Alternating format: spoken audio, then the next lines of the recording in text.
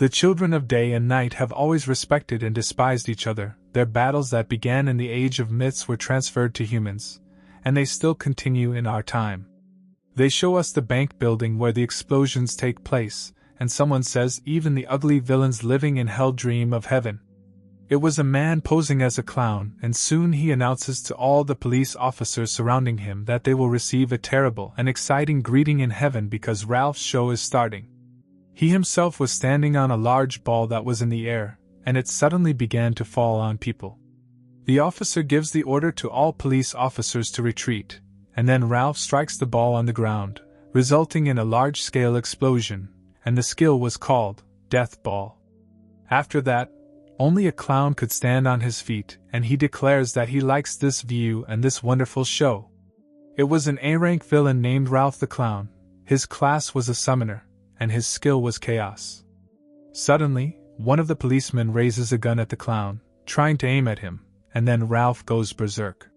He creates some kind of strange thing with strong energy in his hand and says that despite the situation there will always be some kids who haven't figured out what's what yet, after which he wishes him a good road and uses his skill called pin shot. After that, he laughed and there was an explosion behind his back, which brought him great pleasure. At this moment, inside the bank, his henchmen are robbing the bank. They are shouting for money to be brought to them and whether they want a hole in the head. They wanted to rob another bank. Immediately after that, the school bus arrives and Ralph the Clown gives the command to his people that it's time for them to go home and orders them to pack backpacks. His people heard this and immediately ran in the direction of the bus. One of the clown's people gave him a bag and he grabbed a couple of bills from there and started sniffing. As a result, he was pleased with the sweet smell of money. He uses them to fill Ralph land with fear and horror. While the clown was enjoying the money, two of his other people got on the bus with a woman and a child. One of them knocks on the door and orders it to be opened immediately, after which they open it, and a man in a black mask was sitting at the wheel. The bandit asked why the door was blocked and then the driver replied, "It's not a sports car but a school bus, the doors are slowly opening here." Then he noticed a woman and decides to ask what kind of woman is behind him, to which the bandit replies that she is a hostage. Then the driver also notices the child and also asks about her. They explain to him that this is the princess daughter of the governor. And to be precise, this is a mother and daughter and they will be given an excellent ransom. The driver did not answer anything and just watched as they were brought into the bus. Suddenly the woman breaks out and asks the criminals to let her daughter go. But the bandits did not listen and, grabbing her by the hand, ordered her to be silent. Soon they took her away from her daughter, who was hysterical and called her mother, and the mother herself tried to escape to her. The thug who was holding the little girl told her to be quiet and reminded her if she did not obey her uncle, he would do something bad. Suddenly, someone turns to him calling him a jerk.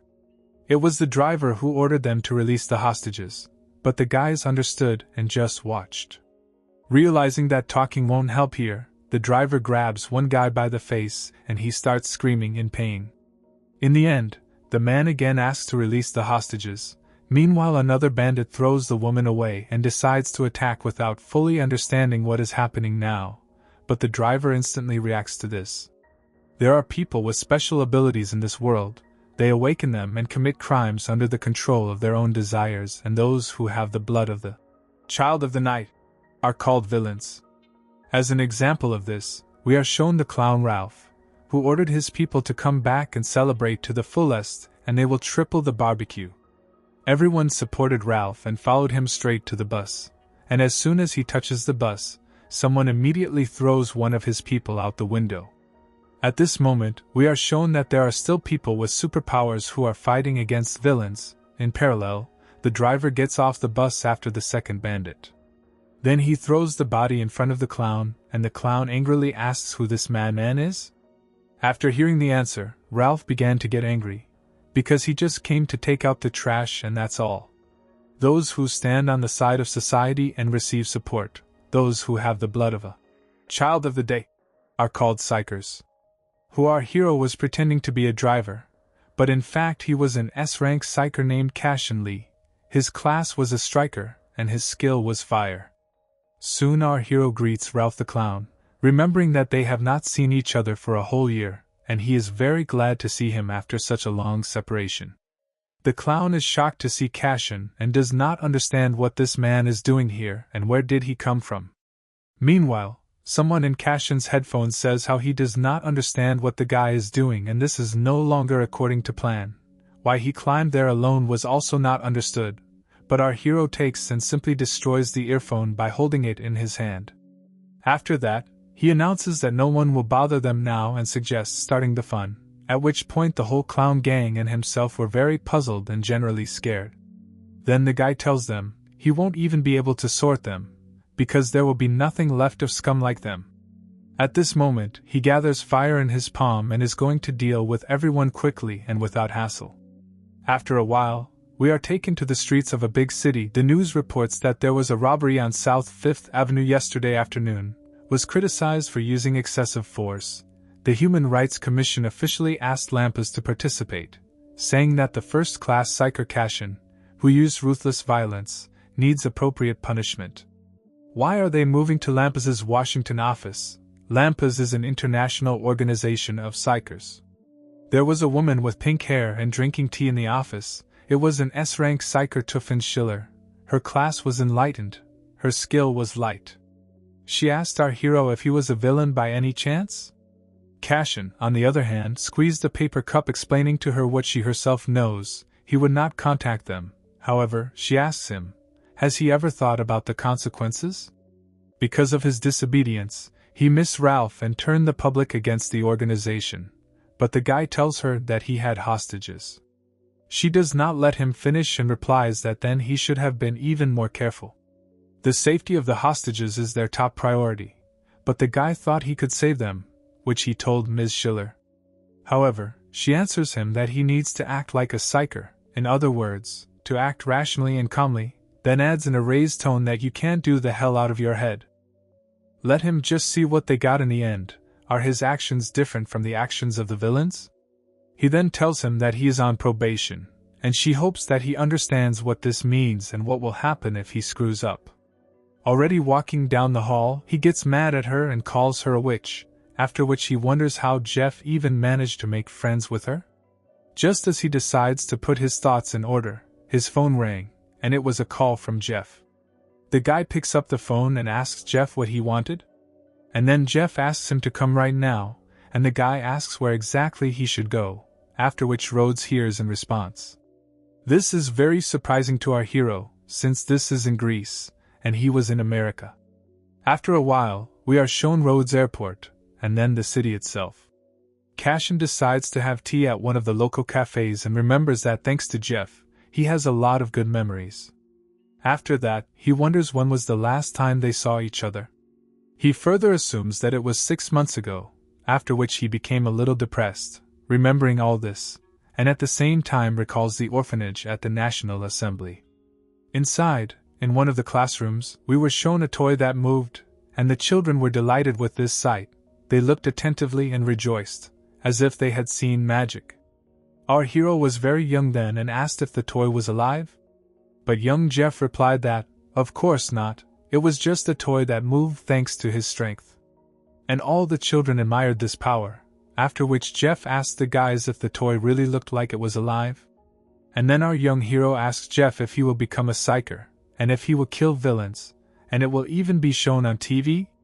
Jeff doesn't even know, because he thinks he has a pretty useless power.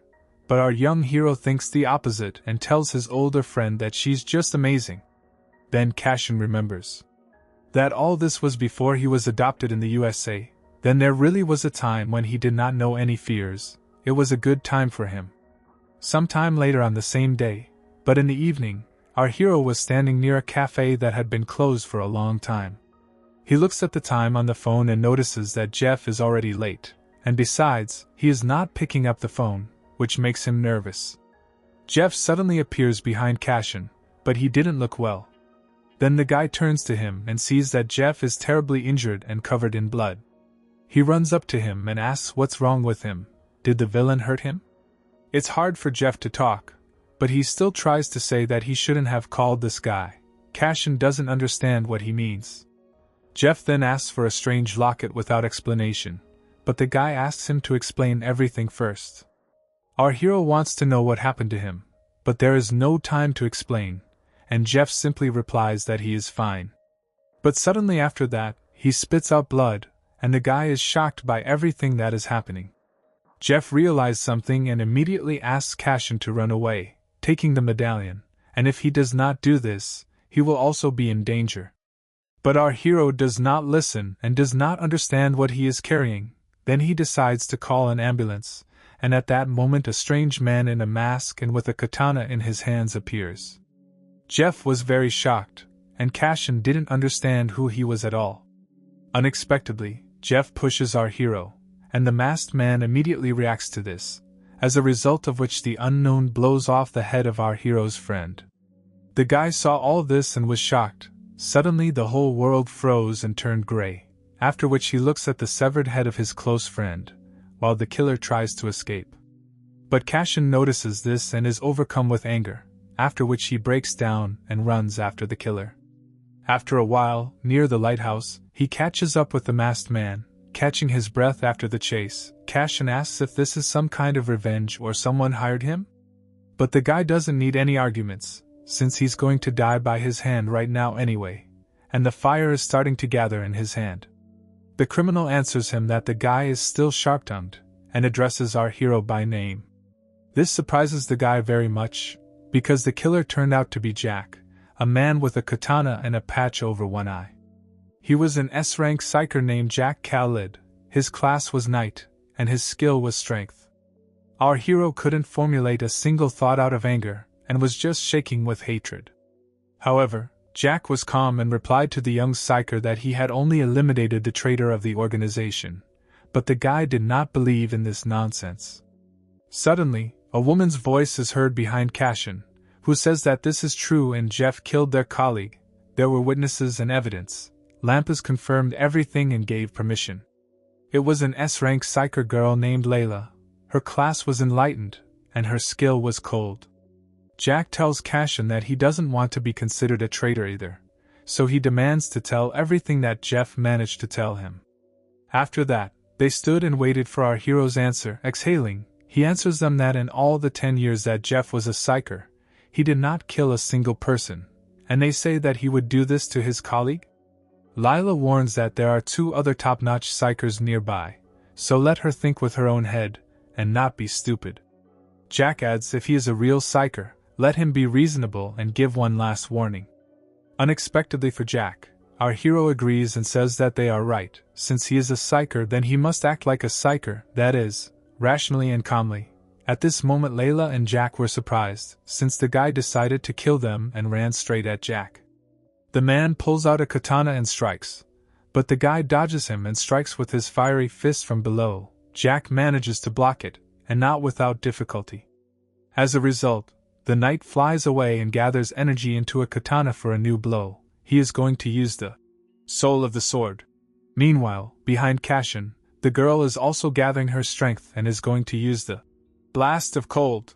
But the guy doesn't care. He completely succumbs to anger and shouts at them to start already, as a result of which they both land their punches. But Cashin calmly blocks them. Then he immediately intends to strike back, but a piece of ice flies at him like a bullet, and our hero falls to his knees. He realizes that Layla is also a sniper. Then the girl tells him to surrender. If he does not obey, they will have to eliminate him as well. But the guy is stubborn and does not listen. He collects fire in his hand and immediately throws it at 2 psychers. It was the hellfire that provoked the big explosion. While Cashin was not in sight, he decides to run away, this time thinking that they will see each other again, and then he jumps into the water. But suddenly another shard flies straight into his chest, which he did not even notice, after which he begins to fall. He fell into the water and, already sinking into the depths, thinks that he cannot die so easily. He needs to avenge Jeff. At this moment, the locket that Jeff gave him before his death begins to glow, as a result of which we are transported to the toilet. The teenagers could be heard arguing in the toilet. They claimed that someone was no longer breathing, and could not believe that he had died, after which they ran away. Then some boy lying with his head in the toilet began to move and suddenly got out of the toilet, after which he began to put his breathing in order. Then Cashin tries to figure out where he is, because then he fell off a cliff and what happened to his voice. Directing his gaze at the mirror in the toilet, he was surprised. He touched his face with trembling hands and could not understand who it was and what was going on here at all. It's not him, and in general it's impossible. Why does he look like a teenager and has the body of a teenager too? He decides to wash his face and thinks it's a dream, just a dream. After washing his face and changing his hairstyle a little, he looks in the mirror and thinks that he knows that this is not the case. He did not understand how it happened and why then the memory of the former owner of the body flows into his head. Now he was Kwon Kong and he was in Korea, after which he wondered how it happened, and what kind of memories are these. Suddenly, someone spoke to Cashin, noticing that he had woken up. Then our hero got scared without realizing who was talking to him, and then dark energy, which was a spirit, came out of the medallion. The spirit introduced himself by the name of Moros. He is a very ancient noble spirit. This shocked Cashin and he did not understand what appeared in front of him, calling him, "What is it?" and why he got out of the necklace. But the spirit replies that he is not, but a Moros. And then he continues that besides, our hero has a lot of questions, which means he wants to find answers. After which it turns out that it was Moros who brought Cashin back to life. After he died, Moros said this several times in a row. And then the spirit notices that our hero quickly mastered Korean, to which the guy replies, he lived in Korea before he was adopted in the United States. This upset Cashin. He could hardly believe that he had died and then resurrected in a new body, and considers it complete nonsense. Then the spirit explains that Jeff gave the necklace away and he did it to protect it, which surprised our hero. He was thinking about what Moros had said, and was what Jeff had said then true? Then he exhales and decides to ask the spirit, did he say that Jeff was looking for something? Namely, some kind of iron wooden sword, after which the spirit clarifies that it is a sword of destruction. This sword was created back in the era of myths. Then Cashin asks how Moros knows that the sword was made so long ago. Then Moros answers, it's because he's an ancient spirit, but the guy thinks it's nonsense. Then Moros answers him, if he doesn't know something, let him slam his mitt and listen. This made the young guy a little mad, who then picked up the phone and asked Moros why he should believe him, and why would he do that. Then the spirit responds, he's actually a victim here, since he had to use half of his power to revive the young guy. Then the guy thinks that the fact that he considers himself a victim is very funny while flipping through the phone. Unexpectedly, he finds something very shocking, namely the news about Cashin.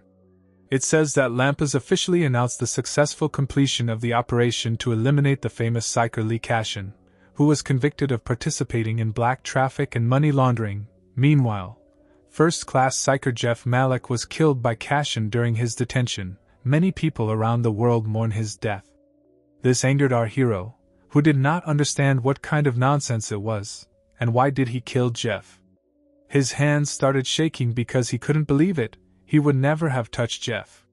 Such news begins to make our hero very angry because Lampas decides to blame the guy for all the crimes, and it makes him more and more angry. As a result, a strange energy begins to come out of Cashin, as he did everything possible to protect people, and Lampas blamed him for all the troubles. Moros asks the guy to calm down, because he is now starting to turn into something else, after which our hero himself begins to feel something. His eyes change, one turned blue, and the second remained yellow. Then a certain pain begins from waking up and Cashin wonders what it is. He looks at his hands and sees how they have changed. They have become black and with claws, as if he was wearing some kind of gloves. After that, we see how he changed completely and some energy was still coming out of him, which shocked our hero and he did not understand what was happening to him. Meanwhile, we are transferred to another place where a group of school hooligans are waiting for someone.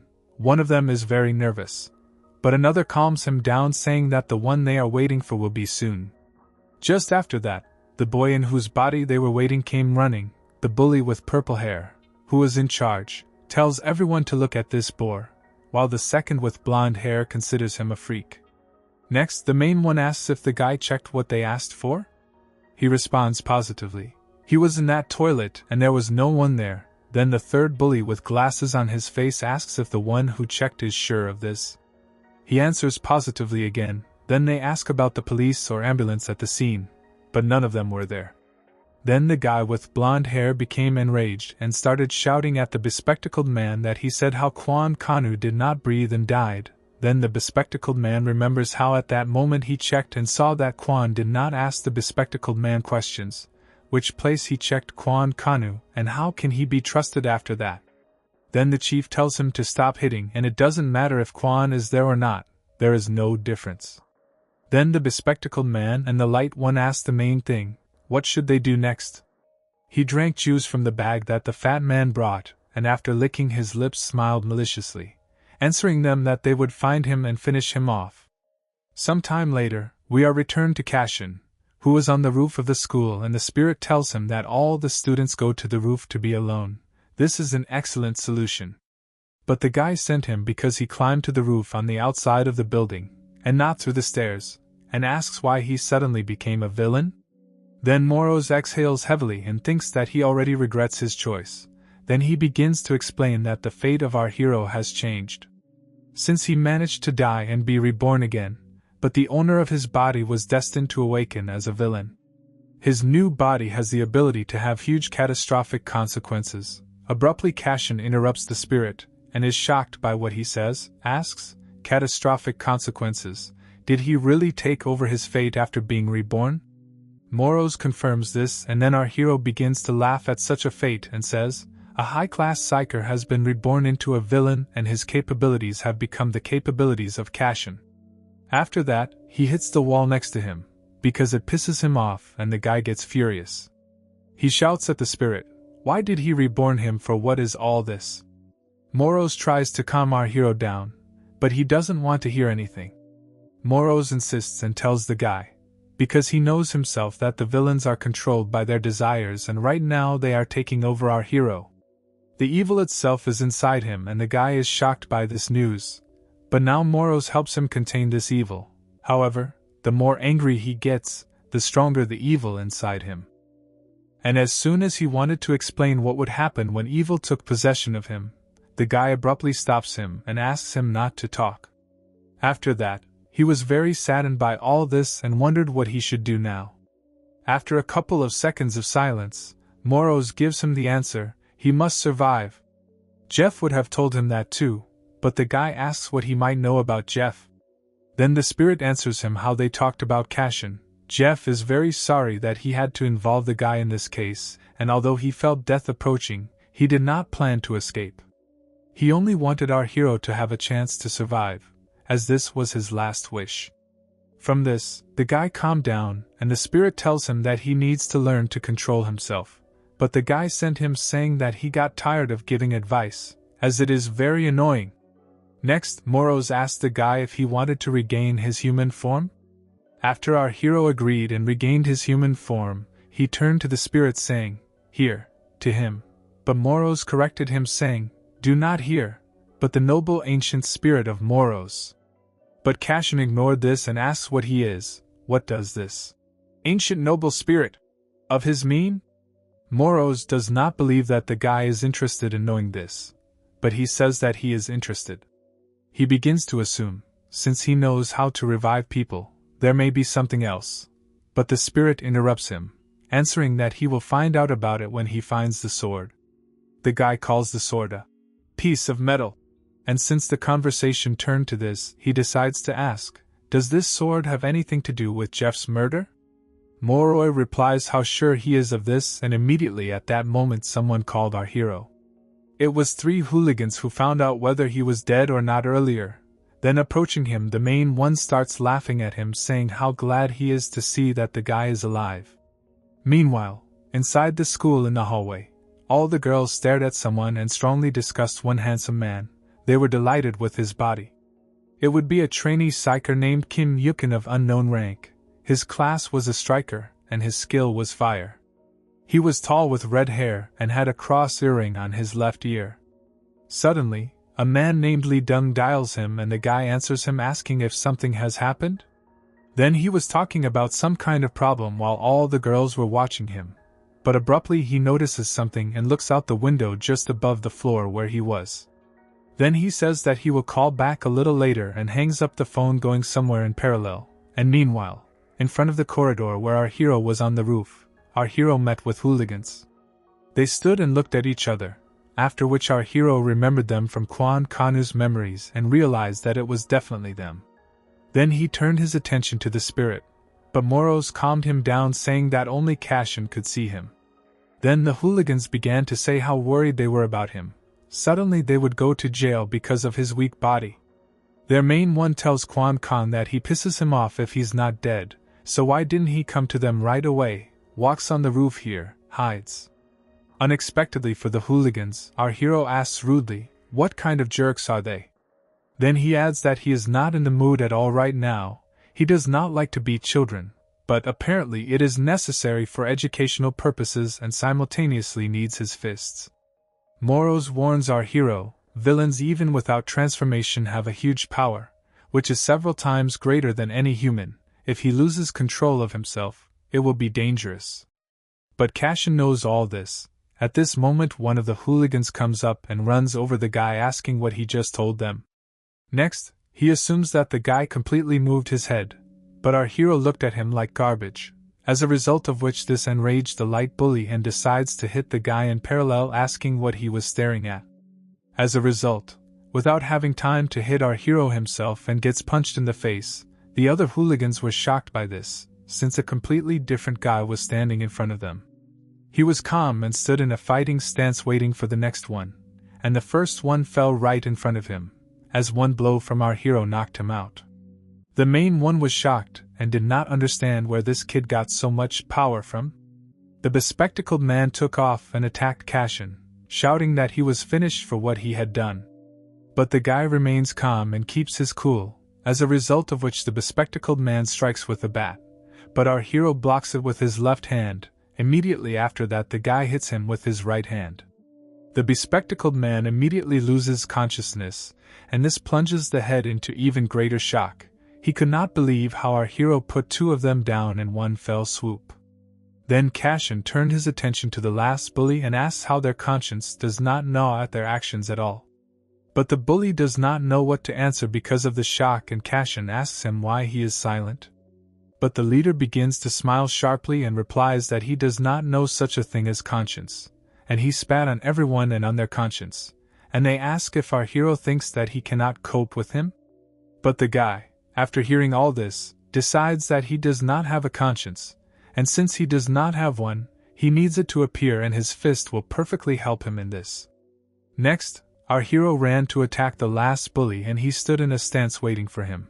As soon as he approached, the bully strikes with his right hand, but the guy passes under it and strikes from below on the chin. Immediately after him, he hits in the stomach.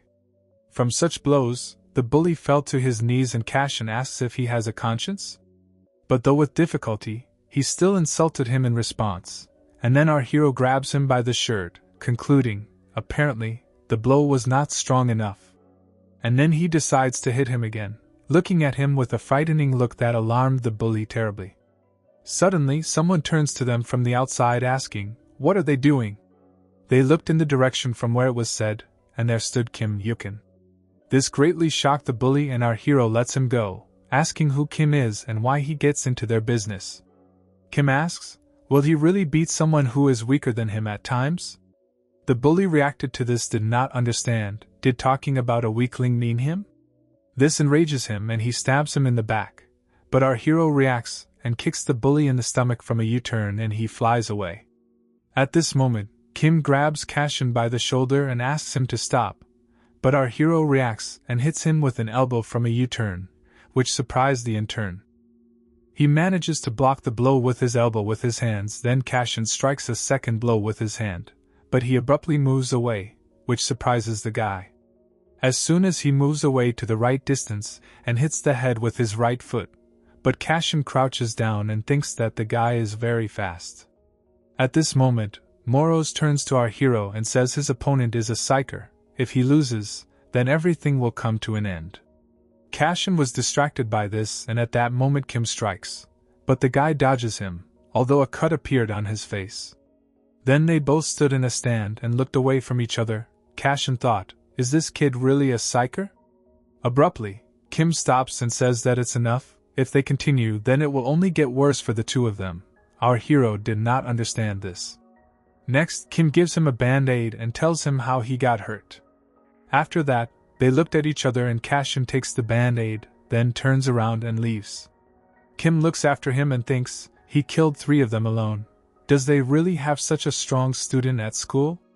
Therefore, he felt something and looked at his arm, which was slightly sore from Cashin's blow. Sometime later, at the computer club, our hero tried to log into Lampa's account, but nothing worked, as they blocked his account. He guessed it, of course, but things are really terrible. After that, Cashin turns to Moros on the street and asks how he knew that the guy was a psyker. Then the spirit responds he identified it by the waves when he touched it, and then Cashin considers it an interesting ability, but the spirit considers it nothing. If he had considered its color scheme, he would have learned more information, but our hero does not understand how the spirit knows such complex words, to which he responds he is, in fact, an ancient noble spirit who lives and gains knowledge from generations. Next, he suggests that our hero turn into the form of a villain, since it would be better to find out about his capabilities in advance. But the guy doesn't say anything and just froze. Then the spirit thinks that he doesn't really want to eat like that, but he will have to. He needs to understand what the essence of the villain's power is and is further interested in what he needs to do this. Moros explains that the villains come from an inability to control the 5 desires and 7 senses, but the guy thinks he's talking nonsense. The spirit continues and says that in the case of Cashin's, the trigger button is anger, and then the guy thought about it. As a result, he remembers all the events up to this point and begins to get angry, after which he began to scream and promise how he would destroy the entire Lampas. This surprised Moros and he asked what Cashin was doing. The kid replied to this as he shows anger, but the spirit tells him that it is not necessary to yell, you just need to feel the anger itself and that's it. It made our hero very angry, who asked if it was impossible to say it right away. After a while, we were taken to the highway where a blue car was driving and they were talking about villains named Blaster. The maniac, who likes to play with explosives, is said to have been able to arrive illegally at Incheon Airport, and has already been seen in the city today. There was a trainee psyker in the car, Kim Yukin, who read the information and the fact that there were already 102 victims of this villain. And there was another psyker at the wheel, who said that he had no special combat abilities, but his ability to create explosives was incredibly infuriating. It was a B-rank psyker named Lee Dun. His class was Knight, and his skill was Strength. He continued to talk about the villain, saying that he is a psychopath to all this. Then Kim answers him that villains only know how to create problems. Sociopaths who do not know how to control their desires need to catch him before he escapes, and you could also see a great contempt for villains in his eyes. Lee believes that he reacts sharply to all the villains, and then the guy replies that the task of the psychers is to bring justice to them. But Lee still insists that he do it, and the guy just let him watch and learn. Meanwhile, somewhere in the city, our hero opened a status panel. Moros tells him that this is all the information about him, and then the guy notices that he seems to be in some kind of game. Then he notices the shadow sword and the healing, and then the spirit responds that these are his skills and that's why the wound on his face healed so quickly. Then our hero assumes that even if a limb is amputated, it will recover? Moros replies that it all depends on the range of his mana, but there is nothing written in the mana line and the guy notices it. Then the spirit responds, which means that it has yet to reveal this power in itself. Then our hero notices that he has only 300 mana points, and remembers that when he was a psyker, she had more than 1500 mana points. He remembered how the spirit had told him that he had catastrophic strength, but somehow the guy didn't really think, but the spirit thought he had huge potential. People have a proverb, you can't easily pull a fish out of a pond, so if he doesn't try, he'll never try a fish. Next, Cashin asks, can he use this scanner on other people too? Moros confirms this by saying that it is possible only 3 times a day. Then he wonders if we should try to use more? The spirit answers how he and Jeff tried and he had to sleep off almost the whole day. Then our hero looks at him and thinks for a whole day plotting something. Next, Moros offers to try out the skills of our hero and he asks what he needs to do now. Should he shout out the name or what? Then the spirit explains that he just imagines the shadow sword in his head, and the guy tries to do exactly as he was told. As a result, he gets to use the skill, which surprises him, since something has just appeared from the shadows. Then he finds out that he can even touch it. Even though it's a shadow, he's really very sharp. But Moros was silent all this time and then thought about how he thought it would take a whole day to train. But he did it right away. And did Jeff really know about his capabilities? The guy looked at the sword and said that it was so hard, he could even use it as a shield. But the spirit tells how the villains themselves know how to create protection and weapons for themselves, but the guy knew it himself. Since they are not in a hurry, he is slowly creating a costume for himself from his abilities. Moros decides to reproach him for the style, which was completely absent, and then our hero asks him to shut up.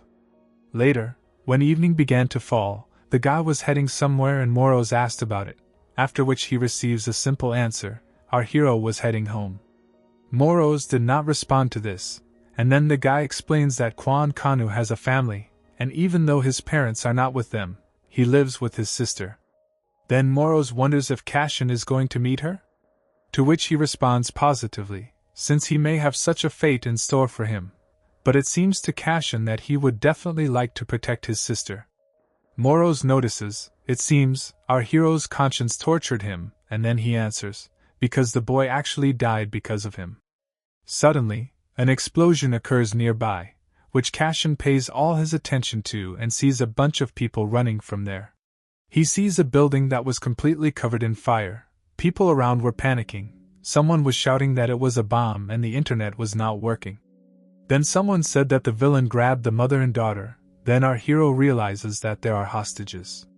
He immediately goes there without hesitation, to which Moros draws attention and tells him to wait, because this is a villain and he is much stronger than that schoolboy from the roof. He has incredible strength, but the guy replies that they will fight like villains.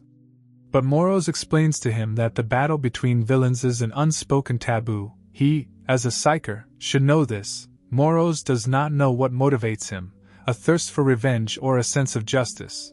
But now he is also a villain. So he suggests not to get into other people's fights. He doesn't want to make them all his enemies, and give up revenge on Lampas. The guy stops abruptly and looks at the building, after which he says, well, so what? Which greatly surprises Moros. Then the spirit tells Cashin that he is no longer a psyker, but our hero thinks otherwise. After all, he has a hostage, a mother with a child, and knowing that someone is in trouble and turning a blind eye to it, people don't do that. After hearing this, Moros recalls a conversation with Jeff, who spoke for Cashin. What a difficult character he has, of course, but he has the biggest heart among everyone he knows. That's why he trusts Cashin, and then Moros remembered how he chose Jeff himself, who chose Cashin and he couldn't do anything about it. Then the spirit offers to transform and will help him, so they decided to rescue the hostages and catch the villain. They show us the shopping center inside the building where everything was destroyed. Everything was smashed and destroyed.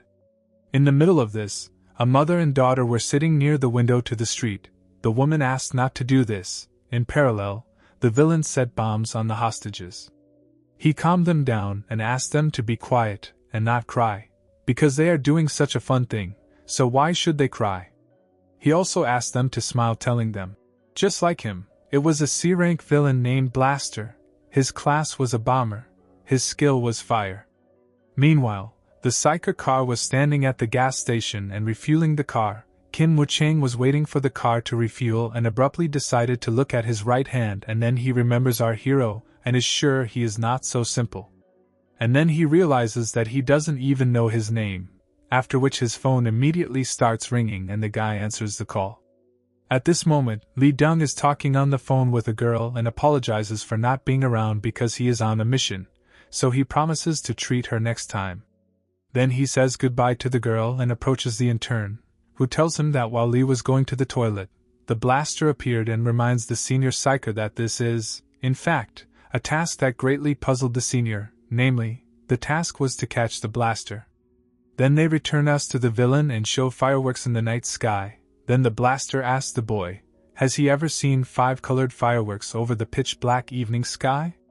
The boy could hardly hold back tears and trembled very much at the same time, answering the villain that he had never seen these fireworks, and then Blaster tells him that he had never seen such a thing either, and how sad he was because of this.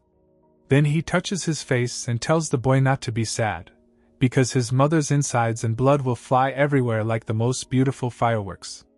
Blaster can't stop being happy just thinking about it, and gets a lot of ecstasy from these thoughts, after which he asks if he can start with her hands and then move on to her feet. He wants to leave his head as a souvenir, so finally his chest and neck. Suddenly there is some kind of explosion, and then the blaster starts smiling, saying that they have a guest and welcomes him. Then he says that the guy should not be shy and go out to play.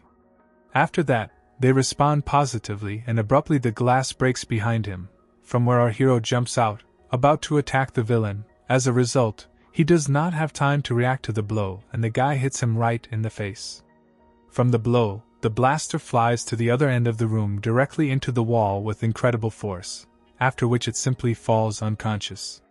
We are shown Cashin, who was calm, and it felt like his eyes were glowing with different colors. Then he asks Moros for the hostages, to which he answers, they both have not been injured yet. Suddenly, Moros screams at our hero for his body, and then Cashin notices a bomb on his body, after which it begins to glow. The guy realizes that he is very close to the hostages and the explosion will hit them and the bombs on their bodies, which will lead to a big explosion, and then he decides to jump away from them as far as possible with all his might. As a result, he does so. Then we are shown a view from the outside where a big explosion is taking place. People on the street are panicking that something has exploded. They do not understand where the police are and where are the psychers at all. They show us a room from which very little remains, and in the middle of it stands a blaster, and says he came to them without knocking and does not know why he is here, but he can definitely say that he is a tactless fool. He would like to make a beautiful firework out of it, and it's a pity that it exploded so quickly, and this sadness can only be embodied by the hostages who eventually survived. Blaster, laughing at all this, collects a new bomb in his hand, but suddenly someone attacks the villain on the arm, as a result of which he cuts it off and the blaster dropped the bomb and the villain's hand fell with it. After that, he began to scream hysterically in pain, and at that moment he was approaching him with incredible speed and grabbing him by the shirt.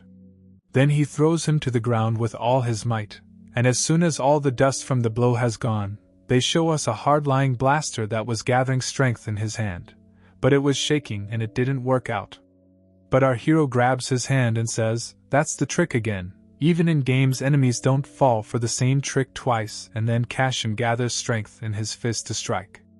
As a result, he hits the villain in the face with all his might, and then blows were heard. These were the blows of our hero, who broke down and did not control himself. He beat and beat the blaster more and more, repeating to himself, "More." His face looked like a monster, and there was not the slightest hint of a person.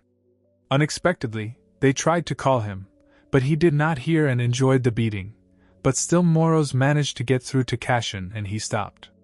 It was as if he woke up from a dream and saw a barely alive villain in front of him, and then Moros tells him that he finally heard him. Our hero begins to come to his senses and cannot believe that he was the one who treated him like that, and looks at his hands, which were shaking and were all covered in blood. Moros tells him that the situation is SOSO, emotions have taken over him, and he has lost his identity. He further explains that if Cashin cannot control himself, he will become a real villain who is controlled by his desires. Then the guy asks him to stop talking, and it made him very sad, because he did not believe that he had become like this. Next, the spirit asks if our hero is okay after the explosion. The guy gets up and trots in parallel, answering that everything is fine, the main thing is to save the hostages. Then he gathered his thoughts and decided to free the hostages, but when he approached them, he and Moros saw how a mother and son were horrified by the sight of our hero. They were afraid of him more than a blaster. Some time later, the police and psychers arrived at the scene of the incident. An ambulance took away Blaster, who was unconscious and in terrible condition. Meanwhile, Psycherly was giving a report on the phone. He confirmed that the hostages have been released and are safe and they need to continue their investigations. But at first glance it seems that this is a fight between two villains. While Kim Woo-chang was examining the torn toy, Lee continued to talk about how witnesses described him, but they have not yet been able to identify his identity. Kim looked at the toy carefully and thought that there was a child among the hostages and could not figure out if there were really two villains. After he heard the police talking, one tells the second if he heard the talk that the hostages were saved by the villain, but the second considers it nonsense, and yes, he also heard something of this kind. But the first to insist that there were witnesses to this, suddenly Kim gets into their conversation, who asked for forgiveness for interfering, but he wonders who they were talking about now. At this moment, Uchkin calls Sikerdun and tells him to go check the cameras in the security room on the first floor, and he will join him soon. The young Siker accepted the order and looked at the toy once more, threw it, and went to the security room. Meanwhile, on the street in the park late at night, our hero is strong on a bench and remembers how a mother and child asked to save them from him and asked him not to kill them. They were terrified and could not stop trembling with fear. Our hero covered his face with his hands and tried to drive away all these thoughts, and then Moros asks why he is so limp. Cashin's answer is, if it wasn't for the spirit, he would have gone crazy too, like that criminal, and this one confirms Moros. He leaned on the back of the bench and looked at the sky, saying that he was really a villain. Suddenly, a message arrives on his phone. He takes it and looks at it. Then the spirit is interested in what is there, to which the guy replies that this is Kanu's sister, and she invites us to dinner together. Moros asks him if he will go home, and he remains silent without answering. As a result, for a couple of seconds after that, his stomach rumbled. Meanwhile, the Sikers were in the security room where Lee Dun couldn't believe his eyes. He wondered who he was. He asked about the villain, namely about our hero, and could not believe in any way what he saw on the screen, and asked if his eyesight was bad or if the villain was really saving hostages. Then he looks at Kim and asks, "Is this some kind of joke?" The young guy looked at it calmly and also did not understand anything, but also thought about something. A little later, we are transferred to the apartment where Kwon Kanu and his sister live. Cashin came home and went into the kitchen. There was food and a note on the table. Our hero takes it and reads it. It was written there, "Warm up the soup with rice and eat. There are also fruits in the refrigerator. You can also take them, and his sister did a good job today, with love from her." Suddenly, he remembers the shelter he was in a previous life where they told him how late he was, and he asked for forgiveness because he was playing and forgot about the time. The woman replied, "For a child who is always late, she has no dinner." But suddenly someone gives bread to young Cashin, and it was Jeff, who asked not to tell that woman and eat quietly. Then he was eating bread from Jeff with a happy face, and this note made our hero remember that moment. He warmed up everything for himself, and then sat down on the table for food and started with soup, and then he thought that it was really delicious and when was the last time he ate homemade food. It all makes him remember fond memories, and then he just thanks for it all. The next morning, our hero wakes up in his room from the alarm clock on which it was 10 minutes to 8 in the morning. Cashin gradually opens his eyes and something bothers him. Then he went to the bathroom to clean himself up, where brushing his teeth he thought it wasn't him. He just has to live someone else's life. He thought he would feel better after a good sleep, but no. And if he had the opportunity, he would like to go back to the past. After that, the spirit appears and wishes good morning, but our hero answers him that it is not kind. Then he is already putting on his shoes and is about to go to school, and then someone asks him if he is going to school. It was his sister who said, even if he said goodbye to him, and her name was Kwon Yuri, she was a beautiful girl who had just woken up. Cashin, on the other hand, felt strange to finally meet her, and wondered if he could tell her the truth. Suddenly she remembers something and takes a bank card out of her pajama pocket, and gives it to our hero. He tells him to put his pocket money in there and use it wisely, but the guy didn't understand why she was giving him the card. When he picked it up, he remembered how Kwon Kano had asked her if she could give him money for the next month. But his sister did not understand this request, since he had only given him pocket money last week. The guy didn't know what to answer her, because he couldn't tell how he was attracted to the bullies at school who asked him to borrow money, only $100, and then he just told her that he had lost his wallet. She understood everything then and agreed to give him money and asked him not to worry, then he thanks her for it. But she did not finish, she would put them on a bank card. The boy did not understand that then. After that, Cashin realizes what is happening here by looking at the map, then he says goodbye to her, and is about to leave thanking her for the map and asks her to be careful. Just as she is about to wish him a good day, she suddenly notices and asks him to wait. She notices how he has changed and then it comes to her. His hair looks different, and then she says with a joyful voice, the hairstyle turns out to change people so much. And she's been telling him to cut his hair for a long time, but he replies that he just put it in a different way. Then he leaves and his sister screams after him, asking if he has a girlfriend? He doesn't respond to this, and just says he's going to school. After a while, they show us one of the schools in Korea where Cashin studied. It was noisy and there were a lot of students. Further in the class 3 shooting galleries looked at everyone somewhere, and could not understand anything. They were looking at one of the hooligans who was looking at something on his phone, and he was strained by these looks. Suddenly, with furious eyes, he looks at his classmates, who abruptly turned away from him, and then he couldn't stand it, and yelled at the whole class, which they all stared at him, and ordered them to quickly turn away. The blonde guy was angry and realized that all this was because of our hero. Suddenly someone took him by the shoulder, and he angrily asked what he needed. But someone turned out to be Cashin, and the bully was seriously scared. The guy asked him if he knew where his desk was. Asking this, he looked at him with a terrible look, which made the bully afraid. Then he just lowers his head to the bottom and obediently points to the place of our hero. When the guy left, the bully was trembling very much with fear.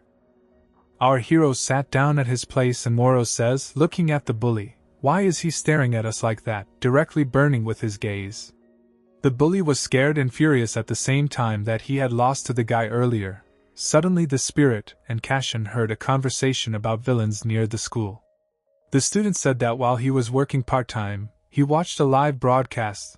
There was a huge fight between two villains. Other students were shocked by this. Moros understands and says that they are talking about our hero, but he pays zero attention to it. Then they discuss that the world is so weird, since recently there was a case about a serial killer, with an injured schoolgirl. Many saw this news, as the villain cut off her limbs and drank all the blood. Some are sure that a psychopath did it for sure. Some said that the driver was a murderer, and many were surprised at this, because he is the head of the Vilzone in the Kadam district. Then Cassiano wondered if there was a Vilzone in that district. The fact is that Vilzona is an autonomous district of villains. Then someone told another rumor about the driver and how he conducts experiments on humans, and schoolchildren are completely disgusted by this. For all of them, this is a great horror, and they hope all the villains will die a painful death. Meanwhile, we are taken to the street where some bully was laughing very hard with a cigarette in his hands. Next to him stood the leader of that gang of school bullies, whom Cashin had laid earlier on the roof. He tells Kwok Taegu to control himself, but the latter calms him down and asks him to give him a little laugh. But this infuriates the student and asks him to close his mouth. The same agrees so that the guy does not freak out. Then he puts out his cigarette and asks what should he do with that guy. The head gives him an envelope with money and tells him not to worry, and they did not deprive him, while the bespectacled man stood behind him and looked attentively. Kwok was delighted to see the envelope, and while they were rejoicing, bespectacled man thought it seemed that Kwok Taegu was close to Ki-hun, but he would not want to be near this type. Then Kwok puts his hand on the head of the gang and says how good it is to have friends, and you can always rely on someone, after which he asks what should he break to that guy or even kill him. A little later at school, our hero was heading somewhere along the corridor, and suddenly someone called him and asked him to wait. It was Kim Yukin, who said that he did not know Cashin's name, but decided to find out how his wound was, and then our hero shows him the patch and answers, as you can see. Moros watched this and remembered how Cashin had put on a band-aid in the toilet before. The spirit asked him, he has self-healing, so why does he need this band-aid? The guy replied, they would meet that kid Kim anyway. Suddenly suspects something, and then the spirit realizes that the guy is not as stupid as he seems. Cashin asks Kim why he called him to pay for the band-aid. Kim notices how they are being watched and responds to our hero, maybe to repay with something else instead of money. Cashin smiled and turned to leave, saying at the same time that he didn't think about it. Kim decides to ask him before he leaves, what is his name? Then Cashin answers him with his current name, Kwan Kong, and leaves, while Kim thinks about pronouncing his name. Leaving school, the guy thinks how uncomfortable it was for him about the intern, and then Moros asks if he is thinking about Kim, and since he does not answer, then he is still right. Next, our hero thinks his name is Kim Yukin, owns fire, quite attractive, tall, the dream of all schoolgirls. Excellent academic performance, exemplary behavior, a promising psycher who cannot close his eyes to justice. That's what Cashin can say about him from all the information he has dug up. But then Morse realizes that the guy is really good and decides to ask, is he jealous? Cashin answers, his dream is to become like Cashin Lee, a top psycher with the same power, and the spirit asks, is he Kim's idol? Our hero replies, since he is so good, he should have been sent to a special school for training psychers and does not understand what he is doing in an ordinary school. Moros listen to him in silence, and abruptly notices that they are being watched at the very end of the street behind the fence, and then wonders why those two are looking at them like that. These were the same bullies from school who had been following him and reporting to the ringleader over the phone. They were asked what was going on there, and then the blonde-haired bully said everything was going well and they continued surveillance, and said they would call back later. Meanwhile, the leader stood with Kwok Taegu and his friend and told them how everything was going according to plan. At least this fool was good for something. Kwok throws away a cigarette and says that it's time for them to move forward to punish our hero. After a while, the hooligans continued to follow him and reached the alley that leads to the villas. Suddenly someone turned to them. This almost made the guy shit his pants, and then the croaker jokes with him that he knows such terrible words, but he replies out of fright that he did not mean it. Their boss asks where their target is and then he points to the alley, but he wasn't there, which is what the elders are talking about.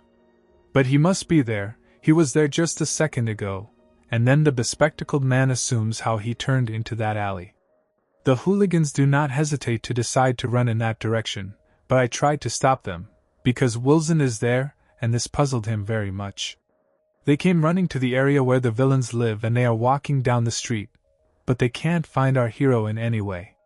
Kwok asks since there is no further road, but they have not found this guy, so where is he? And then the bespectacled man was asked if they had turned there at all, to which he replied positively. But the Kwok comes up to him and hits him on the leg in parallel, asking if they decided to play games with him.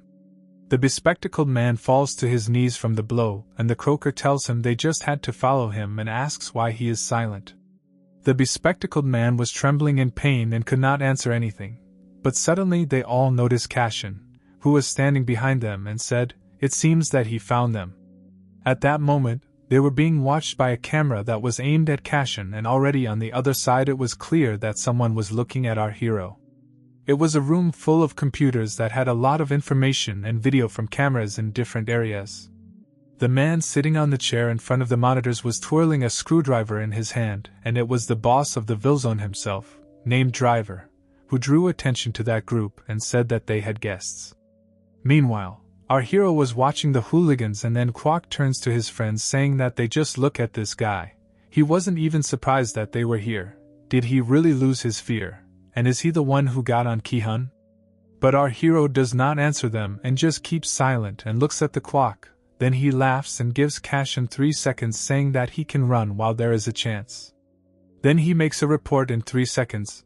But Cashin did not move from his place and continued to look at them. This also surprised the hooligans of the schoolchildren, and the Kwok himself was angry. He approaches him and says that the guy is really asking for a fight, at which point Cashin asks, he doesn't know how to fight, right? Kwak did not understand the question, and immediately at this moment 2 fingers of Cashin fly into his eyes and he hits him in the eyes, from which he begins to scream in pain. Then the guy grabs him by the hair and hits him right into the wall. As a result, Kwak falls unconscious. This shocked the bullies from school, looking at the Kwok, who lay and did not move, and our hero asked the bully, calling him a talker, Why is he being framed? Kwok's friend got angry and ran to attack Cashin, shouting, but he can't grab the guy in any way, as he dodges all his attacks. As a result of the last attack, Cashin finds himself behind the bully and hits him on the leg.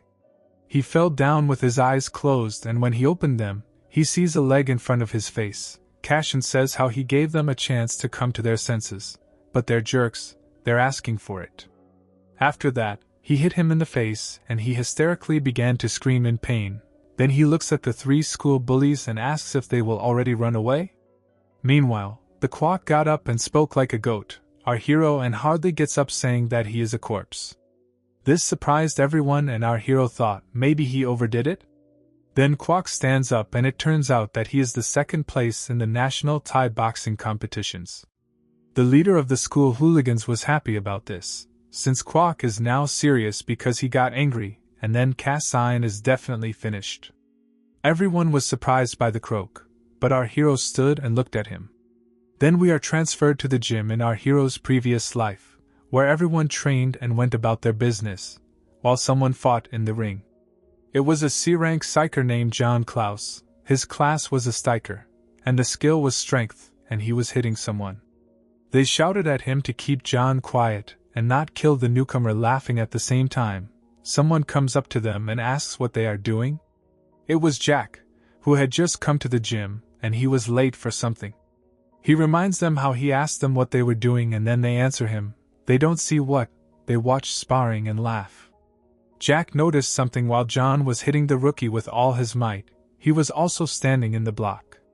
John asks why without protection and is told that the newcomer told him he didn't need it and laughed. But Jack wasn't referring to the newcomer, but to John, and that surprised everyone, because no one understood what he meant. Then Jack replies that this newcomer Cashin Lee is a graduate of the ABPP, or the Psyker Combat Training Agency, the youngest in the entire history of the agency. And then people remember that this is the youngest graduate, and Jack adds, he is a master of hand-to-hand combat, and has never lost a one-on-one battle. This shocked people who did not believe in it, because they thought that his power was just on fire, and wasn't he from the enlightened class. At that moment, they all turned their attention to the ring where our hero Cashin started hitting John and he fell. At this moment, we were abruptly transferred to the present, where the Kwok also falls unconscious and our hero stood in front of him. Everyone was surprised and scared by what they saw, but the Kwok came to himself and expectorates blood. Abruptly, Cashin grabs his face and begins to press, and he felt a terrifying energy, and meanwhile our hero thought, what stupid schoolchildren. They only know how to attack schoolchildren, since they themselves do not yet know how terrible the world can be. And if they had come across such a strong opponent like him earlier, they would hardly have formed this squad of morons. And then he remembers all those who killed him, and if he had been much stronger than he, Jeff, and Kanu, they would have been able to avoid such a fate, which eventually happened to them, so he needs to become so powerful to destroy the Lampas. The bully students were shocked and scared that they even trembled, and then one of them said that they needed to get out, and then they started screaming when they saw the villain Driver above them, who was watching them. He was a B-rank villain named Driver. His engineer class and skill were light. He stood on a large screwdriver and watched the fight of this gang. He stood calmly on it, and looked at them until they were very scared when they realized that they were facing a villain, and then they all ran away in horror as fast as possible, and the croaker also ran after them. Cashin coolly looked at the villain. The Driver, in turn, looked at the kid with a smile. Suddenly, Moros turns to the black-haired man. But Cashin did not hear the spirit. Cashin recalled rumors about the Driver and was surprised that the famous villain was in front of him. At this moment, the Driver descends from his glider to the ground and declares that the kid is very interesting. After all, he expected that the boy would be beaten by the crowd and he was in a hurry to help. But everything turned out differently. The cold-blooded Cashin stated that he did not ask for anyone's help, and in response to this, the villain grinned. After which he asked the boy why he was so serious and did he really not know who was in front of him? However, the schoolba undoubtedly called his villainous name. Pulling out his weapon, the bespectacled man stated that the fact that the boy did not react in any way by saying his name angered him. Light gradually began to shine from the cannon, but despite this, the black-haired guy continued to stand still. At the same time, the driver spoke up again and stated that the youngster should have been ready for this anyway when he entered the villager populated by villains. The light coming from the cannon became even more intense, and at the next moment, a pretty bouquet appeared in front of Cashin and the ancient spirit. The driver began to laugh and asked the black-haired man if he had shat himself. However, Cashin continued to stand impassively, even though he was a little scared by the circus from the main villain. Suddenly, the driver changed his tone and said that the next time there would be no jokes and he would kick the guy's ass. However, the black-haired man did not know what to answer, so he just pinned the clown and walked away. The driver asked where the kid went, but he just said that he was going home. The confused owner of the villa did not even know what he should do next. Soon the guy went into the alley and there Frost told the guy that he had just almost got into a big mess, because the driver was too strong a rival for him. And also the spirit told that he had much more mana. At that moment the student turned away from his invisible companion and walked away. Frost did not understand what was happening and followed the black-haired one. At the same time, he saw how a sad boy ran into a wall. The ancient spirit exhaled and asked the guy not to get upset. After all, when they start training, he will definitely become stronger, and maybe at this moment Cashin interrupts the spirit's monologue and asks him to tell absolutely everything he knows about the driver. This struck Frost, but the newly minted villain himself said that this was a great chance to fight a strong opponent, and it would also be the best training for him, because it would be a real risk to his life. And the gambling Cashin was not going to waste such a great opportunity. Then we are transported back to the driver, who was waving his legs trying to repeat Cashin's attacks earlier. He didn't understand how the guy did it, and then he thought that this brat and his movement were so strange, then he wondered who he was at all. He wasn't even scared at the sight of the driver. The high school students are so scary now, the villain says, and is about to leave. As soon as he started walking, our hero suddenly attacks him from behind and the driver manages to react to this, although he did not understand anything.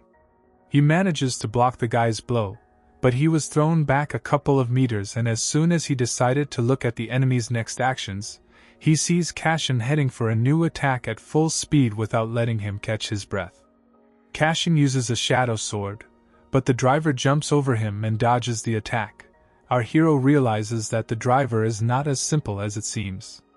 The villain begins to summon his weapon and summons his blaster, and then Moros warns Cashin that he is going to shoot them.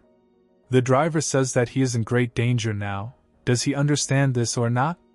He starts loading his weapon for a shot and says, "What you get, you always need to give back," and then our hero was a little surprised. After that, there was a shot of the driver's skill, Driver Ray, and it flew straight at our hero and there was a big explosion. This explosion was seen by the other three villains and did not understand what was happening. Meanwhile, the driver looked at the result of the shot and saw how our hero covered himself with a shadow sword. The shot did not cause any damage to him, and then the guy remembers how Moros told him that the amount of mana of the driver exceeds 1,000. That is, he is 3 times stronger than Cashin, and his name was written on his card. The possibilities were mechanical weapons, the features were the leader, the trigger was being investigated, the skills were mechanical hand, driver punch, driver points, driver shaping, mana weapon formation, and his mana range was 1,100. Reading all this, our hero thought about it, but Moros did not understand whether they listened to him at all. Then the guy says that the battle with him will be even more interesting than he expected. Then we are returned to the battle where our hero defended himself with a sword and the spirit asked him, is he so confident in himself? The driver says that it was a great block and then starting a new attack asks if he didn't put enough force. Then he collects energy in his weapon and falls on our hero, saying that now he will definitely try. The guy reacts to this and dodges, but the driver immediately attacked again, but our hero is able to dodge every blow, which he does. The driver begins to tense up, because he did not expect, he does not understand how he manages to predict his movement, and who is he anyway? Continuing to attack him, he thinks that he can't help but know a kid with such skills. Is this really the guy who killed Blaster?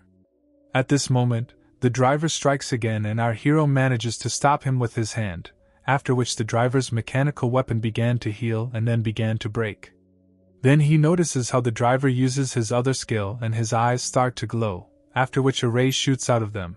But it also does not hit, and the guy leans over him and immediately strikes the driver's leg, causing him to lose his balance.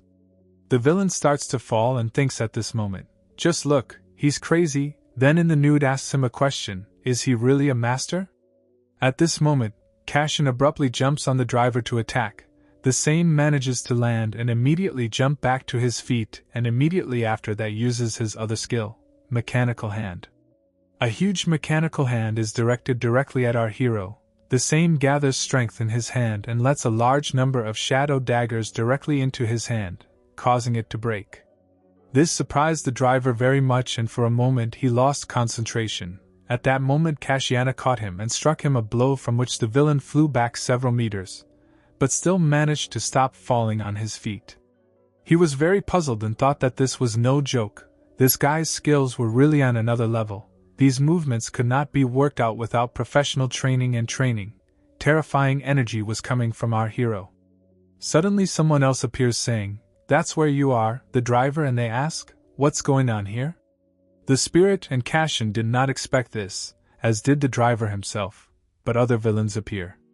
The first was an A-rank villain named Crow. Her cashier was a summoner, the skill was darkness. The second was a B-rank villain named Red Eye.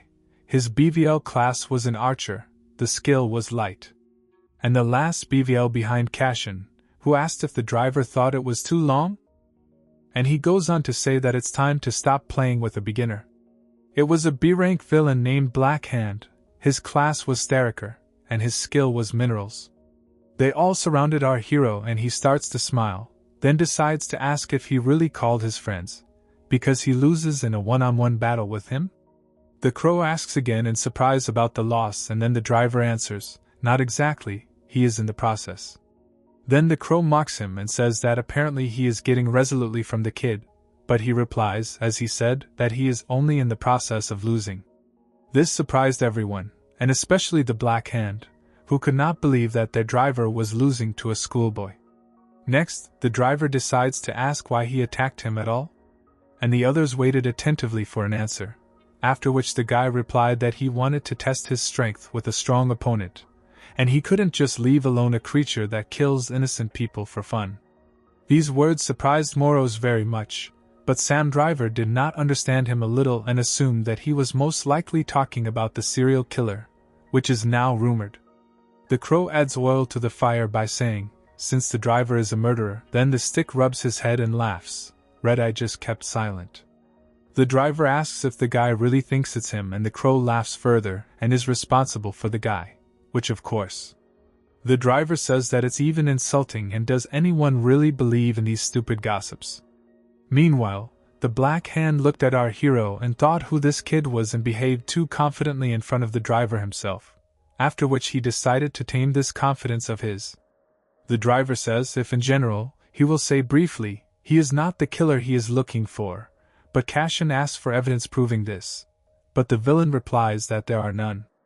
As soon as he asked again that there was no evidence, his head suddenly ached and he grabbed it, not understanding what was happening.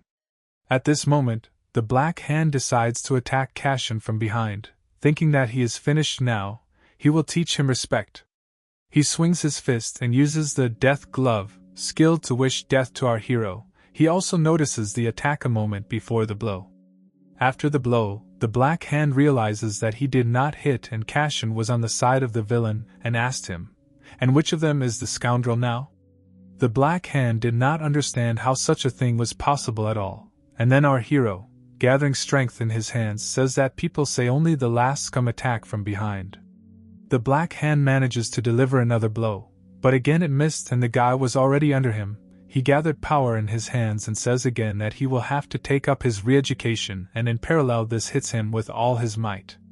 This amazed everyone, and the Black Hand flew off a few meters and immediately passed out. Then the Red Eye ran to check it while the driver was saying that he shouldn't have run into it. After checking the villain, Red Eye couldn't believe it, since Black Hand is the third most powerful villain in the Vilzon, and the guy knocked him out with one blow. Cashin clutched his head again, and the spirit was interested in his condition, as the pain continued, and suddenly the driver took his word, who asked, apart from the wild pain in his head? He turns on the scanner from his glasses and responds, his mana count does not exceed 300, but in such a short time he was able to use it to the fullest. The crow asked again for 300 mana points, and she was interested. But Retta was shocked by this, since it turns out that he is a D-class villain. Then the villain thought about it, and wondered how the D-class could be capable of such a thing. He was able to knock out a black hand with a class B with one blow. Then the driver says that no one was surprised, there are diamonds everywhere, and the amount of mana does not determine who you will come out of the battle, the winner or the loser. At this moment, he looks at his mechanical weapon and remembers, thinking in parallel, the incredible strength and reaction speed, a strange but very effective combat technique, which makes it clear that he is really on another level, not a man, but an ideal killing machine. Next, he opens something in the body of his mechanical weapon, and there was a strange yellow crystal lying there, which he takes out and shows our hero, asking if he knows what it is. Then the guy thought that it was most likely a mana crystal, but did not say it out loud. The driver begins to explain that villains can increase their points not only through highly intensive training, but also by taking mana crystals. After that, he throws this crystal into the hands of our hero and he catches it without understanding why. The driver just tells him in one word to eat this crystal and then increase mana points. Cashin wonders why he is giving it to him, and then the villain replies that he wants to make a deal, but the guy immediately replies that he does not need it. Then the driver explains, he doesn't like injustice, and it's about the serial killer he thought he was, so he wants Cashin to catch him instead. And if he accepts his gift, he will automatically accept it as consent. It is up to our hero to decide, but in his place the driver would not refuse. Then Cashin assumes and asks, is he so covertly trying to tell him that he is not the killer he is looking for? The driver confirms this, since this is the truth and he does not want unnecessary suspicions. Cashin wonders, if that's the case, why doesn't he catch the serial killer himself? In response, the driver laughed and replied, there is a reason for everything. Then they looked at each other, and eventually broke up. After a while, Cashin was walking home down the street and holding a crystal in his hand, asking Moros, should he just eat it? The spirit tells us that there are two types of mana crystals, namely natural and artificial, and the difference between them is even greater than the difference between heaven and earth. It's a pity that this is an artificial stone, but even it will help Cashin add mana. But Preen replies that he already knows all this. Then the spirit adds, you need to remember the rule. You should take crystals only in the state of the villain. And then the guy looks at the crystal and then shows the crystal in his hand, which has changed dramatically. Already standing on the roof, Cashin in the form of a villain is going to eat a crystal and asks if this is exactly a mana crystal? Moros confirms this and the guy thinks about it a little more and then says, but Jeff told him not to take food from strangers and eats the crystal. But nothing happens and the guy does not understand this. Then he says that nothing has changed, just nothing at all. But Moros asks to wait a little. Abruptly, Cashin begins to feel incredible energy, and he was immediately enveloped by his own villain power, which wanted to escape. The guy did not understand what was happening and then Moros tells him to control himself and calm down, after which the spirit sees how the power of our hero begins to break out and eventually hits a ray of light directly into the sky, illuminating several areas like the sun during the day. And after that, Cashin realizes how there really is more mana. He examines himself and realizes that he has absorbed only one mana crystal, but he feels such great power. Now he understands why all the villains are chasing mana so much, but still, is it fair? Next, he asks Moros to check his profile again, and a couple of minutes later, Moros shouted out what happened and why the amount of mana became 350. The guy is sparring, that is, there are 50 more units of it. Moros is in great shock from this and thinks, even if he ate a real mana crystal, at best he could get from 5 to 10 mana units, but 50, yes, that's 10 times the profit. Then he realizes that this is an incredible efficiency. His destructive power is too dangerous. Meanwhile, our hero notices something on his status panel and asks Moros what it is. He has a hidden skill. Mining mana crystals. And he asks what he should do with it. Moros tells him, as it is written there, it means that he will be able to cast mana crystals from magic weapons and even from the legendary one, which consists of mana crystals. But our hero is upset, because he thought that indoor skills are much cooler, and this is a meaningless skill, and then Moros is offended, since this is not the case. The spirit says mining mana crystals from magic weapons, but only he is capable of this. It means that he will be able to extract all the mana crystals he wants. Then Cashin asks, if this is the case, then where can I find a magic weapon? Meanwhile, at the Donuts Cafe, Li Deng shows a bright and new sword and says finally it's in his hands and calls it a charm, and the name of the sword is Brilliant Migres. After that, he asks Kim to say at least something, and he briefly and simply says that the sword is good, but Li asks him to be at least a little happy and could at least praise in a human way. He goes on to say that this is one of the 2 best magic swords. But Kim Woo-chang is not interested in this, and just asks if Deng got information about the villain who fought with the blaster. But Li is not happy about this, and he says how the guy famously changes the subject. There is nothing on him in their system, and he probably only recently turned. Then Kim suggests that he may be an outsider, or an unregistered psyker, but Li considers this impossible. Even from his appearance one can definitely say that he is a villain. Next, Li says that our hero is not the main problem. Meanwhile, other people are looking at them, who consider the young psyker an actor, and his Prachetskia is so cool. Dun says Kim has heard about the serial killer. Because of him they will not get out of the state of emergency with the special squad in any way. But the guy thought it was the work of the driver that he was asking about, and he heard that he was the main suspect. But Li knows that he had nothing to do with it, and Kim did not understand this and asks how he can be sure of this. And then the psyker answers, the driver, of course, is capable of a lot for the sake of a new class of car or some cool electronic thing, but definitely not a killer. But Kim tells him not to forget that the driver of villains, he is crazy for everything, and then Li drinks tea and answers, of course, given the nature of the crime, we can say that this is the work of a villain. But are they the only ones crazy? Any ordinary person can go off the rails without anyone's help, explains Dun, and then Kim remembers the moment with our hero, who saved people earlier. Dun also remembers about the intern's sister, who is engaged in modeling, and she has already moved to high school, which she asks Kim about, but he replies that she has a curfew. Li considers this prudent and adds, generally speaking, let him be careful until they catch the serial killer, and the young psyker thinks about it. We are transferred to the Ace studio where a photo shoot is taking place, and the photographer says how he needs even more arrogance in his gaze. He filmed 2 beautiful girls, and says how well they do. They change their poses and facial expressions, and soon they finish the photo shoot. After her, the girl with pink hair was standing on the street, and was already wondering how it was 7 in the evening, but she wanted to run into the store on her way home. But she no longer has time. It was Kim Naeum, a student of the first year of high school and the younger sister of Kim Uchin. She was thinking how she needed to buy something and suddenly turns her attention to the second model, which was a first-year high school student named An Min-young, and something was bothering her. Naeum comes up to her and is surprised that she is still here and is not going anywhere. She is also surprised to notice Naeum, who did not understand anything, and then looked at her. Minin grabs her hand and invites her to go to the vending machines with toys. Naeum asks, does she want to go right now? Minin answers how long it's been since they've been there, and resists a little. Mi-young says it's only once and they're quick, but Naeum says she can't, because she has a curfew.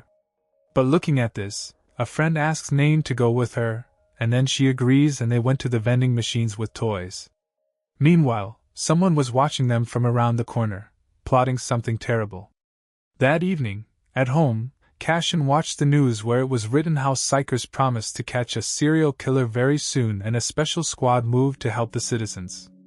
The guy notices that there are already 3 deaths and Moros asks if he will agree to the driver's assumption. Cashin doesn't care about the deal, but if there are more victims, since the killer is unlikely to stop. Moros does not answer anything, looking at the news, and then Cashin says it is difficult to catch a criminal who has no purpose, except for information about the murder sites. There is nothing else. Then Moros offers to use the driver's gift, but the guy doesn't know if it's worth it. It even puzzled Moros a little. And then they remember the gift itself and how they received it. We are transported back some time, when Cashin was holding the phone in his hands and asked why else. The driver told him, well, they need to keep in touch somehow. You can only send messages and transfer files on this phone. It doesn't have a location tracker, so it's safe. But our hero does not need this, which he says, but the driver promised to share information about the killer with him, and if he wants to ask something, then let him just write to him.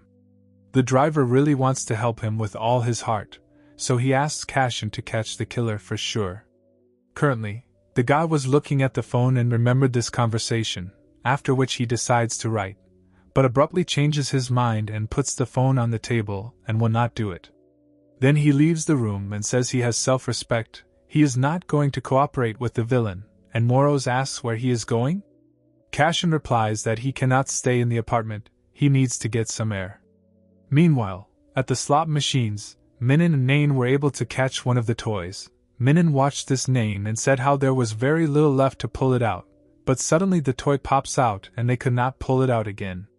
From this, Naeun was depressed and Minin supported her saying that it was close. Then she says she doesn't understand why they didn't catch anything and offers again.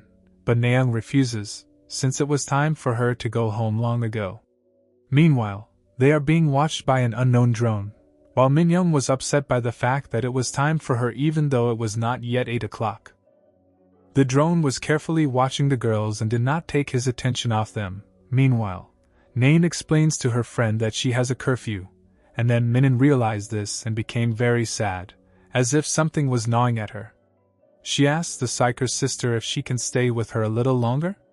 And then Nain notices something strange in her friend's behavior and decides to ask her what is going on.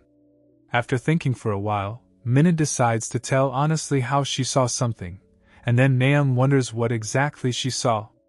Minin says one girl from their school was killed a couple of days ago and she saw, but Nain did not immediately understand what her friend was talking about. Minin continued, she really wanted to tell someone, but she was so scared. It seems to her that the killer is now coming after her and thinking about it. The girl starts shaking with fear. Naeun realized this and immediately asked, did the killer really see her? Then she abruptly grabs her friend's hands and says, you can't just leave it, and suggests that you go to the station together as soon as possible. After that, they ran to the exit and Nain asks them to hurry up and says if she saw the killer, then she herself is in danger. As soon as they run up to the exit, the light turns off abruptly. The girls could not understand why they closed so suddenly, and why did they turn off the light. Next, Nain notices a puddle of blood under him, and at that moment, unexpectedly for the girls, someone says so they met again. The girls noticed something and Naeun stood in front to protect her friend, watching as someone appeared in front of them. As a result, they were both very scared of what was in front of them. A villain from the blood appeared in front of them, who considered Minin an unhappy child. It was a B-rank villain named Bloodrain.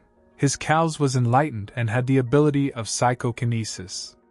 Meanwhile, somewhere in the city, Cashin stands on the roof of one of the buildings and looks down. He stood silently and watched life in the city, and then Moros decides to say that it seems to him that this walk does not really help. The guy answers him, if he is going to be harmful, it would be better to stay at home. The spirit says that he would gladly stay, but he cannot leave our hero. Suddenly, a message came to the phone and the guy takes it out of his pocket and looks at what's there. But Moros notices that this is exactly the phone that the driver gave them. Then he asks the guy, does he keep him with him because of his ego? Cashin answers, he also needs to somehow check what the driver is sending there, after which he does it. When he opened the message, he was surprised and immediately his face became more serious. A recording opened there showing Minyoung and Nain, who are currently in danger, and you can also see Bloodrain, who is clearly going to kill the innocent girls. This recording was transmitted via a drone that was at the place where this is happening. Naeun was already more collected than her friend and understood that in front of them was a villain. She also understood, even from his appearance it was easy to say that he was a born killer. Then a completely scared Minin asked what they should do now.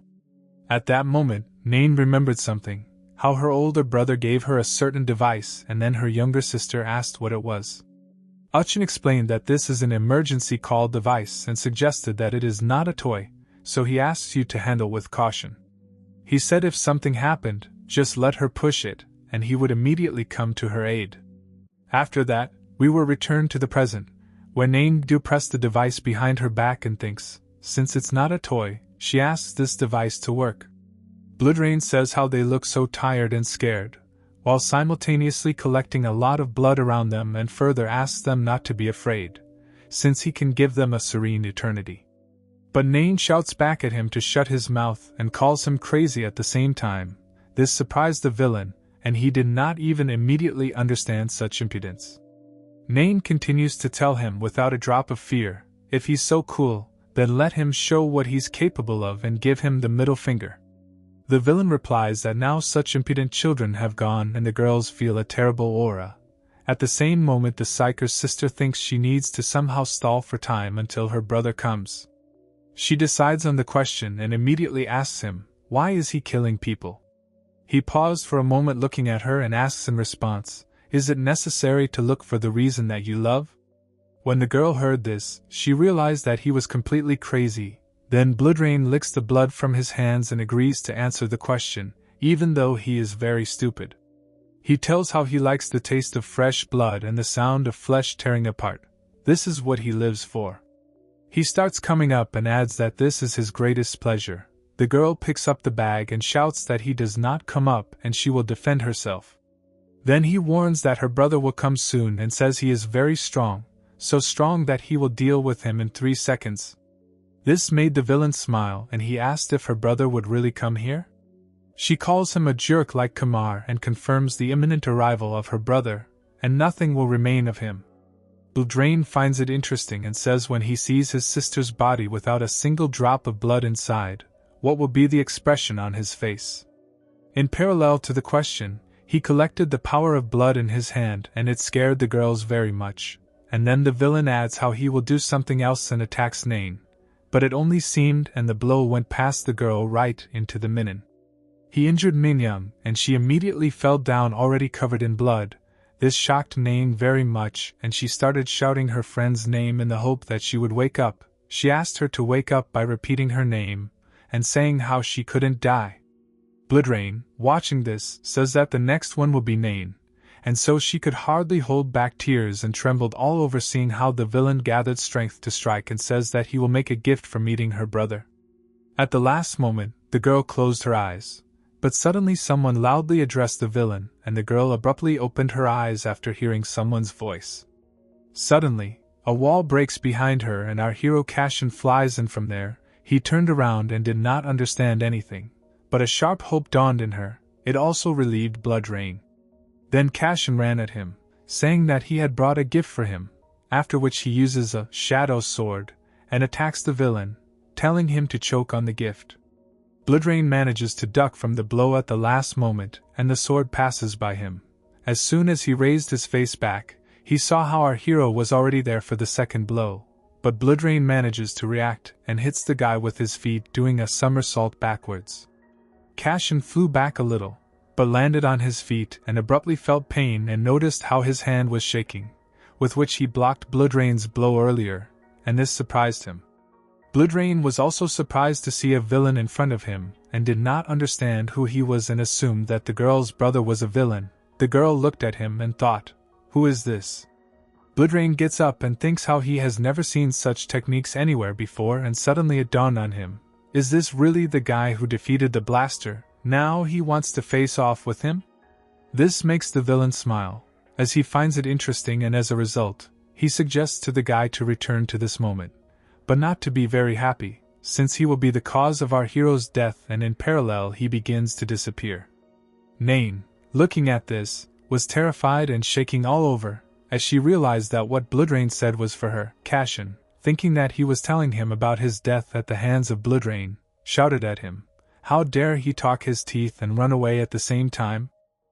Our hero ran at him in order to catch him, but he does not have time and the villain disappears, and in his place there are only traces of blood. Cashin tries to find it, thinking that he has not gone far, but suddenly Nain turns to him and asks him to help her friend Minin. The guy looked at her and saw a sincere request, and worries for her friend. Meanwhile, somewhere in the city, Kim Woo-chang was saying that his sister had pressed the emergency button, and Lee asked if it could have been an accident.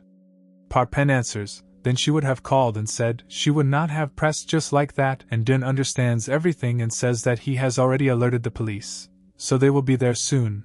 The guy looks at the phone and asks, "Let her be all right. We were brought back to the place of advent where our hero calls an ambulance saying that there is an urgent patient here and asks them to hurry up." He tells the girl, giving her the phone, he called the ambulance, now they need to stop the bleeding, and asks if she has anything with which to bandage the wound. She immediately says that she will look for it, and the guy adds that she needs something elastic, and then the girl opens the bag and looks for something elastic. As a result, she gives some kind of package to Cashin, and he did not understand what the package was about and asked. The girl replied, "These are tights, they stretch very well." As a result, he bandaged Minan's wound and asked Moros to scan the girl's condition. He also asked if he wanted the spirit to check how bad everything was. But for this he does not need his system, and then he scans it, and answers how he thinks it can survive. The girl also asks if Minan can survive with such wounds. The guy will answer positively. The main thing is that the ambulance arrived faster, and these news pleased Nain, and immediately after that the ambulance arrives, which is what our hero says. Then he gets up and says that now he can leave the girl to them, and he is going to leave. Realizing this, Nain thanks Cashin and asks if he will leave. Cashin replies that of course, since people will immediately run away when they see him. At that moment the girl, looking at him, became interested in our hero, and after that he disappeared. She silently watched as he left. Cashin moved as far away as possible very quickly so as not to fall under suspicion, and then Moro says how lucky they were. If he hadn't come on time, they would both have died. Cashin abruptly notices something, after which he stops on one of the roofs and tells how he is infuriated by this drone that is watching him. Suddenly someone whistles and the feathers of crows appear, as a result of which the crow herself appears to our hero and says, "So they met, and there was a crow in a hat next to her, who said what kind of people, they haven't seen each other for a long time." She asks if the guy doesn't remember them, and because of this she is so sad that she even wants to kill him. Cashin remembers this woman, and we are sharply shown the monitors that transmitted them a picture from the drone that was watching them. And the drone belonged to the driver, and he was watching them, and they hear how the guy responds to the crow. It is unlikely that it is so easy to forget, for which the driver thanks our hero. She did not introduce herself earlier and says her nickname. Her name is Crow, after which she asked if the nickname was suitable for her, wasn't it? Next, she asks for his nickname, and the guy replies that he doesn't have one, to which she laughs and says, so he doesn't have a villainous name yet. The guy asks to get to the point, and asks what kind of drones are these? The crow replies that the driver uses them to catch the serial killer. The guy asks, so they found out the location of the criminal? And the woman responds positively. She says, thanks to them, they found out the identity of their killer, and then the guy wonders who he is? The crow answers, this is Bloodrain, a bloodthirsty criminal who committed terrible murders all over the country. They suspected him from the very beginning, but they did not have the necessary evidence, and the crow on the woman's shoulder adds that he is very bad. And then the woman says that it is generally difficult to go against her own nature, but she abruptly changed her mind and asked him to forget what she had just said, otherwise she would beat him to death. The guy was in a kind of surprise and misunderstanding. He did not understand what was wrong with her. He continues, he would not like to do something that the driver would not like, and blows a kiss to the camera. But the driver did not look at the screen at all and was looking for his popcorn, which he put somewhere under the table. Then he remembers something else and says how the driver asked to give a certain cow to our hero, all explanations later, so he just asks him to take it away. And throws this box right into his hands, and he immediately catches it, after which he looks at it and asks what is it? The crow replies that this is the promised reward from the driver. Then he opens the box, and there were 3 crystals lying there, and the guy looked at them and realized that they were of the highest quality. The very next morning, it was reported on the news that last night at 8 o'clock in the evening, the villain suspected of a series of murders committed an attack again. But thanks to the psychers who arrived on the scene in time, victims were avoided. Our hero's older sister was watching this news, and at that moment he was leaving his room. The news continued to say that despite the fact that there is an injured schoolgirl who is currently in the hospital, her condition remains stable, and Yuri breathed a sigh of relief from this. Cashin silently put on his shoes and was about to leave when his sister asked him if he was going to school, and he answered positively. She asked him to be careful, to which he agrees. Going to school, Cashin thinks it has been several weeks since he took over Quan Kang's body, and although the most important thing for him should be revenge on Lampas, he needs to figure out how much he can trust Moros. Even a sudden appearance in the Wilson was not in the plans, and then he remembers a conversation with the crow after he received the crystals. He asked that his reward was 3 magic crystals of the highest quality. He didn't understand it, and took one to make sure and still didn't understand. Then the crow asked if it wasn't enough for him. But the guy says that it's too much, and the woman thought so too, but she didn't decide. She said that it's hard to fight the serial number with his powers now, but there's a little tracker in the box made by the driver, so she asks Cashin to use it if necessary. And as she leaves, she remembers something else about Cleathan and says how they determined his location and sent him a file, and not that they expected anything, but does he know what will happen if he upsets the driver? We were returned to the real ones, and Cashin turned around asking himself the question, what is on the driver's mind? Moros asks our hero, is this the way to school? Cashin answers, he needs to go to some place. He considers him a truant in spirit. Further, the guy explains, after analyzing the materials sent by the driver, he found information about the Sowa school, and 2 schoolgirls whom he saved then, from there. What if they found something on Bloodrain if they looked there? And then Moros asked if he thought he was an investigator. Cashin replies that he needs to try to search, although it will take some time. Also, one of the girls is the younger sister of that popular guy from their school, Kim Yukin, and our hero is looking at Nayoung's profile with her brother's picture. After that, he decides to call the school, and the spirit still doesn't understand anything. Cashin calls and says that it's Quan Kanu, he's sick here a little bit, and will sit at home pretending to cough. Moros didn't know what to answer to this. Meanwhile, Kim Woo-chang was sitting in the corridor of one of the hospitals, who was approached with a cup of coffee. Was it Dun, and he brought the guy coffee asking him if he had slept at all today? But he said that he did not sleep. Then Dun asks about his sister. The guy says that she just fell asleep. Uchin asks if Dun has seen the case file. Of course, he saw and says that the surveillance video is not very clear, but it was definitely a blood ring. Only he can suck the blood out of the victim, leaving the body untouched, but only the serial killer constantly mocks the bodies, so he is hardly the one they are looking for. It is not him, and Dun at this moment grabs his head without understanding anything. And after that, Uchin says how that villain helped again, but this time he asks the girls and Lee about the one who dealt with the blaster. The guy remembers the moment when he looked at the cameras after the incident with the blaster, and says how Nain told him that he came there to save them. No matter how crazy the villains were, but he saved a man, saved his sister, and asks his older friend what is going on. But he does not know what to answer, and wonders, last time he defeated the blaster, now the girls were asleep, who is he? Meanwhile, Cashin himself was standing at another school and watching the students, seeing how the girls were very interested in something and were going somewhere. At this moment Moro says, now he is skipping his school near another one. After a while, the guy went to the store to get himself some water and saw 2 girls from school standing at the checkout and having a nice conversation with the seller. They asked if he was a model, and he replied that an ordinary student was on academic leave, and then they were interested in where his university was located. He smiles back at them and says how curious they are. Suddenly Cashin came up and asked him to calculate, and the girls were distracted by him. The seller immediately agrees and Cashin pays attention to him. He was a very cute student with glasses who smiled in response to our hero's request. Next, the seller calculates the price of water and says that it costs 3,200 won. When our hero took out the card, he noticed a book on the table called The Bride of Corinth. He carefully examined it while the seller put water in a bag.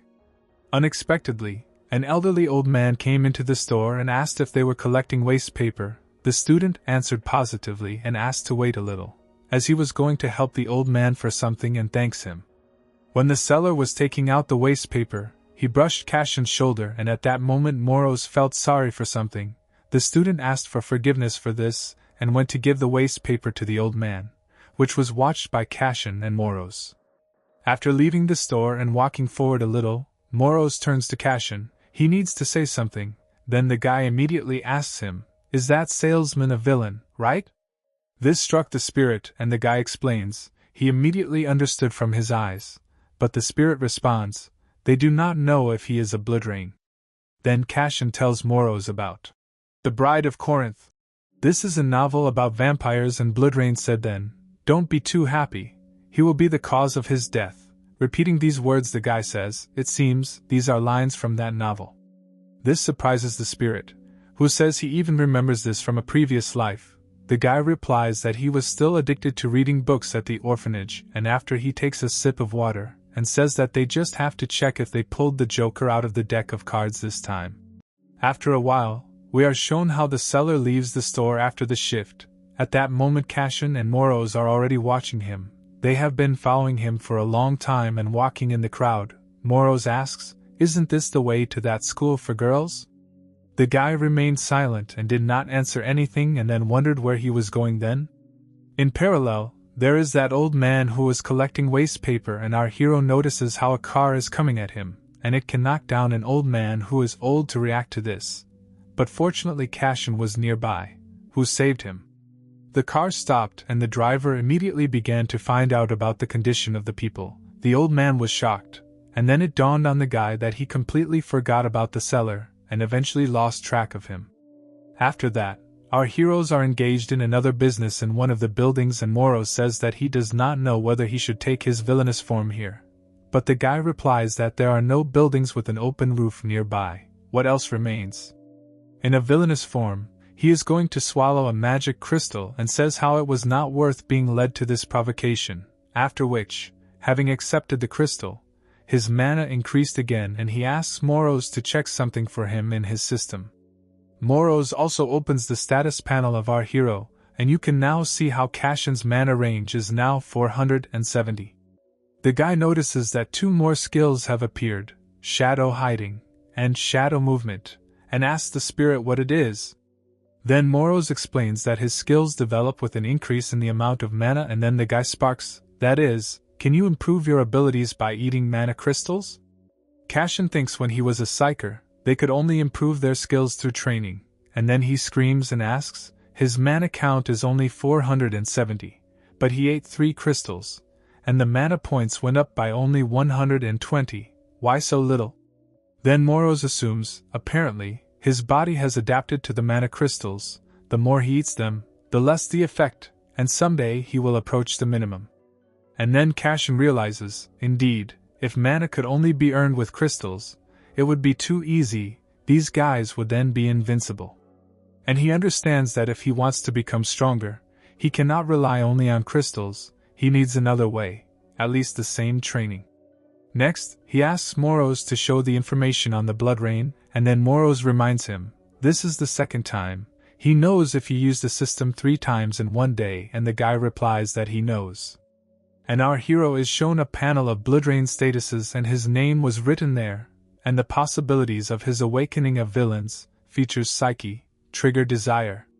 His skills were blood step, blood cutter, blood sphere, hypnosis, intimidation, and the last one was mana range.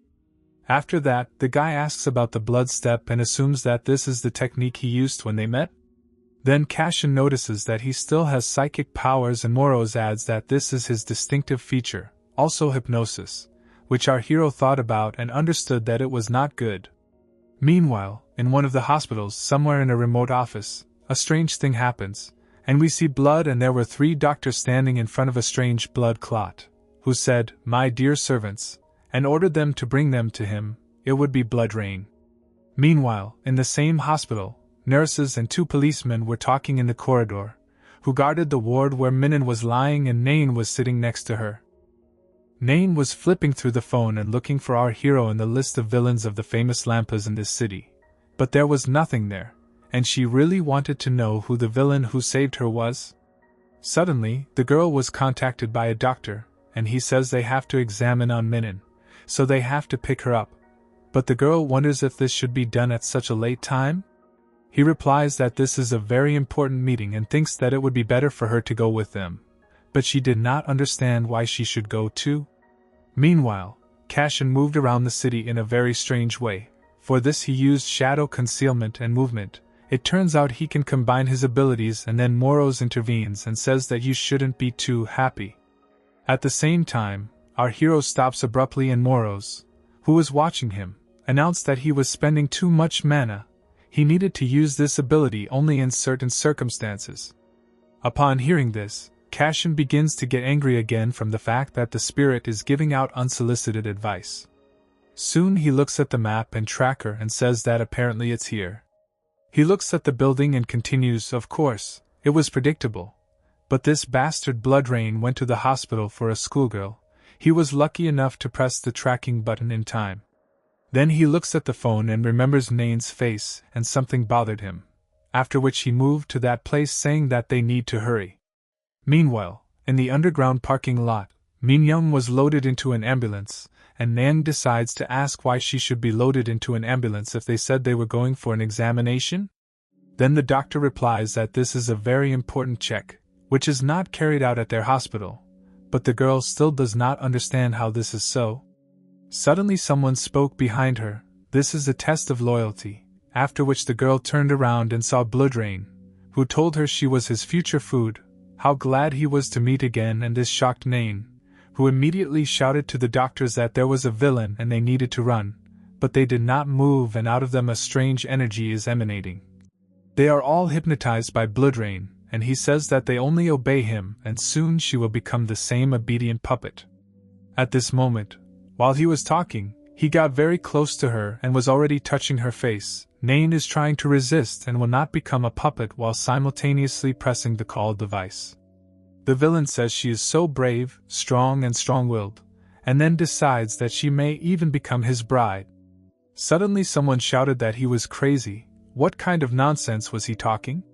The girl and the villain were surprised by the inarticulate voice, and Bloodrain does not understand who could say this by letting the girl go. Behind Nain, someone tells her to duck for 3 seconds, at which point Bloodrain suspects our hero, after which the girl abruptly squats and Cashin jumps from under her back with his foot forward. He hits the villain and makes him fly away a couple of meters, but he covered his face with his hands and then decides to look out from under his hands and sees how the second leg is already flying at him, which breaks through the defense and hits right in the stomach. As a result of the blow, the Bloodrain pours into the wall and takes damage, saying that again our hero is in the way and he should have killed Cashin already. The Piran does not listen to him and strikes again immediately after the last one. He hits the villain in the face, but he manages to dodge in the last second. Bloodrain takes his turn and uses a blood cutter, but does not hit the guy who passed under them and strikes directly into the stomach, driving him into the ground. He pretends for a moment as if he turned off, sharply brings his face closer and uses the skill, hypnosis, and thinks that our hero fell for his skill. Cashin stretches out his hand covering his face and asks, where is he looking? Then, holding him by the face, he strikes a bunch of blows at him, and then drives him into the ground. Why does he ask the villain? He was happy all this time and lived without worries. So it's time to punch him hard, and he gathers his strength in his fist. But Bloodrain starts laughing and our hero does not understand why he is amused. But he laughs, because that's all there is to laugh. Meanwhile, Nain watches them and trembles with fear, and Bloodrain tells Cashin he can't beat him, that's how he was created. But the guy did not hear his words and asked him what he said, after which suddenly Bloodrain begins to disappear right in front of our hero's eyes and laughs at the same time. As soon as Cashin noticed this, he immediately hit him. But it was too late, and just broke the floor. Moros notices what an annoying opponent they have. Physical attacks are useless while he is in a state of blood, and Cashin understands this. If he had his flame now. If they hear someone who doesn't understand where they are and what's going on here, it was the doctors who were under hypnosis earlier. They were wondering why they were in the parking lot. The girl asks if they are okay, and watching them, Moros assumes that they have woken up after hypnosis. Cashin shouts at them to take the patients to a safe place faster, but they were scared when they saw the villain. Immediately after that, our hero runs away, but I forgive him to stop, but he does not have time and disappears. Cashin, on the other hand, directs to the exit from the parking lot, realizing that Bloodrain can't run far anyway and needs to catch him before it's too late. In parallel, it can be seen how the psychers we know head for the parking lot, and after a few moments the psychers meet our hero. Dun screams that there is a villain in front of them. He did not expect to meet them, but Kim Yukin recognized him and realized that this is the one who saved his sister. Lee Dun pulls out his sword and throws it using the legendary sword skill. Our hero asks what will attack so immediately and gathers strength in his fist. As a result, he beats off the sword and asks to get out of the way. The sword flies back to Dun, but he catches it right in front of Kim, who asked why he was standing like a pillar. He in turn remembers how Cashin saved people where they did not have time, and his sister too. Then he remembers the funeral of his father, after which his eyes lit up with determination and says how to destroy all the villains. Next, he uses the flash skill directly at his hero, but he repels it with a shadow sword, saying that they are starting to infuriate him. At this moment, Lee Dun appears behind the guy. The guy notices it, but it's too late, since the guy manages to use the starburst and manages to hit our hero. Then he gives the go-ahead to Kim to finish him off. Kim Woo-chang, just as he was about to use the flash, remembered the face of his sister, who said how he saved her, and suddenly misses. At this moment, Cashin notices a chance to escape and uses it using two skills at the same time. As soon as our hero escaped, Lee Dun does not understand what is happening to Kim Woo-chang and asks if he has lost his mind. He also asks for forgiveness, and then Dun does not understand what is happening to Kim today. Then they did not understand what happened at all, as if everything was filled with shadows. Then they assume that this is an attribute of darkness. But this is the first time they have seen such a technique, and then Lee Dun asks how to report it to him. But Kim just didn't say anything, and the older friend notices the excitement of the young guy and takes him by the shoulder and tells him not to stand there and let him go to his sister. And the guy was silent for a while and agreed with this. Meanwhile, on the street, Bloodrain is upset that he missed those girls again, and it's bad. He could barely walk, because he was injured after a fight with Cashin, and at the same time he wants to drink. As expected, this was the same cellar. He had already come somewhere, and a bunch of different lights fell on him, after which he began to lick his teeth. He was standing in front of a club called Red Juice. He understands that if he goes there, he will be able to tire his thirst. Inside the club, everyone was dancing and having fun, and suddenly one of the girls on the dance floor collided with the villain. She notices blood on his shirt, and asks why he has blood on his shirt. Has he hurt himself somewhere? But he denies it, and says that Pratso is very thirsty, and then she offers him to buy some kind of cocktail. But he looked at her, and said that he needed something tastier, and immediately after that he bit her neck. Some time later, the car of the psychers we know was heading somewhere at high speed. The radio said about the emergency situation at the Red Juice Club. It was reported that a villain similar to Bloodrain would attack citizens. Lee Dun thinks he's crazy and very angry and asks if he's completely out of his mind. Kim Yukin did not understand what happened, and then Lee answers, Bloodrain attacked the locals. How long has it been possible?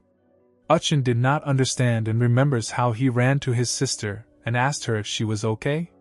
She immediately noticed him, and he asked if she was injured. And she told him again how he saved her, but her brother did not immediately understand what she was saying, and then she says again, then who saved her last time? He saved her this time.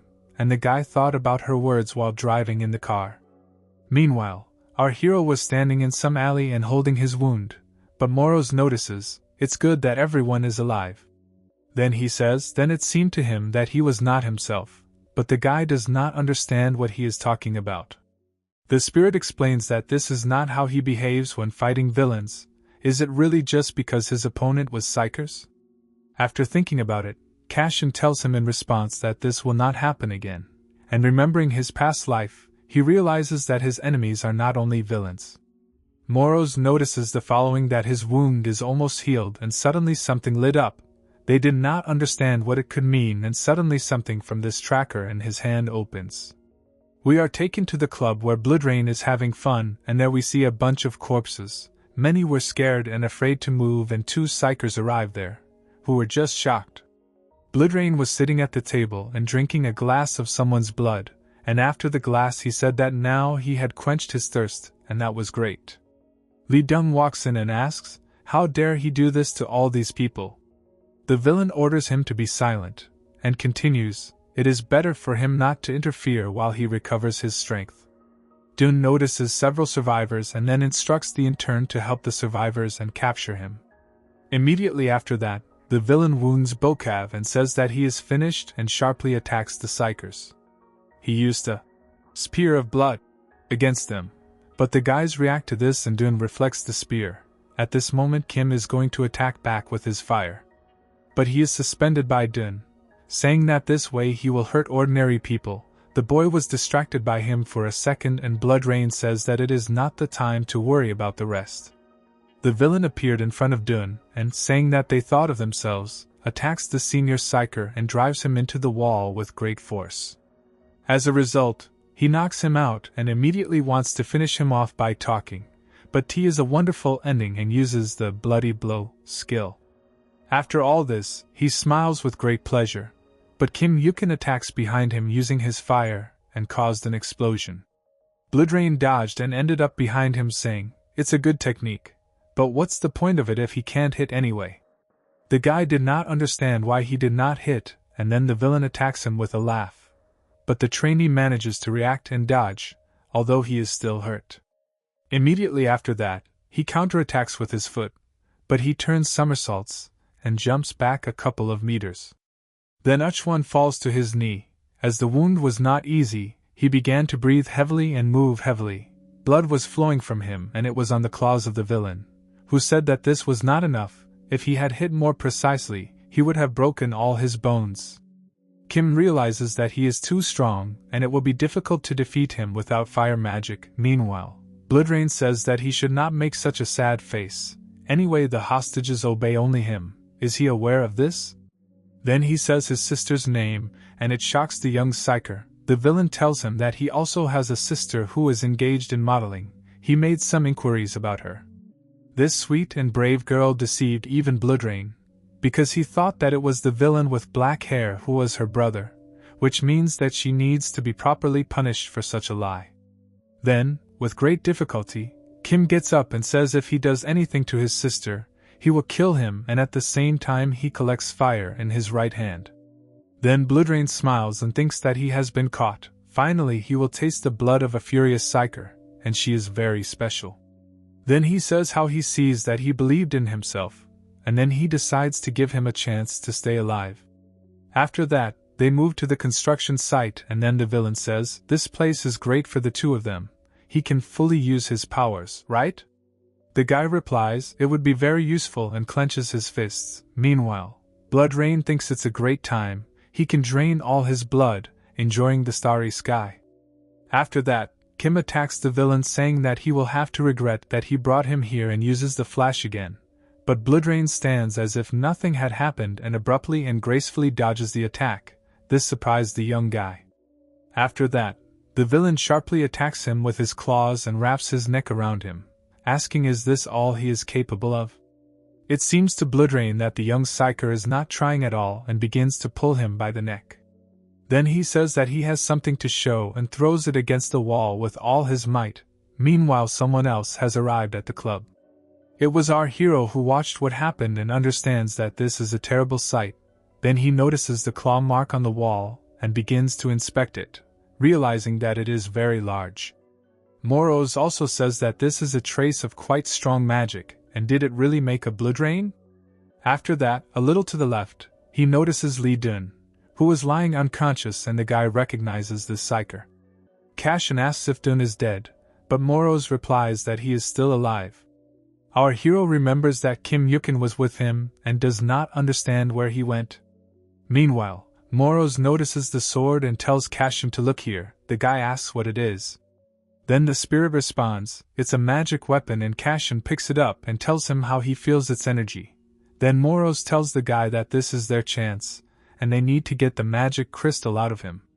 Our hero believes that it is really possible to do this, But this is Li Dun's thing and remembers how the psyker wounded him with this sword and says, although it doesn't matter. He used his hidden skill and pulled out 2 magic crystals, after which he swallowed both of them at once, and as a result, new incredible powers awoke in him. He felt something familiar, and after that he tells Moros that he doesn't even need to use his system, as he likes this feeling wildly. Meanwhile, there were unknown villains on the crane next to the construction site who watched the fight. The girls said that it was all for a long time and their boss asked them to wait a little. But the girls were very tired of these snacks. Meanwhile, Kim was fighting with Bloodrain. The guy used all his potential, but the villain easily coped with him and grabbed him by the fist. This shocked the young psyker very much, and there was simply no point in it. In parallel, the villain gathered his strength in his hands and hit Kim with it, which eventually knocked him out, but still did not lose consciousness. Bloodrain tells him that he is very weak and raising his claws, hinting at his demise, adds calling him a stupid creature who can only blame his weakness for this. He will absorb him with his body, so let him become a part of the great and live forever. After that, he starts laughing and abruptly someone behind him says, "It even hurts to look." It was Cashin and he had a completely different energy than before, and he adds, "Stop talking nonsense," and calls him a vile insect. After that, they stood and looked at each other and Bloodrain takes the floor. The boy with black hair, he's already starting to get bored. The guy tells him that he hears from someone who is always running away from the battlefield, but the villain laughs at these accusations and answers, now his condition is not the same as before. Having absorbed the blood of people, he has become much stronger. He raises his hand and adds, "The power overflows him, it is intoxicating, even if an S-class psyker comes, he will easily kill him." And our hero did not blink an eye and asked if it was true. Kim Woo-chang was watching them and realized that this was the same villain who had saved his sister. After that, Bloodrain collects an incredible amount of magic and prepares to attack and says, "Behold his invincible power," and this surprises the psyker, who thought he was not fighting at full strength when he fought with him. And Bloodrain attacks with a spear of blood. But our hero stands and does not move, after which abruptly these spears evaporate from the unknown power of Cashin. But one spear grabs his arm and Bloodrain immediately approaches him thinking that he is caught and attacks him. But suddenly our hero crouches down and the villain does not notice how he turns out to be behind him and says this is the end. At this time, a strange energy envelopes him and the villain decides to sharply hit him with his elbow, but misses again, as our hero ducked again. He simultaneously gathers strength in his fist and hits him in the face with all his strength, and immediately finishes him off with his foot with such force that he loses consciousness for a second. Immediately after that, our hero is going to strike again and at the same time reminds us how he said that he would show him invincible strength, and when will he show it? And at that moment, he hits him right in the face and the villain flies off a couple of meters. Such a fight surprised the young psyker very much. Uchin did not understand how this was possible, since Cashin was not like that at all in the hospital. Was he really hiding his real powers, and who was he anyway? Bloodrain can hardly move and spits blood. Cashin approaches him and reminds him how he said that even an S-class psyker would not be able to defeat him. At this point, Bloodrain begins to turn into blood again in order to escape, and our hero asked him about it.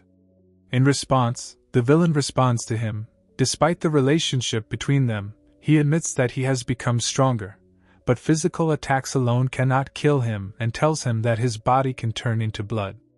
And he says that next time it will be different, but our hero abruptly interrupts him and says that there will be no next time and abruptly grabs him with a skill called shadow capture. Suddenly, he says that such garbage as he needs to be disposed of immediately, and after hearing this, everyone was very surprised, because our hero held a dark fire in his hand, after which he declared that the insolent man should be thoroughly fried.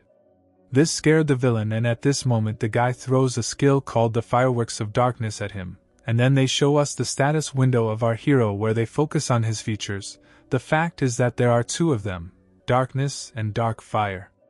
Then we are transferred to the hospital and YBC is transferred. After a fierce battle, the villain, known as Bloodrain, was arrested in Kadamgu.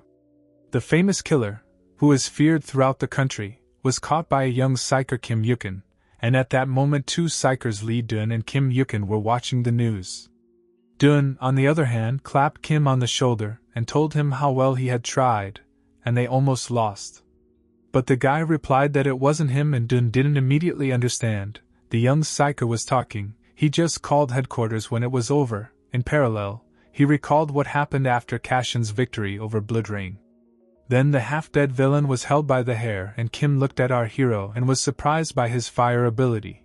He thought that he could only control shadows, but he has double strength, and Kim is seeing this for the first time. Next, Cashin turns to Uchin and says to quickly inform the police that Bloodrain has been caught. We are brought back to the present, where Uchin tells how he told everyone that he was not the one who caught Bloodrain, but in the end he was made out to be a hero, and then Dun asks, "Is this the guy who fought with the blaster?" Uchin confirms this by saying that it was our hero who caught the Bloodrain and sat in silence for a while. Dun asked, "So he feels guilty for not doing anything?" And the guy doesn't know how to answer, since it's true. Dun notices this and decides to defuse the situation and says stop being sad. Because everything ended well, there will also be other villains, he will still have time to show his strength. Suddenly he jumps up and asks where his sword is. Kim answers, the police said they would take care of him. This made Dun happy and calmed down, saying to the sword, his beloved dad will be here soon. And meanwhile Kim was looking out the window and thinking about something. Meanwhile, somewhere near the school, a group of hooligans we already know gathered in the alleys and discussed the news about Uchkin. The blonde-haired bully says did they see how Kim Yukin dealt with the villain, and adds, it's good that they didn't go to the club yesterday, otherwise they would have been killed. And the bespectacled man answers him, did he see his face in the mirror? After that, they started laughing, but their main concern was something else entirely, and he asked Kwok if he remembered the guy they wanted to beat up. Kwok remembers him, because our hero kicked him right on the head then, he is still being treated. Then the leader breaks down and starts shouting, asking if he will give him more money for medicines? The Kwok throws out a cigarette and speaks as it is and asks what he is yelling at all. Then the leader asked if Kwok was really going to leave everything as it is. We need to call the guys and get together, they need to take revenge. But Kwok will not do this, and the leader did not understand at all why he decided so. He asked for the pride of the Kwok, but the latter asked a counter question, does he really think that that type is so simple? Kwok tells me honestly, he is afraid of that guy even more than Kim Uchin, who catches dangerous villains. Those eyes were inhuman, and from the mere memories of the bully, he shudders. The leader hearing this himself came to fear. At that time, in class 3-1, the students were discussing all the same things from the news about Kim Yukin and how cool he was. They had goosebumps from him. Moros watched him and noticed that today everyone was so noisy because of the events that followed. But our hero did not pay attention to this, and said he would like to meet them, and at the same time remembered about the raven and the driver. He had to check something with them, and Moros is interested in what exactly needed to be checked, but our hero did not answer him. Meanwhile, in the area of the villains, someone was painting graffiti, and it was a young girl who also glued strange stickers, after which a cleaner appeared behind her, who stood and was silent. She felt him and began to smile. At that time someone came to the shelter where he was and was doing something. He tells the guests to say hello when entering someone else's house. These were the villains who watched our hero's battle with Bloodrain earlier, and the main group said that the driver was very dirty and advised him to clean up a little.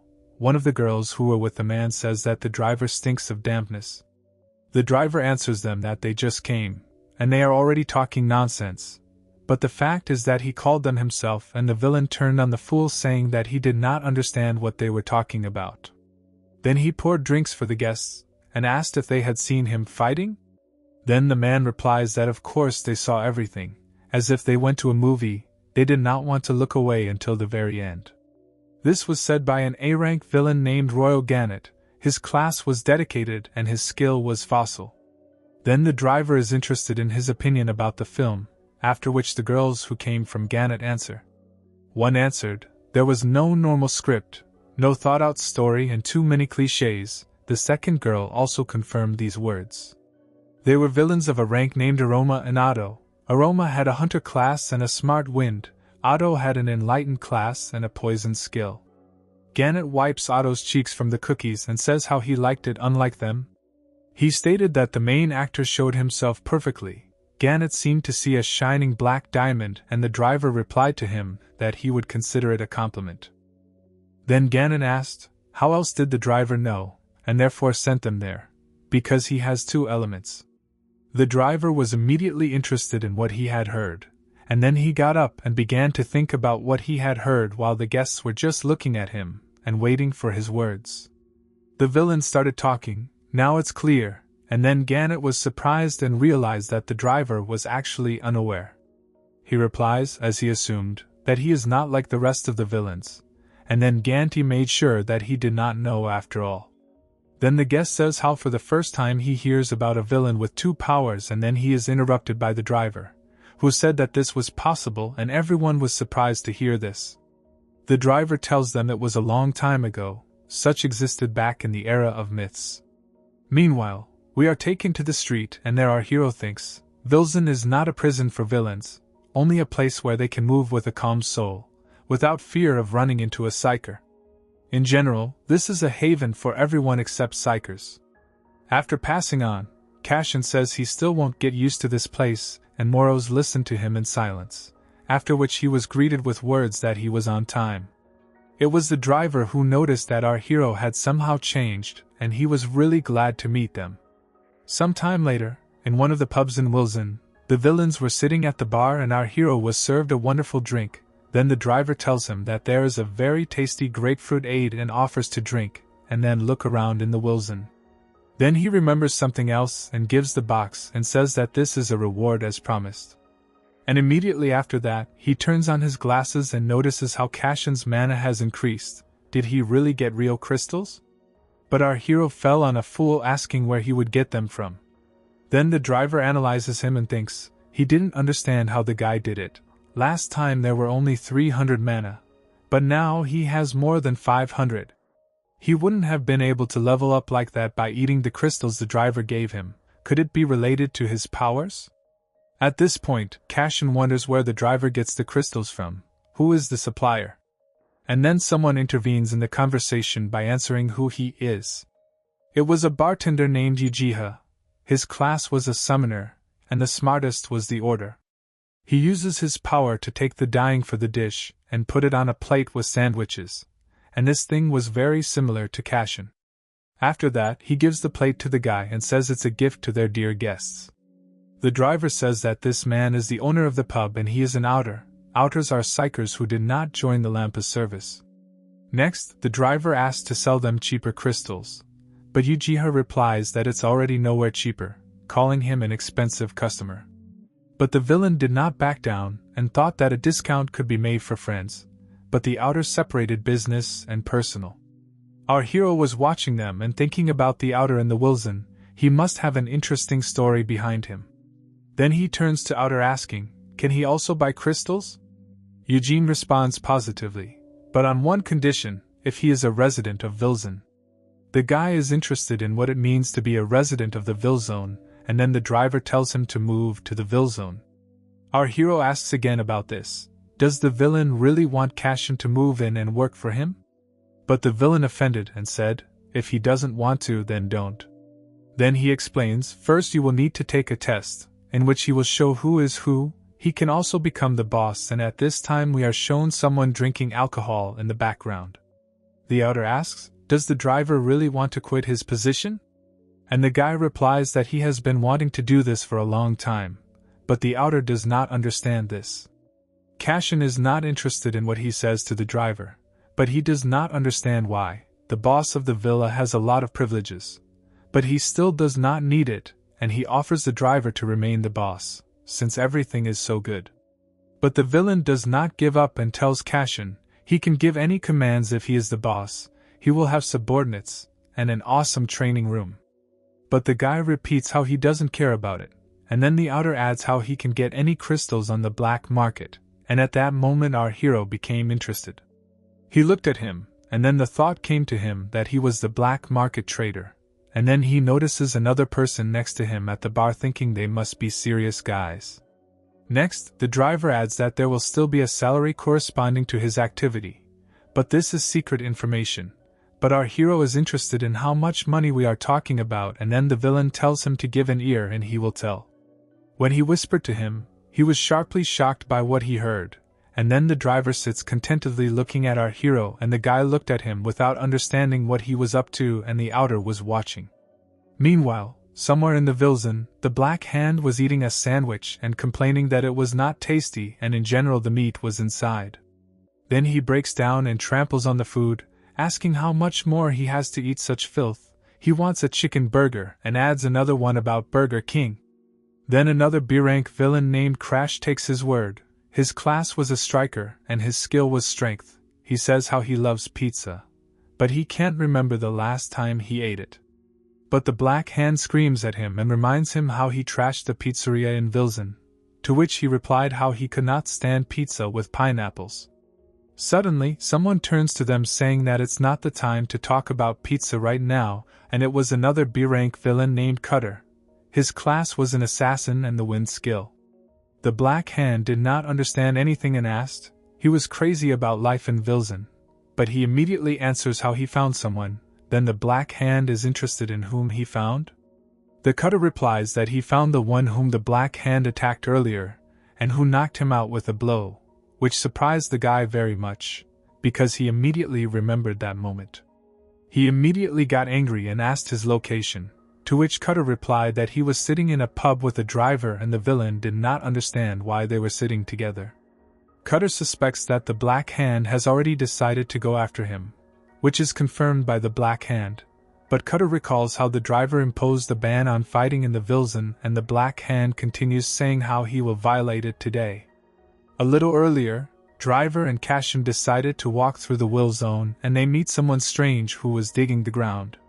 Then the driver explains how this guy's name is an earth dog and he loves to dig the ground, and there was a cleaner behind him, and he's a killer of every speck of dust.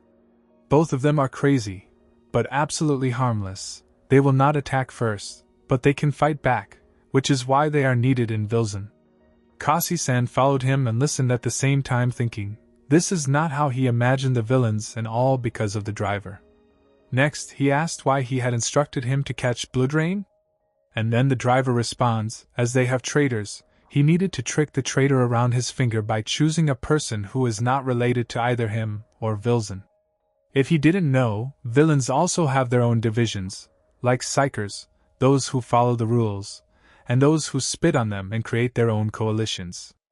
And then Cashin asks, how does he say that there is a connection between Bloodrain, Vilzona and the traitor? Then the driver responds, Bloodrain is just a pawn in a big game. He is sure that there is something more behind him and they want to bring Wilzone to an end. But Cashin is not interested in this, and the driver also knew that the guy would answer for it that way, and he likes him, after which he seriously offers to become a resident of Vilzen. But the guy still thinks it's nonsense. The driver says how he puts his life on the line, and really asks him about it. That evening, in one of the restaurants, our hero's sister stood and worked checking alcohol on the list, but her thoughts were all for her younger brother. Since she gave him the card, they never managed to talk. Suddenly, one of the waiters was looking for manager Kwan Yuri and tells her how the director was looking for her. Further on, they show how the director talked to someone on the phone about Yuri, saying what a great employee she is, so there shouldn't be any problems. On the other side, they replied how pleasant it was to hear about a worthy person and was looking forward to meeting her, while the director was sorry to give away a valuable employee. The person on the phone, after such words, considers himself guilty by taking her away, and at this moment Kwan Yuri enters the director's office. The director says that she is already here and ends the conversation. From the other side they show us a man who is waiting with a smile to meet a new employee. Meanwhile, in the director's office, the director himself hands over an invitation letter and says that she received a letter from the American department. Thanks to her hard work, she was sent to the main office, and then the girl was very surprised. The director says that the company will pay not only for the plane ticket, but also for apartments close to the place of work. The girl was joyfully shocked. The director considers this a great chance, and will she go? As soon as she was about to give consent, she immediately remembered her younger brother and did not answer, because she did not know how to leave him alone. Meanwhile, Our hero was walking through the ruined city of Vilzen and recalled a conversation with the driver, how he put his life on the line by offering our hero to settle in Vilzen. While he was standing there thinking about it, Moros noticed how interested he was in the idea and asked if he liked his suggestion. But the guy doesn't answer anything and abruptly notices a black hand in front of him, and Crash is standing next to him, who asked if it was him. They looked at him with a threatening look, and our hero says, as he sees, "One rat is hiding here," and looks away. There is a cutter hiding around the corner, who could not believe that he was discovered, and then he realizes that Cashin is really an unusual villain. Then Crash starts getting angry and saying how he pisses him off and wants to blow his head off right now. But the black hand stops him and tells him to keep his turn, since he is the first. After that, he starts to get angry and say how our hero is now going to find out what will happen to those who mock him. The guy stood calmly and could not remember any bullying. Moros asks Cashin to be careful, since they can attack together. As soon as the black hand is about to attack, and at that moment a cup flies out of nowhere and falls right between the villain and Cashin. The black hand could not understand anything, and then the unnatural one asks, "Is it possible to treat guests like that?" It was a B-rank villainess named Juak. Her class was a striker, and her skill was strength. The black hand asks in a high-pitched tone if she's still here and immediately tells her not to interfere. She replies that she just reminds them that they are breaking the law. It is forbidden to gather in groups and attack in Vilzen, but Crash is infuriated by her, and the black hand answers her that he is not yet a resident of Vilzen. At this point, someone adds that he will soon become one, and then the feathers of crows appeared around. Then everyone looked up and there was a crow sitting there. Her appearance surprised everyone and especially the black hand, and after all she starts smiling and asks, "So will they leave him alone or not?"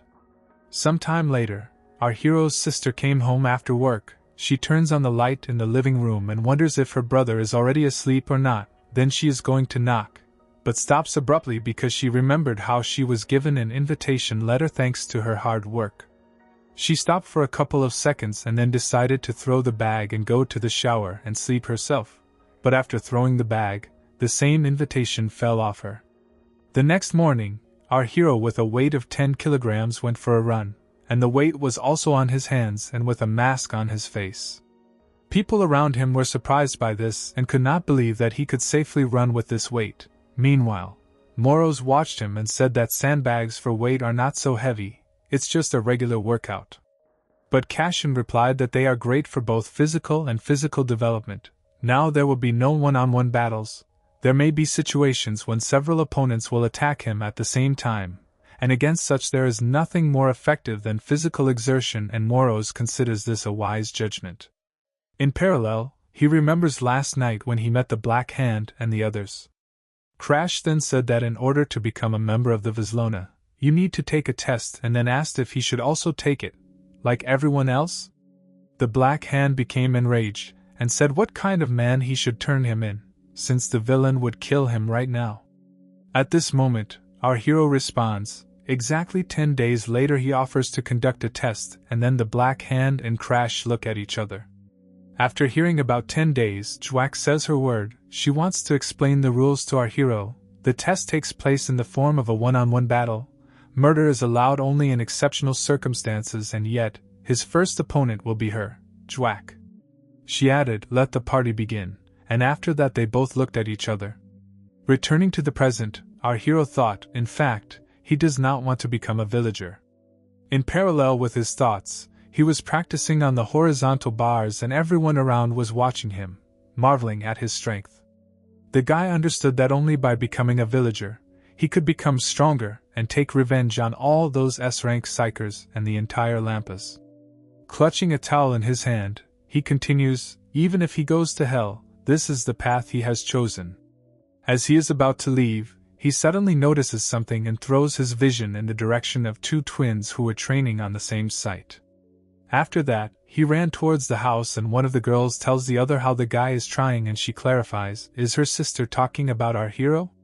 She confirms this and asks not to tell Gannett about it, after which it turned out that it was Aroma and Otto. After a while, Cashin was already at home taking a shower after training, and coming out of the shower he thought about his sister, Was she still asleep?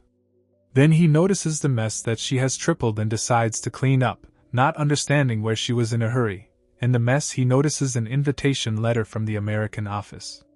At this moment Yuri comes out still yawning from sleep and says that she got up so early. Then she wakes up abruptly, noticed how our hero was writing a letter and asked with a raised tone, "What is he watching here?" Next, she asks if he had time to read it, and the guy confirms this by talking about the invitation to America, and then the sister replies that he should not worry, since she will not go. But our hero does not understand why she refuses to go, and then she asks in response, how else does he ask this, should she leave him alone, or what? But Cashin replied that he could handle it perfectly, it would even be more convenient, and then she asks what kind of nonsense is he talking about. She keeps asking, can he cook his own meals, do the laundry and cleaning? It is also necessary to sort garbage and other all sorts of duties.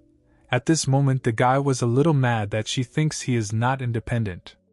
Then he answers her, he's not a child, he's old enough for all this, especially since he's done everything before, but she doesn't understand him, since he's only 19 years old, he's in the 3rd year of high school and can't leave him. At that moment, he turns to her and with a face full of confidence tells her to go, and when will there ever be such a chance?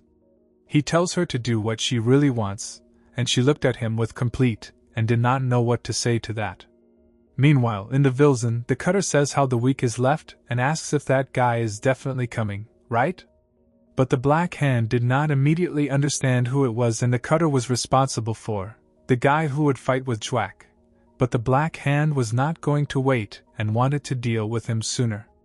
Next, Cutter mentions the conversations of other villains that the driver himself supports him, and then the Black Hand calls him a sycophant. But Crash looks at him and says how he was always hanging around the driver. This infuriated Black Hand, who thought that Crash wanted to die, but he asked him to calm down, although it was clear how he hit the nail on the head. Cutter asks, if he fights Jwack in the first round, will it be their turn? The Black Hand responds, if she wins, it will be fun of course, but this time he will be on the side of this guy. Because he personally wants to take revenge, he will still get it from him. The Black Hand said all this. That afternoon, our hero was sitting in his room at the computer, and Moros asked him if he was really letting her go to America. Cashin replies that this is a good opportunity for her, but Moros is sure that this is not the only reason. And then our hero remained silent at first. Then he replied that he thought this was the best option for the two of them and that he was not talking like Cashin, but like Quan Kanu. But he can handle it alone, Moros asks, to which the guy responds. Of course, he had lived before that somehow. The spirit says he asks this because he sees in his search engine how to cook food, and the guy says that he will start with Korean cuisine or maybe with European. Meanwhile, his sister was sitting on the floor in the room and staring at the letter. Thinking about all this, she recalled the words of the director and her brother about such a chance, which rarely comes. Suddenly, she is called several times and wakes up from her own thoughts. In fact, she was sitting in a bar with her friends and thought about her problems. Her friends asked her why she was in the clouds, and the other called the waiter to make an order. Half of which they assumed that something had happened to her, and thought that things were in the guy, and she was worried about him. Then they asked about him. Yuri waited for half an hour and was sad. The girls insisted that she tell, and even one wanted to help with advice, and the second closed her mouth, asking her to shut up, as it was necessary to show tact. They were brought beer and then they all decided to drink, with alcohol, and the conversation would go like clockwork, after which they began to drink. Some time later, at Yuri and our hero's house, the girl was drunk and could hardly walk. Kusina picked her up and asked about her condition and why was there so much to drink. But she denied it, saying that she was like a piece of glass and hiccuped in parallel. Then she took him by the face and wanted to cuddle in parallel, saying how handsome he had become, and Moros realized that she was completely intoxicated. After all, he put her on the bed and was about to leave as she began to say in a dream that he was such a cute baby when he ran after her everywhere as a child. She still can't get used to the fact that he is already quite an adult, no longer a boy, but a man. At this moment, Cashin remembers Jeff, who asked him when he had just managed to grow up like this. This warmed the soul of our hero, and looking at his sister, who reminded him of Jeff, he sheltered her. The next morning, she woke up with a headache and realized that she had overdone it yesterday. Then she noticed soup with a note on the table. It was from Cashin, and it said how she cooked her soup for a hangover, asked her to eat it with rice while warm and rest. With love to Kanu, and also add from below that he is no longer a baby. We are transferred to the arrow pot where Yuri asked not to starve him, to eat 3 times a day. She will call in the morning and in the evening, and asked to always pick up the phone. Then she continued so that she would always be careful. There are so many terrible things happening in the world. But the guy told her not to worry too much about him. But she asked if he wouldn't worry in her place, and ends the conversation with a request to call her if something happens, and she was so worried anyway. Then our hero tells her to call too, and he will immediately fly to America. After that, he looked at her with pride and calmness, as well as she, although she was sad to part. Then she already leaves for the plane and says how she will call as soon as she lands. Then he looked at the plane in which she was and was on her way to new trials in America, and thought about his own, which were waiting for him very soon. Already in the evening of the same day, everyone has already gathered for the test of our hero. In parallel, the rules are told. The fight is considered completed when one of the parties declares a loss or is recognized as incapacitated. In general, Cashin needs to win 3 battles, but the driver did not understand only why our hero dressed up like that. He would still get dirty, and even if he lost, there would be no punishment. Then the driver says that even the guy can challenge him if he wants to. Our hero says that it is too noisy and suggests starting already. Then the driver asks about the readiness of the Jwack, and she confirms it. Meanwhile, Moros tells Cashin to get ready, as she looks strong, but the guy is confident that he can handle her. Further, the cutter lists the advantages: speed, strength, and endurance. Taking into account all these factors, we can say that 100 Jwack is a serious opponent, a master of hand-to-hand combat, trained in combat sambo, an opponent who knows his strengths. A virus attack won't work with her. In general, this guy is going to have a terrible start, Cutter believes, so there will be something to see here. The driver gives permission to start the battle, and Jwack rushes forward with the words, "They will start faster, they will finish faster." But at this moment, the shadow shackles grab her, and she does not understand what is happening. Then she is shouted that the enemy is on top and there is no one there. But at the same moment, Cutter warns Jwack, her enemy is ahead. She notices him and his energy right in front of her, as a result of which our hero knocks her out with a kick. The driver was upset that no one underestimated the guy, and the rest were shocked to see Jwack lying unconscious after just one blow. Cashin stands in front of the others and tells them that the next one is coming out. The Black Hand did not believe what he saw and was greatly shocked, since Jwack is one of the most powerful villains of Whistlezone, and he knocked her out in the first round. Cashin asked the next one to come out, saying that he does not want to waste time, while the Black Hand wonders who he is anyway. The guy asked who wanted to fight with him, let him come out, and Crash tells the Black Hand that his name is. Suddenly, we are shown a flying arrow that flew into the ground in front of Cashin, and the guy looked in surprise in the direction from where it came. The man who let her in tells the young villain not to get arrogant because of one victory, since he is the best archer in Villezone, Red Eye, after which he calls on him to fight with him.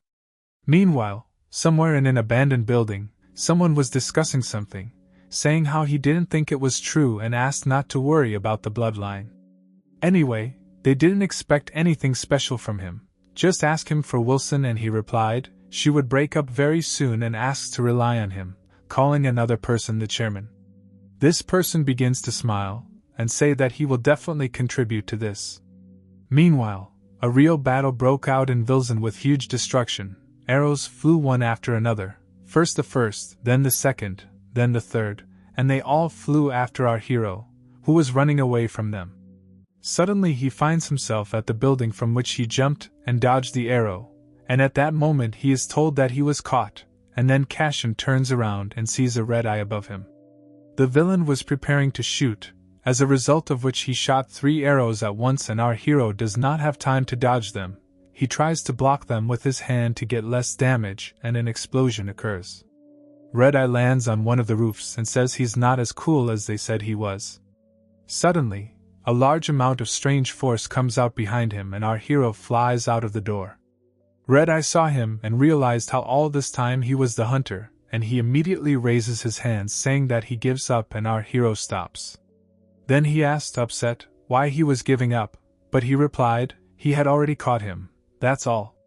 Cashin couldn't believe he was giving up so easily by calling him a jerk, but Red Eye didn't understand why he was a jerk and said how sincerely he was giving up. Further, the villain explains that if the driver had not asked him, he would not have come here, and at that time a drone was hanging over them through which the driver was watching them. The guy asked if the driver really asked for this, and Red Eye replied that he did not want serious injuries on the test, and then gave him a box with the name, DSP. Cashin is interested in what he just received, and the villain responds to him, this is a desire suppression patch. All villains in Vilzen have one. He can attach it behind his ear and there will be an effect. It is flesh-colored, so it does not stand out. Cashin listened to him and thinks that they were introduced to villains' prisoners in prisons, but in the form of a patch he sees them for the first time and he wonders who makes them? Next, Red Eyes says that his next opponent is the Black Hand. He is harmful and rude, but in general a good guy. Also the villain hopes they will not stab each other too much. The guy remembers all his actions and asks again, is he really good and in what place is this? After that, they show us the Black Hand itself and Crash asks him who he thinks will win, and where did the driver and the crow go, too. Cutter says now he doubts their victory, he's good at one-on-one combat, maybe Jwack is just weaker than him as a woman. Also, he does not think that the problem is gender, yet he has enough strength to knock her out in the first round. At this moment, from these arguments, the Black Hand breaks down and tells the Cutter to stop thinking, because he believes that he is just lucky and all fools are lucky. But the Cutter asks him a question, does he really think it's just luck? Then Crash asks, if that's the case, if it's hard to beat him one-on-one, then how about 3 against 1? Cutter supports this idea, but not the Black Hand asking, he's completely crazy, does he really want to request a group attack? At that moment, someone asked again about the group attack and it was Jwack, who had just woken up and immediately started saying that even a lion on a buffalo hunt was calling his friends for help. The Black Hand starts to get mad and say how she completely lost her fear, since he put him down in 1 round and for whom she takes him at all, also what kind of lion he is a great tiger who hunts alone. The Black Hand is very wound up and Crash asks him to calm down, but the guy shuts his mouth because he starts to piss him off. Jwack says that she did not come here to joke, this is a test only in words, but in fact a trap for people like them. She and Red Eye are seriously talking to him and he, who will be knocked out in the final, they are all here just to make that guy look better against their background, explains Jwack. The Black Hand is shocked and does not understand what she is saying now, and she asks him to finish listening first.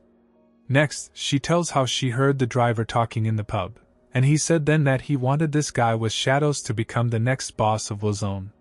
This shocked everyone and they did not believe him, especially the Black Hand saying that this is complete nonsense, and does she even know how many people are aiming for this place? But she was not alone in the pub at that moment, and the villain can ask around and then the Black Hand completely wilted from this information saying that it is impossible for the driver to give him his place. Jwack remembers how she was knocked out recently, and starts to get angry and says, he's a stranger who doesn't even know anything about local life, how can they give Wilson to him? And he keeps asking if the Black Hand really can't believe that the driver is patronizing him?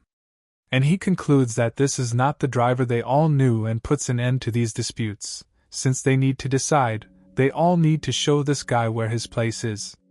And then everyone focused on the word them, and after that Jwack starts smiling and answers them, as she brought her friends, the more people, the more fun. Meanwhile, on the plane where Cashin's sister was, they served dinner and wished a pleasant appetite to Yuri, who thanked her for it. She was watching the time and she still had so long to fly, going on to dinner and looking out the window and thinking for Kanu, and hoping that he was eating well. Meanwhile, our hero was eating a sandwich, which gave him a red eye and says that he should eat normal food, then he will always be healthy. Then the guy looks at the sandwich, and says that it tastes like garbage and the drizzle asks, does he think that villain is up to something? To this Cashin replies, Jeff has always said to be careful with those who are kind to you for no reason. Suddenly, the guy notices someone approaching him, and it was a black hand. Then the guy says that he is his next opponent. The black hand asks our hero what he's doing with the driver, but Cashin doesn't understand what this means, and then the black hand breaks off with the question, what did the guy do to him? At this second, Crash will attack from the back, but our hero manages to dodge, and immediately after that a cutter appears behind our hero's back to attack, but Cashin manages to counterattack the cutter again. Cutter at that moment thought, a counterattack in such a situation, Cashin is really something, after which he lands on his feet and our hero starts smiling and asks further. They could not win the duel, so the three of them attacked, decided to take the number, not the force? Then the mug flies at the guy again, but he dodges it with ease and immediately after that notices Jwack in front of him, who asked him, 3 is not enough, right? She got as close as possible and used the drunken jerk skill and hit our hero. Meanwhile, somewhere on the roof of the villa, the driver and the crow were sitting. The driver says that the day is coming to an end and Cassiano is interested. The crow asks, he wants to know how his pet is doing, a black kitten. The driver did not understand this nickname, and then she explains that he is still very small, and then it comes to the driver. The guy does not even have the name of the villain and begins to wonder what to call him. The crow says that he is too much interested in him. It's even envious somehow. If the driver was so interested in the crow, she would repay him for such interest. But the villain misses it with a mime of his ears and asks, so what villainous name to come up with for their new friend? At this moment, Red Eye appears and asks if they really have a date on the roof. The driver realized that he had just returned and praised him for his good work, while the crow asked him to leave as soon as possible. Next, the villain asks Red Eye how their duckling is doing. Red Eye didn't understand who he was being asked about, and suddenly the driver turned on his glasses and noticed something that puzzled him. Crow and Red Eye asked what was going on there, and then the driver turns on his glasses to full and directs his vision towards our hero. Meanwhile, someone is texting with a winter dog, who asked where they were and was answered. This was written by a girl who had painted on the walls of the villa earlier, and at that moment something shone with a bright light away from the girl, which she noticed. It was Cashin's battle against a group of villains, and at that moment he flies into the wall taking damage, and immediately after that Crash flies at him offering to try another blow, but the guy approaches him with incredible speed and grabs his hammer, then holding his hammer he strikes back. At this moment, a black hand flies at him, wishing him death, but as a result it misses and Cashin is behind him. Then he grabs him by the scarf and hits him with his knee in the back of the head and finishes off with his hand in the face. Crash, seeing this, will attack from behind, but the guy easily kicks him off so that he flies away, and at that moment Jwack attacks from behind and our hero manages to dodge, ducking again. After the blow has passed him, he jumps over her and grabs her head. As a result, he strikes her head with his knee. As a result, Jwack and Crash lay unconscious. The black hand could hardly move and looked at our hero thinking how pompous a fool he was. But at the same time, he was too strong. Crash, having come to himself, lay and thought that they were already finished. The black hand could not believe how he could lose to this man. Then Crash asks him if he is alive. The black hand did not answer him and could not believe in the power of our hero. He wondered where this monster came from. Meanwhile, the guy looks away, and there came more villains of the C-rank Hema-boy, Archer class and with the fossil skill, also a B-rank villain named Pointer, Knight class and Fire skill. Winter says what an unusual guy, and Chemo-boy adds that it's even more interesting to hunt this way. Moros notices that there are more and more of them, and Cashin tells him it's time to get rid of these midges. This angered the Pointer and he asked who the guy called midges, but at that second our hero opened his eyes wider and suppressed the Pointer, who was afraid of the sinister energy. But suddenly someone appears behind them at high speed saying to step aside and adds, Defender of Order, Iron Mask, enters the battle. He was a B-rank villain named Iron Mask, Striker class and smart to order. Then he rushes with all his might and jumps right at our hero with the words that he will administer justice in the name of Vilzen. The villain flies into the guy with all his might, but he dodges and he flies into the wall with devastating force.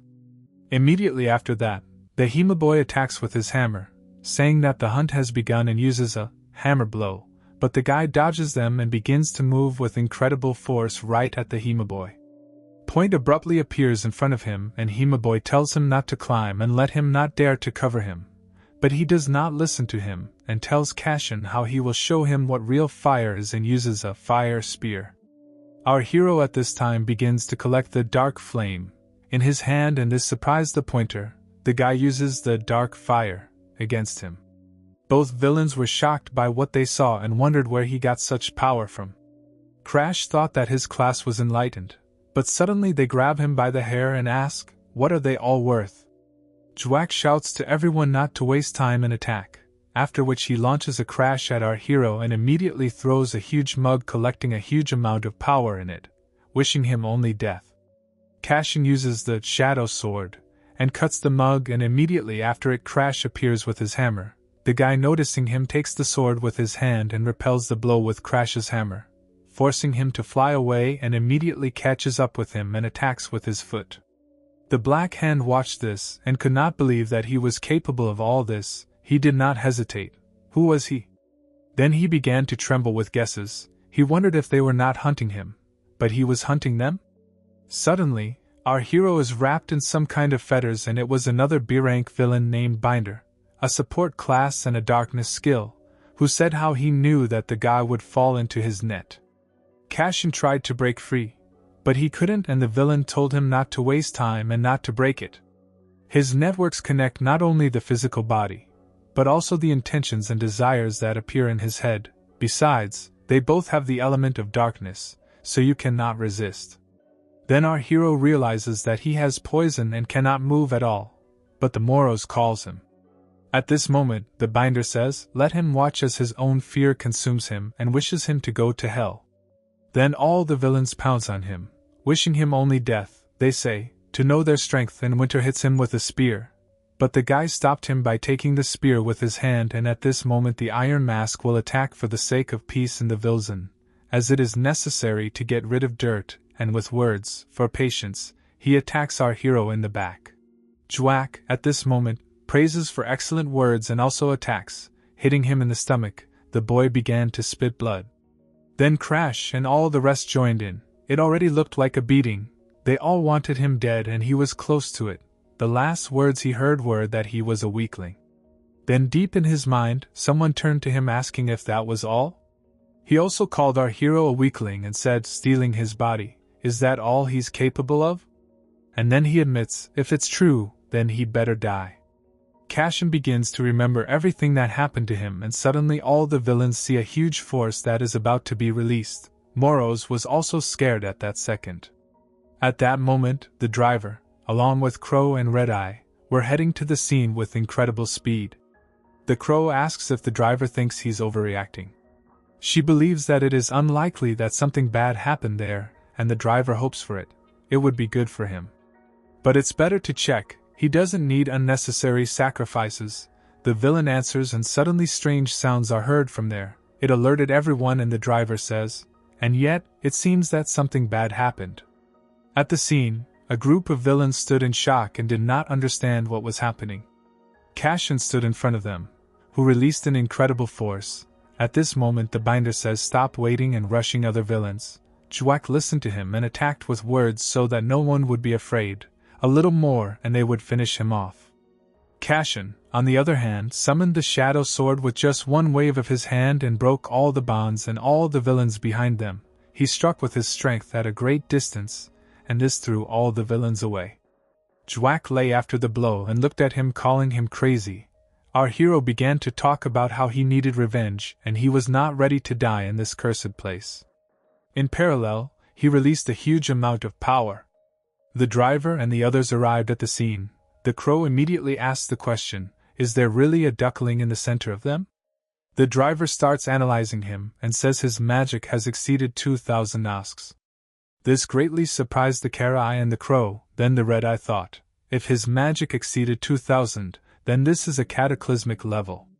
The Crow prepares for battle and asks what to do. She doesn't even know how to stop him, but the driver is silent and watches him closely. Meanwhile, Moros is trying to reach out to the Kashians and asks if he is really that bad. He asks him to remember what they are here for, but he only growls in response, and then Moros, with all the power of his voice, asks Kashian to wake up. When he came to his senses, and this surprised Moros, Kashian turns to him and says, did he really think that he had lost control of himself forever? And he adds to him, don't you dare doubt him, and shows him the DSP, after which Moros says that he should thank Red Eye for him. The driver immediately noticed and tells the others that he seems to have come to his senses, but the crow adds, it's even a pity, such a show was planned, they would have seen his true strength. Then the driver started to analyze him again and noticed how his mana points became the same. After that he wondered if it really was an ordinary explosion. Meanwhile, Moros is interested in the condition of the Kashians, which he asked about. The guy replied that he only felt dizzy. Next, he casts his gaze at the villains in front of him and asks if they want to continue fighting with him. Jwack tried to get up and continue the fight, but someone from the outside said they were giving up. It was the Black Hand who admitted defeat, but Jwack had a different opinion and shouted at him to speak only for himself, since she could still fight. But the Black Hand in a commanding tone told her that he also surrendered, but she still denied it, and then the villain grabbed her and hit her in the face. He asks her to stop and asks her straight to her face, is she so ashamed to admit defeat, is there really no pride left? She calls him a jerk and says, just a little bit more and they would have defeated him, but he answers how she can tell all this to the boss. Then a driver with a crow and a red eye appears. Their appearance surprised Jwack very much. The driver went to Kashian and said that he had won and congratulated him on passing the test. The guy looked at him and asked if he was really that happy. The villain answers, of course, because now he is a real villager, and then our hero smiles saying, since he is a full-fledged resident, he can rest here for a while and falls unconscious. At this moment the driver catches him. At that time, our hero's sister arrived at Philadelphia National Airport, and immediately texted him about her arrival. But he did not respond. Then she thought that everything was fine with him, and went to the exit. At the entrance, she was met by a man from the company with a sign with her name on it, and she immediately noticed him. Then she thanked him that the man had personally come to meet her, and he asked her to address him by the name of Sean. He asks her if she would like to come and see the house first. He gladly accepts the offer and thanks for it, but he does not see anything wrong with it, since it is part of his duties. Then he asks about the manager, and what kind of person is he? Sean replies that he is a great person, loves his job, went on a business trip, will be back in 10 days. Then he adds if she is interested in something, let her ask, do not hesitate, he answered everything. She thanks for this and feels some relief and promises she will work hard. After that, we were transferred to the NS orphanage, where young Kashian told Jeff how he would become a psyker. But Jeff thought that the boy wanted to become a cool villain, but the guy answered him, those were dreams in his childhood. Next, Jeff decides to ask the boy why he wants to become a psyker, to which he responds to be on the side of good. But this made the man laugh and says that the boy still thinks like a child, and Kashian asks to explain to him why this is so. Then Jeff asks Kashian to listen carefully. Not all psychers are on the side of good, but the boy did not understand how it was, because they are all fighting villains? But Jeff did not know how to answer this. Then the boy asked who was on the side of good, not the villains? But Jeff did not answer this, thinking about something, after which he gave the answer, the one who is fighting for universal peace. And he praises him by putting his hand on his head. Let him appreciate what he has and remember, it is not always good that it seems so. In conclusion, he asks the boy to become the person who will do everything right. Someone started calling our hero by name, and he woke up from a dream. He notices how he is not at home and everywhere is a mess and a lot of different instruments. Then he gets up and asks where is he. Moros was glad that Kashian had finally woken up, and then he asked the spirit if he had called him. But Moros did not understand what was going on. Suddenly someone was surprised to enter the room, and it was the driver who thought he was still asleep. She looked at him with relief and Kashian looked at him without understanding anything. Meanwhile, in Lampas's office in Korea, where Kim Woo-chang was walking down the corridor, He knocked on the door and then walked in congratulatingly down on his discharge from the hospital. But in the end, he sees a depressed person in front of him, and Kim turns on the light. Then he asks, what was he doing here in the dark? But he does not answer yet, and then Kim turns to him again and he answers, his sword. His dear sword no longer works and bursts into tears. Kim does not understand what his older friend means. Dun replies, he seems to have lost his soul, the energy of life has left him. But the young psyker still doesn't understand what it's about, and Dun is sure that Bloodrain did something to him. It's definitely his handiwork. The guy hears Dun promising revenge and decides to just say nothing. We are transferred to the Wilson pub and the driver says that this is the best pub in Wilson. Inside, the driver and Cashin were sitting and celebrating his victory in the test. The villain congratulates him on passing the test and his recognition. The guy asks, could they go somewhere else? But the driver replies that he needs to help Je with sales, and then remembers that he has already punished everyone involved in the incident during testing and hopes that this is enough. Our hero remembers all these events and does not answer anything. Immediately after that he is served a magnificent steak, saying that it is at the expense of the institution. The guy was a little surprised and he decided to ask the outer, are they so generous to everyone here? Jiha answers, she has become the boss and needs to be insulted, after all, but our hero is amused by the fact that now he is the boss. The driver replies that of course he is the boss, he surpassed everyone else, and Cashin asks for the driver himself, but he decided to give up in advance. He had said earlier that he did not want to become one, while Ujehi's subordinate did not understand what was going on here, and Ujeha asked to bring his best steak. The driver continued to tell how he was being paid and there were zero problems with that. Then Cashin asked if the driver was his employer or something? But he asks to call it what he wants. It's just important to him that a strong and charismatic leader like him takes the position of boss in Vilzen. But Cashin does not think that the local residents will just take and agree to follow him. He is like an eyesore for them. But the driver is sure that they will change their minds and most importantly, that he believes in him. Since his opinion remains that way in the future, it will be right. At that moment, Cashin remembered Jeff's words that people fighting for the right cause are on the side of good. The right thing is not always what it seems to him, but do not stop striving to become a good person. After that, the driver remembers that their new boss does not have a villainous name and offers him Black Duckling, or Whoosh, and he also thought of another interesting nickname.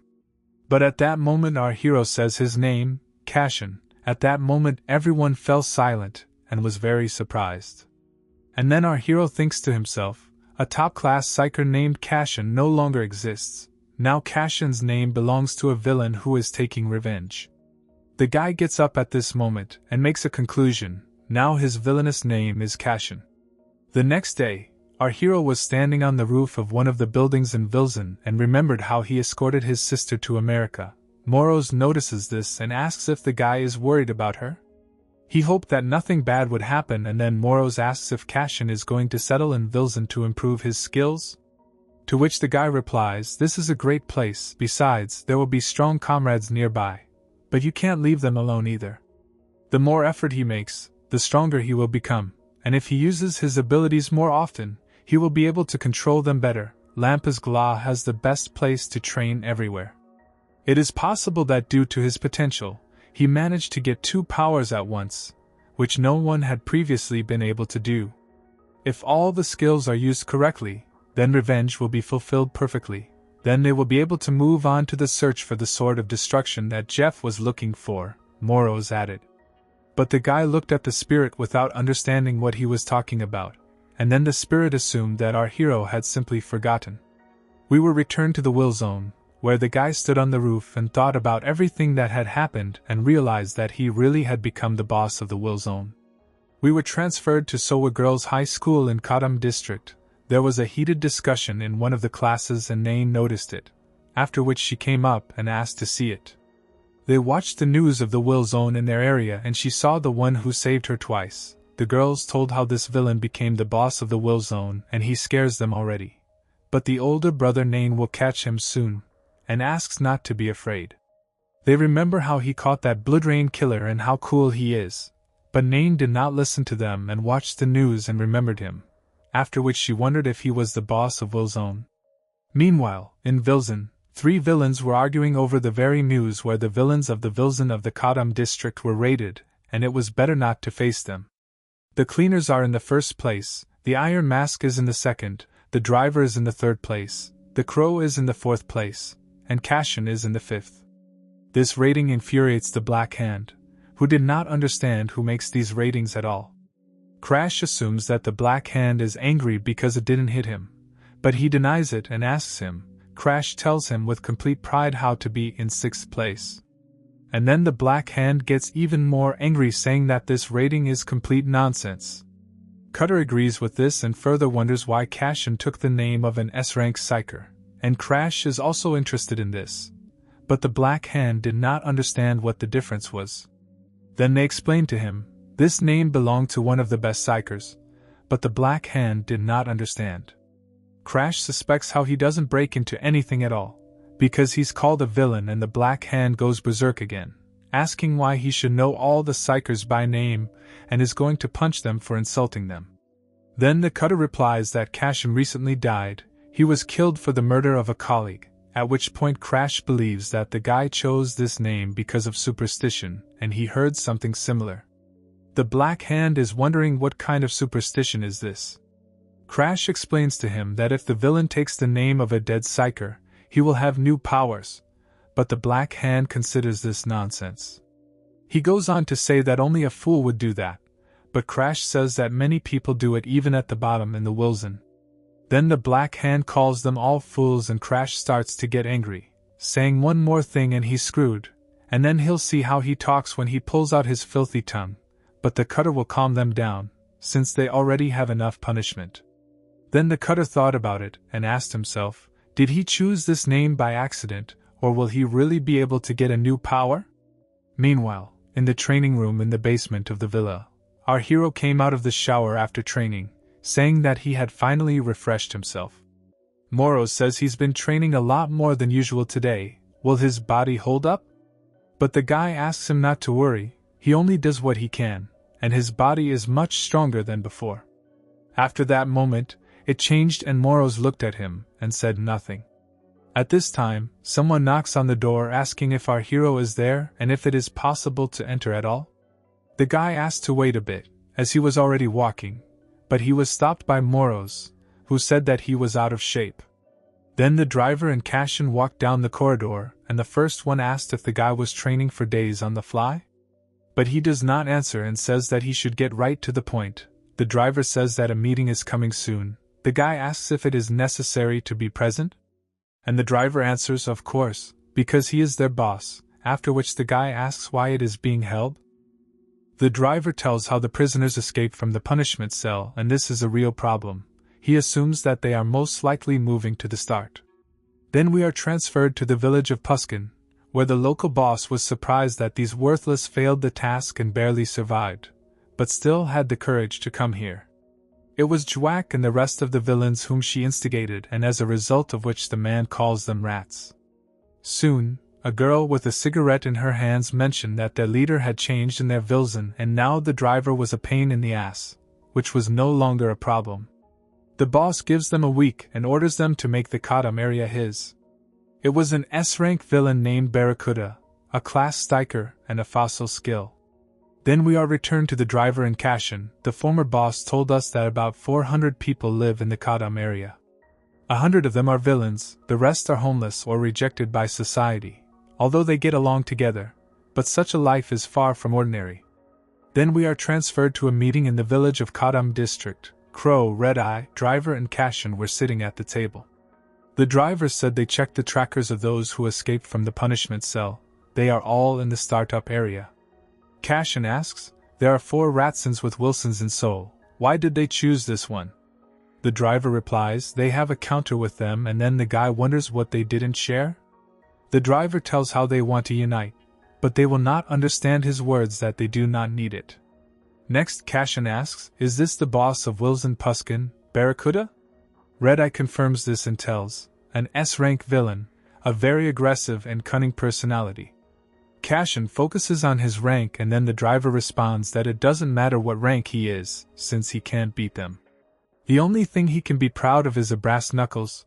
They say it is with magic crystals, and this interested our hero. Further speaking, the clan outnumbers them. It's not even a matter of numbers. They have a lot of top-rank villains. Red Eyes says that if they want to attack, they will not win, and I am sure that this is their plan.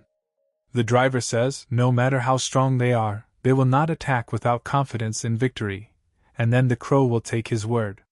He suggests taking this confidence away from them, for example, to show that all the villains of their will zone can get out of control, to show how freedom-loving they are and how difficult they are to manage. Drive says that this has never happened before. You can try it, as long as it doesn't look too fake. Then he turns to the boss and says, besides, they have a secret weapon that started going somewhere, and the driver asked about it.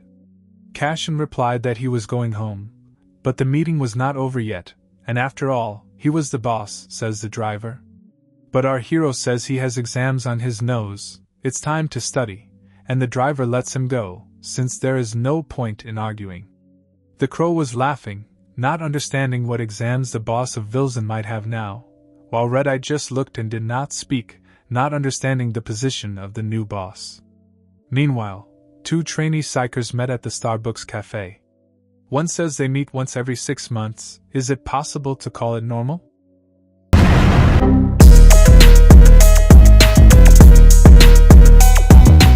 Kim answers, the problem is small, and he did not ignore his calls, and his interlocutor noticed that he did not try to call first. His interlocutor was a trainee psyker with no rank named Seo Jiho, a support class and the ability of psychokinesis. He said it was autumn, graduation was coming very soon, and asked what plans for the future. But Kim did not understand what Jiho meant and asked about it again. And then Uchin was asked directly whether he would continue to advance as a psyker or go to study. In parallel with their conversation, everyone looked at them and considered them real handsome. Someone even suggested that they were dating. The guys were talking about the future, and Kim, when asked about future plans, replied that he did not know yet. Uchwon would like to try himself in different fields, accumulate life experience. Jiho replies then he should have chosen not an ordinary high school, but a special training campus for psychers, as his father wished. After these words, Kim turned his gaze away and thought about his father, and Jiho notices this, after which he says if he, like his father, becomes an S-rank psycher, he will surpass him. But Uchin replies that he is not ready and explains that only 30 people in the whole world hold this title, and his goal is to become one of them. Next, he puts on a cup of coffee and adds, when he becomes one of the S-rank psychers, then he will be able to take revenge on him. Joha didn't say anything to this, and then decided to change the essence of the conversation a little, saying that top-rank psychers are usually very strong on their own, and they have well-developed abilities. A simple support like Joha cannot reach such a level. Kim replies that there is a support among the top-rank psychers and Joha knows about him and he is only one.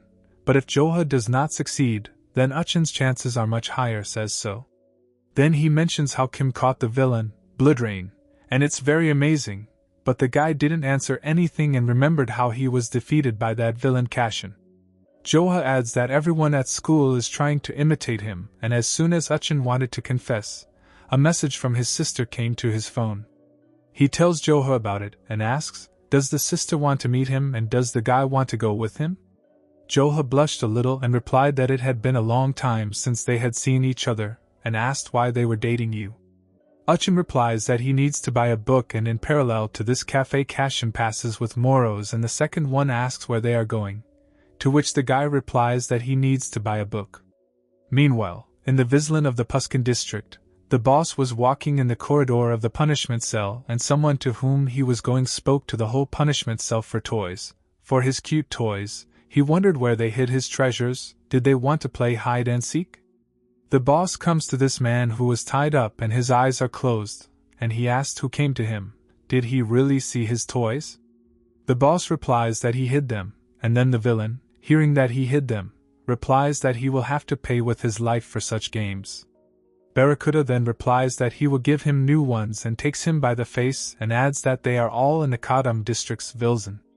This amused the villain very much when he heard behind the scenes, since his homeland is there. Then Barracuda asks if the villain remembers the driver?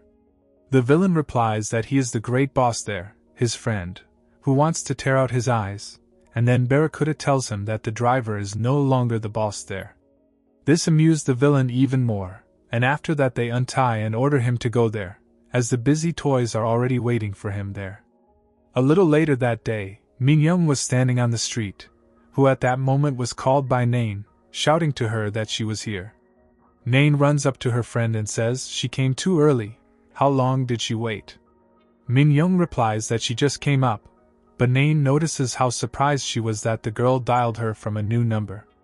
The girl then explains, after discharge, she changed it and remembers the events that happened to them, saying that she wants to forget about everything. After that, they went to the bookstore and Min-young asks where brother Nain is now.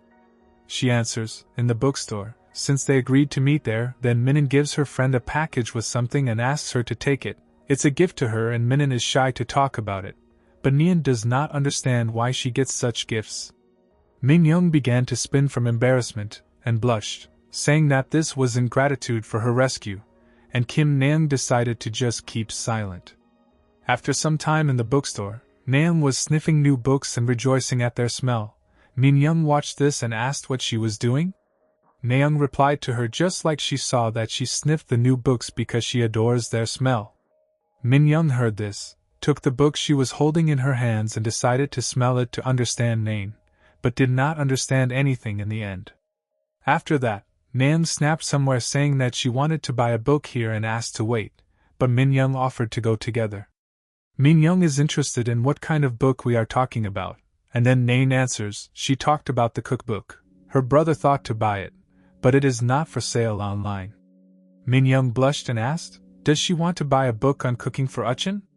The girl confirmed this and simultaneously searched for it on the shelf and abruptly finds it. Then she reaches out to take it, and a second before it, someone else intercepts the book. She turns around and asks to wait since she took it first, but the person who took the book does not understand this, since it is in his hands now. This man was Cashin, and the girl, looking at him for a second, lost her voice, and then our hero recognizes the girl, remembering that she is Kim Uchin's sister, and it was her he saved then. Then he looks behind Naeung at Min-young and sees how everything is fine with that girl. After that he gives the book asking Naeung to take it. She takes it and he immediately leaves. But the girls did not understand anything looking after him, and he talked with Moros, who was not going to help him with cooking tomorrow, and the guy asked him to calm down, as they will now ask the employee if there is still in the warehouse. The girls looked at him, and Min-young asked if Naeung knew him, but she shook her head in the negative. Naeung herself didn't say anything and just stared after him, but it was obvious that she was interested in him, as she felt something familiar.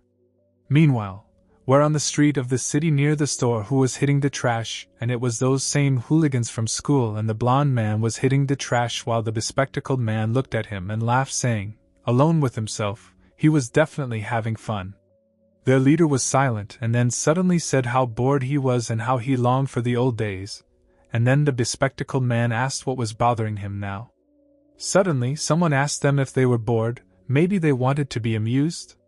A man in a hat and with a large scarf around his neck stands in front of them. The hooligans were scared and asked in fright who he was at all. The unknown man takes out a large gift box and says how he will give them a gift. They are so cute, they need to be amused. Then he asked what they are afraid of. The hooligans immediately realize that this man is a villain, which they asked him about. Then the villain notices their unwillingness to receive a gift and says they can refuse. They immediately refuse, but the villain responds to them, there is nothing funny about refusals. He said this, he uses the gift time skill and puts a gift box on the head of the leader of the hooligans with the words how he is sure they will like it. The others watched and trembled when they saw what had become of their leader.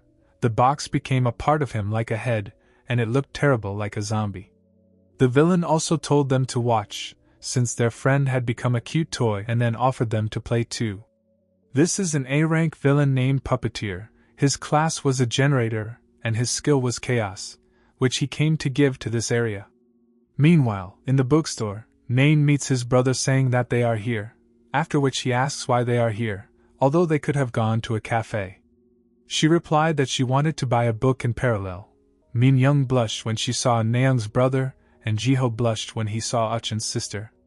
Uchin asked what book she wanted to buy, and then she shows the cooking book saying he was looking for it.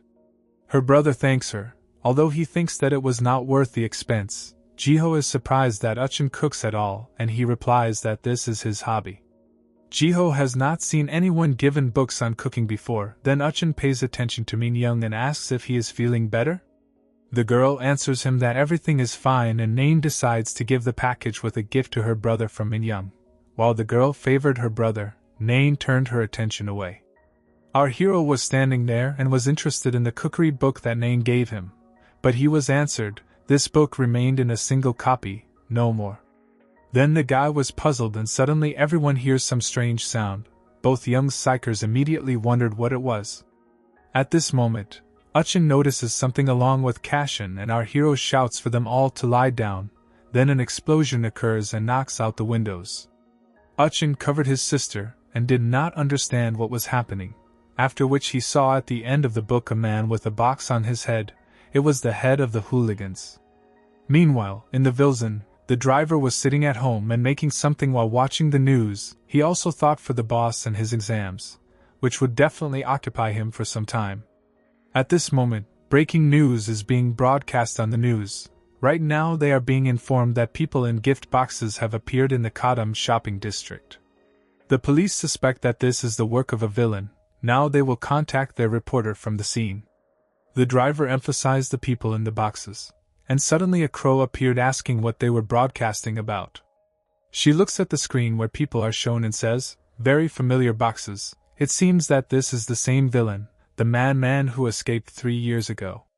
Meanwhile, in the bookstore, one of their people attacked the psychers and our hero. Jiho looked at him and assumed that he was a villain, but still something was wrong. Suddenly the possessed man releases toys from a box on his head that attacked the psychers. They easily coped with it, but miss one toy that flew straight at Nain. The girl did not know what to do and were very scared, but our hero saves them by hitting the toy with a book. Naeung thanks him, and he didn't just stand silently and stare at the toy, after which it suddenly dissolves, and the possessed became more distraught.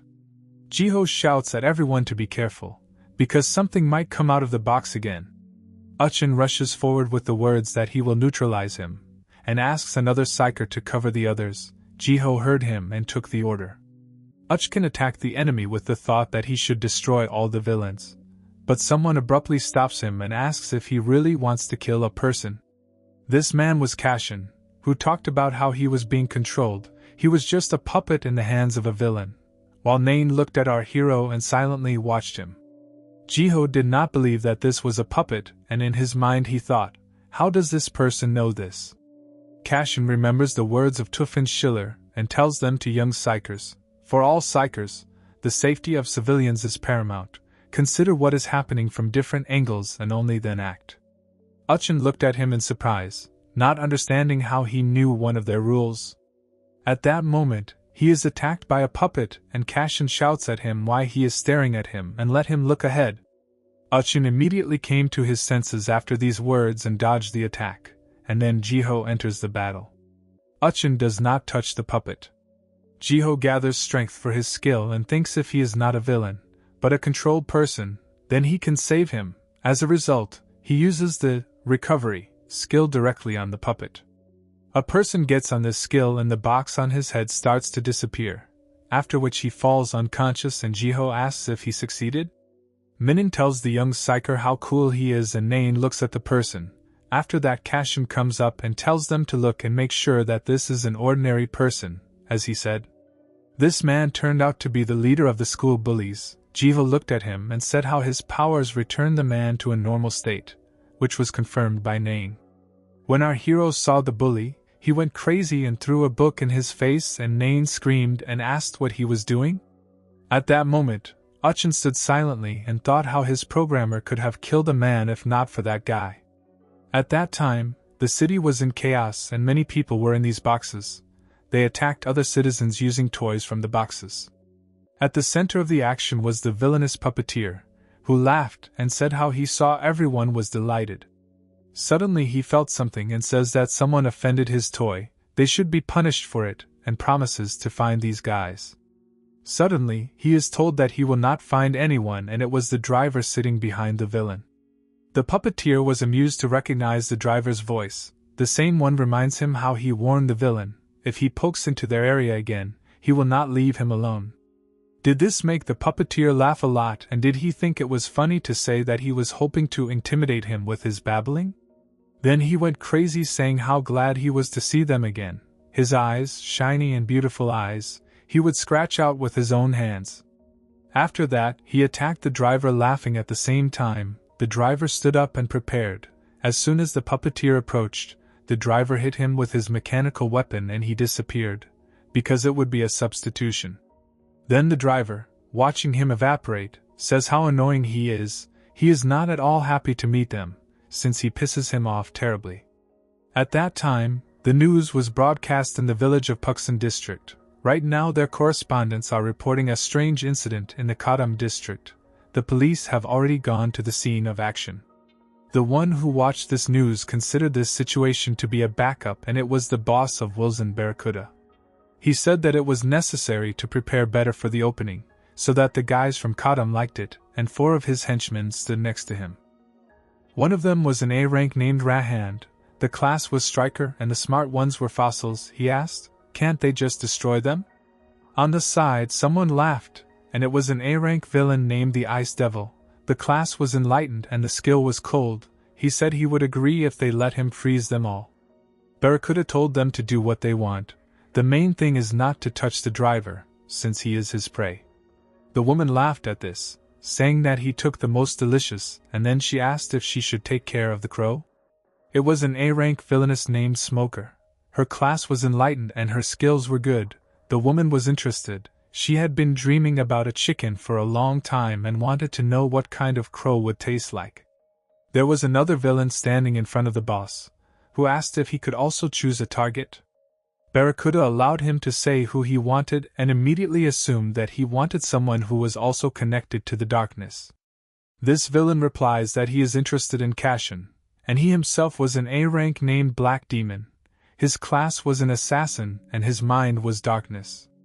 The Smoker says that this is an unexpected statement, and Barracuda mentions that he is the new boss of Vilzen after all, but it's his business, for which the villain thanks.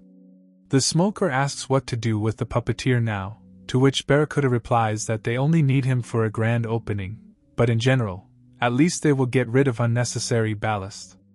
The woman thinks this is cruel, and then the boss adds, smiling at the same time, this time the Vilzen Kadama will pass into his hands. Meanwhile, in Kadama, the riots staged by the puppeteer continue and one of the puppets attacks people, but suddenly she is attacked by Jiho with her recovery, and screams how they saved these. It was already the 3rd person saved. Uchin says how there will be more of them if they do not find the main culprit, but Jiho asks him to wait, since it is dangerous. They have already informed the headquarters, they just need to wait. But Uchin replies he can do something worse, they do not have time. Then Jiho asks if Uchin knows the criminal. He confirms this by answering, the puppeteer is a famous psycho, he read about him in the recordings of Wilson Kadam. Then he imagines him and adds how he will do everything for his own pleasure. At this time, our hero is looking at the phone from a distance and Moros is interested in what is written there. The guy says that the driver sent a message and writes that a villain named Puppeteer is behind what is happening. Moros notices, apparently, a dangerous kid, since he was told about him, and then Cashin assumes that he is somewhere nearby. Then he starts turning his head and decides to get out of here as soon as possible. Moros agrees, since there are too many people here. Then they try to disappear unnoticed, but Nain notices them and calls to them, asking him to wait, and not understanding where he is going, he replies that he is going home. She says it's dangerous to walk alone now, and offers to go with them. Minin confirms this and adds, it's safer with them, since Brother Nain is a pacemaker. The guy didn't answer anything and didn't know how to get rid of them, but Moro says the plan to disappear unnoticed failed, which upset the guy very much. Suddenly, he notices a puppeteer behind the girls, who decides to put boxes on them. He shouted to them to be careful and grabs them with incredible speed and dodges the villain with them. The girls were shocked and Nain herself was surprised looking at our hero. At that second 2 young psychers noticed this, and were surprised by the guy's speed and immediately ran to their aid. But the puppeteer stands in front of them with the words, "That's who offends his toys," and it makes him very angry. The guys recognize the villain and Uchkin says how not to look for him, since he came to them himself and this pleases the villain, whom they know. He decides to reward them for their knowledge. Next, he takes out a box with words, "A special gift for special guys," then he runs with the box in his hands right at the psychers with words, "This is a very rare gift."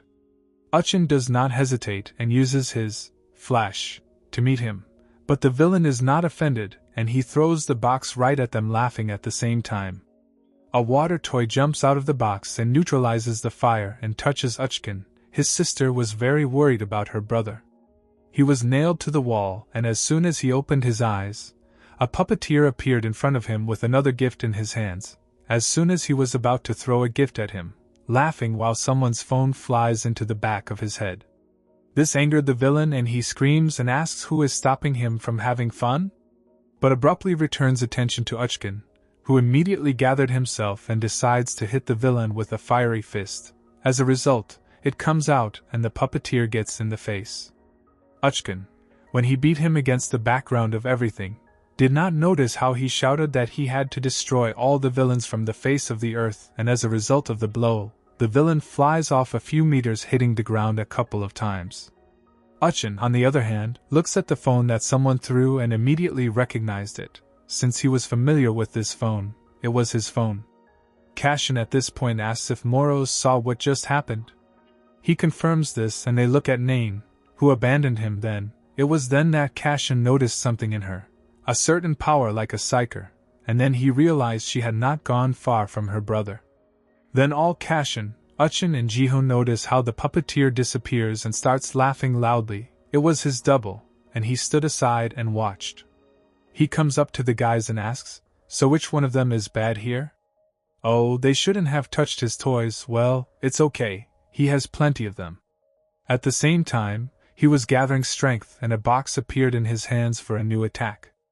At this time, Lee Dun comes running to the Korean branch of Lampas and asks for forgiveness. He urgently needed to go to the bathroom. A certain woman meets him and answers, "Poor Uchin, he probably suffered from such a mentor as Dun." Then they get into the car and Dun asks, "Do you have a new car?" And stitches her cool, "She's evil," orders him to quickly get in the car and shut his mouth. Then they drove to the scene of the incident, and the woman told them, in the center of Rayon Kadam Ko 0 what happened. This is a densely populated area. The longer they do not settle the incident there, the more victims there are. It was an A-rank psyker named Hem Jason. The class was a striker, and the skill was physics.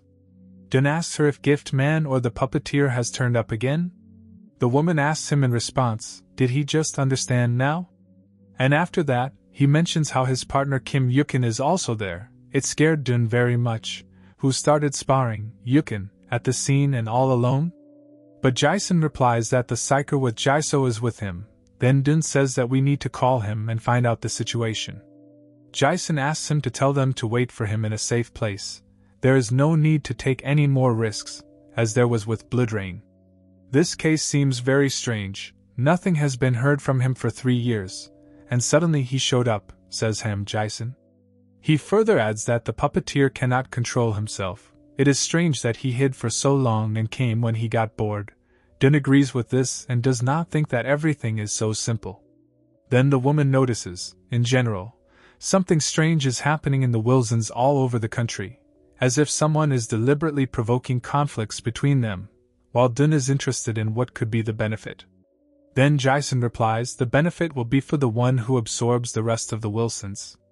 Then Dun starts to get hysterical that Uchin's phone is not working, and the puppeteer's friend did something to him. Jaiso strongly pisses Dun off with his vision, and tries not to break off, saying that he just calm down and call back. He dials and it doesn't help. Then he starts to get hysterical, even more worried about his partner, and suddenly he got hurt. But the woman is annoyed and she yells at him to calm down, calling him a fool. Meanwhile, they show us the drone that they saw above our hero and the others. Then they show the puppeteer's box, who laughed, Then the number of boxes went away and the villain says how they will have fun with them all night until they get tired of playing to death. Then he launches all these boxes at Uchin, but he manages to dodge all the boxes by knocking them down in parallel, but toys jump out of the broken boxes. After that, they all get on Uchkin and start hugging him. The puppeteer shouts to him, "This unique object is designed specifically for him. Very soon he will become his best toy," and then begins to laugh. Kim Uchin begins to grab more and more toys and boxes of the villain. Meanwhile, Cashin turns to Jiho, calling him Blue Hair, and says what he stands for: let him use his power on Uchin. Jiho immediately came to his senses and begins to act. The villain realized who had not paralyzed his toys. Then Jiho uses recovery on Uchin. As a result, all the toys disappear. The villain, watching his toys disappear one by one, gets angry and screams at Jiho, saying that he should not dare to touch his toys. At this moment, Uchin pushes the villain in the back with his whole body and he flies into the wall, immediately followed by blows from the psyker, but the villain manages to react to each and dodge. After that, he grabs the guy by the jacket and says how he caught him laughing at the same time and calls him his super rare item. The young psyker begins to tremble and suffocate while the puppeteer was telling him that it would be an honor for him to become his toy and begins to laugh. At this moment, a shadow sword is stabbed into the wall near them and shadow bonds appear from it. As a result, they embrace the villain, who did not understand anything of what was happening. Kim Yukin does not waste time and gathers strength in his fist to strike, but the villain screams in despair, who dares to touch his toys. Next, the guy delivers a crushing blow to the villain, and he, losing his creation, flies off a couple of meters. After the battle, Uchin checks his throat and Jiho runs up to him, but the young psyker noticed the sword from the shadow and immediately realized that Cashin had helped him again. The driver watched all this from the roof, did not understand how to react to it, but decides to pretend that he did not see it. The next day, Uchin was in his apartment and watched the news where it was said about yesterday's incident after lunch in Kadam district. The studio host and psyker Ham Jason were sitting there. The host was asking, "It is confirmed that the puppeteer is the villain and the culprit in the incident, right?" The woman confirms this. Many civilians were injured because of him and the infrastructure of the area was destroyed. Then the presenter asked the following question: has crime become more frequent in Kadam lately? What is the difference in her opinion? Jason replies, the Wilsons prove that villains are socially adapted to a certain extent. Also, cities that have a vill zone show a lower level of criminal incidents. All the villains guilty of crimes were not in the Wilsons, which proves the negative result of such an omission. The presenter understands and asks, then what can he offer as a solution to this problem? She thinks it's worth working on the Wilson system. If it weren't for the psychers, everything could have ended in a more terrible tragedy. The host confirms this and tells how he heard that psychers Kim Yukin and Seo Jiho performed well in this battle. Then he goes on to say, in general, Kim Yukin is actively involved in many recent events. What does Jason think about it? She replies, he is a rising star of the Korean branch of Lampas. Many would like to accelerate his career advancement. Kim Yukin, on the other hand, does not turn off the TV and remembers how immediately after defeating the puppeteer, Lee Dung praised him and said how proud he really was that he was his partner, and thought that his training could be considered successfully completed. Then it drove the guy crazy and he even bared his teeth thinking that now Cashin had done everything. Then he wonders why the villain saves people, what are his goals, what is he trying to achieve?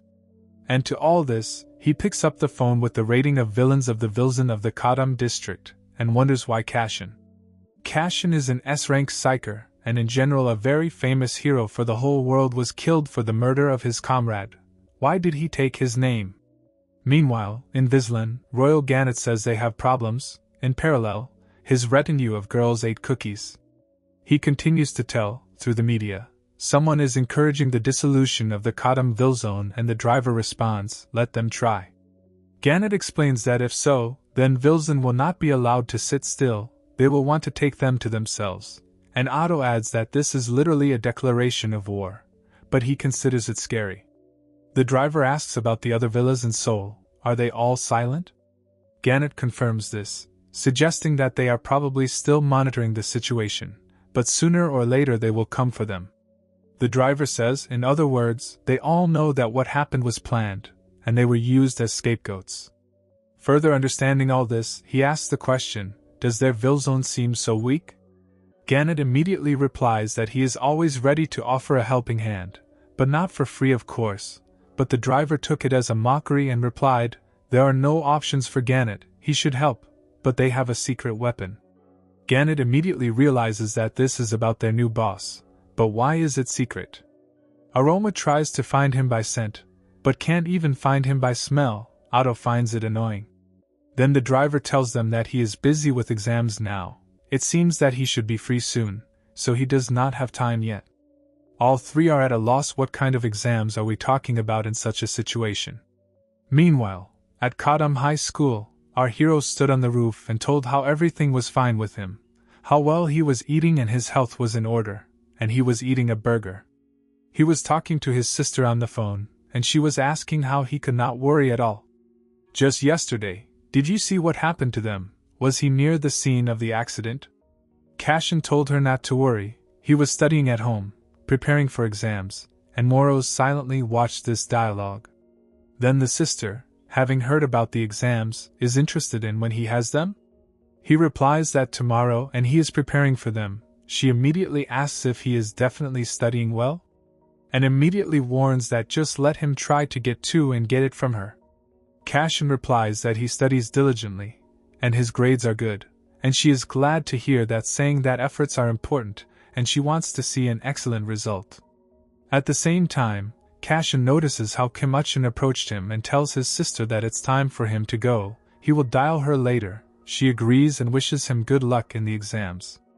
After that, he puts down the phone and the two guys looked at each other. Our hero was waiting for Kim Uchin's words, since he did not know why he came, and Uchin says how he has a conversation with Kwon Kong.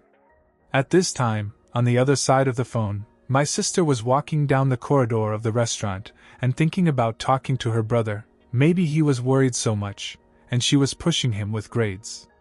After that, she thinks to tell him where the stash is in the house and let him eat well with this money. Suddenly, someone calls Yuri, and it was Sean, who was looking for her and called a lot of times. She apologized for this, as she was talking on the phone, and immediately asked if something had happened during her absence. But Sean calms her down and tells her that their director just returned from a business trip and said that he would personally like to see her. She was a little surprised by this news, and then Sean took her to the principal's office. She asked permission to enter the office, where the director himself was standing at the window, and heard her enter. Sean introduced the young girl, saying, "This is the manager, Kwon Yuri." She thought, "Is this the director?" The director apologizes for calling her so suddenly. Coming up and holding out his hand, he finishes, "After all, the hour is already late." She looked at him in surprise, and he said, although it is late, he is glad to meet them, and introduces himself. His name is Vincent. At this time, Cashin met with Kim Woo Chang and asked him what he wanted to talk to him about. The psyker gathered his thoughts by closing his eyes and then opened and said words of gratitude for yesterday. Without Cashin they would not have survived. Our hero was thinking, did he really come just to thank you? Recalling yesterday, Uchin says despite the danger of the situation, he helped, risking his own life. He acted like a psyker, Kwon Kong. Then he holds out the package, saying, "And here's another thing." Cashin is interested in what it is and what is inside in general. It was a gift from Uchwon's sister as a thank you for his help, after which he decides to say bluntly, she gives the guy a gift for the first time. In parallel, he squeezes the handles of the package. And since this is her first gift to the guy, so he asks to accept it and gives the package. After that he turns around and is about to leave, but suddenly remembers something. He decides to ask Cashin about it. By the way, did he see the guy in the black suit yesterday? But our hero did not answer anything, decided to show that he did not understand, and then Uchin looked at him and abruptly left with the words that he forgot about this question and wished good luck on the exam. Moros is interested in the contents of the package, which he asks about. Then Cashin offers to look at what was inside. Surprised the guy. There was a cooking book that he had previously given to Nain.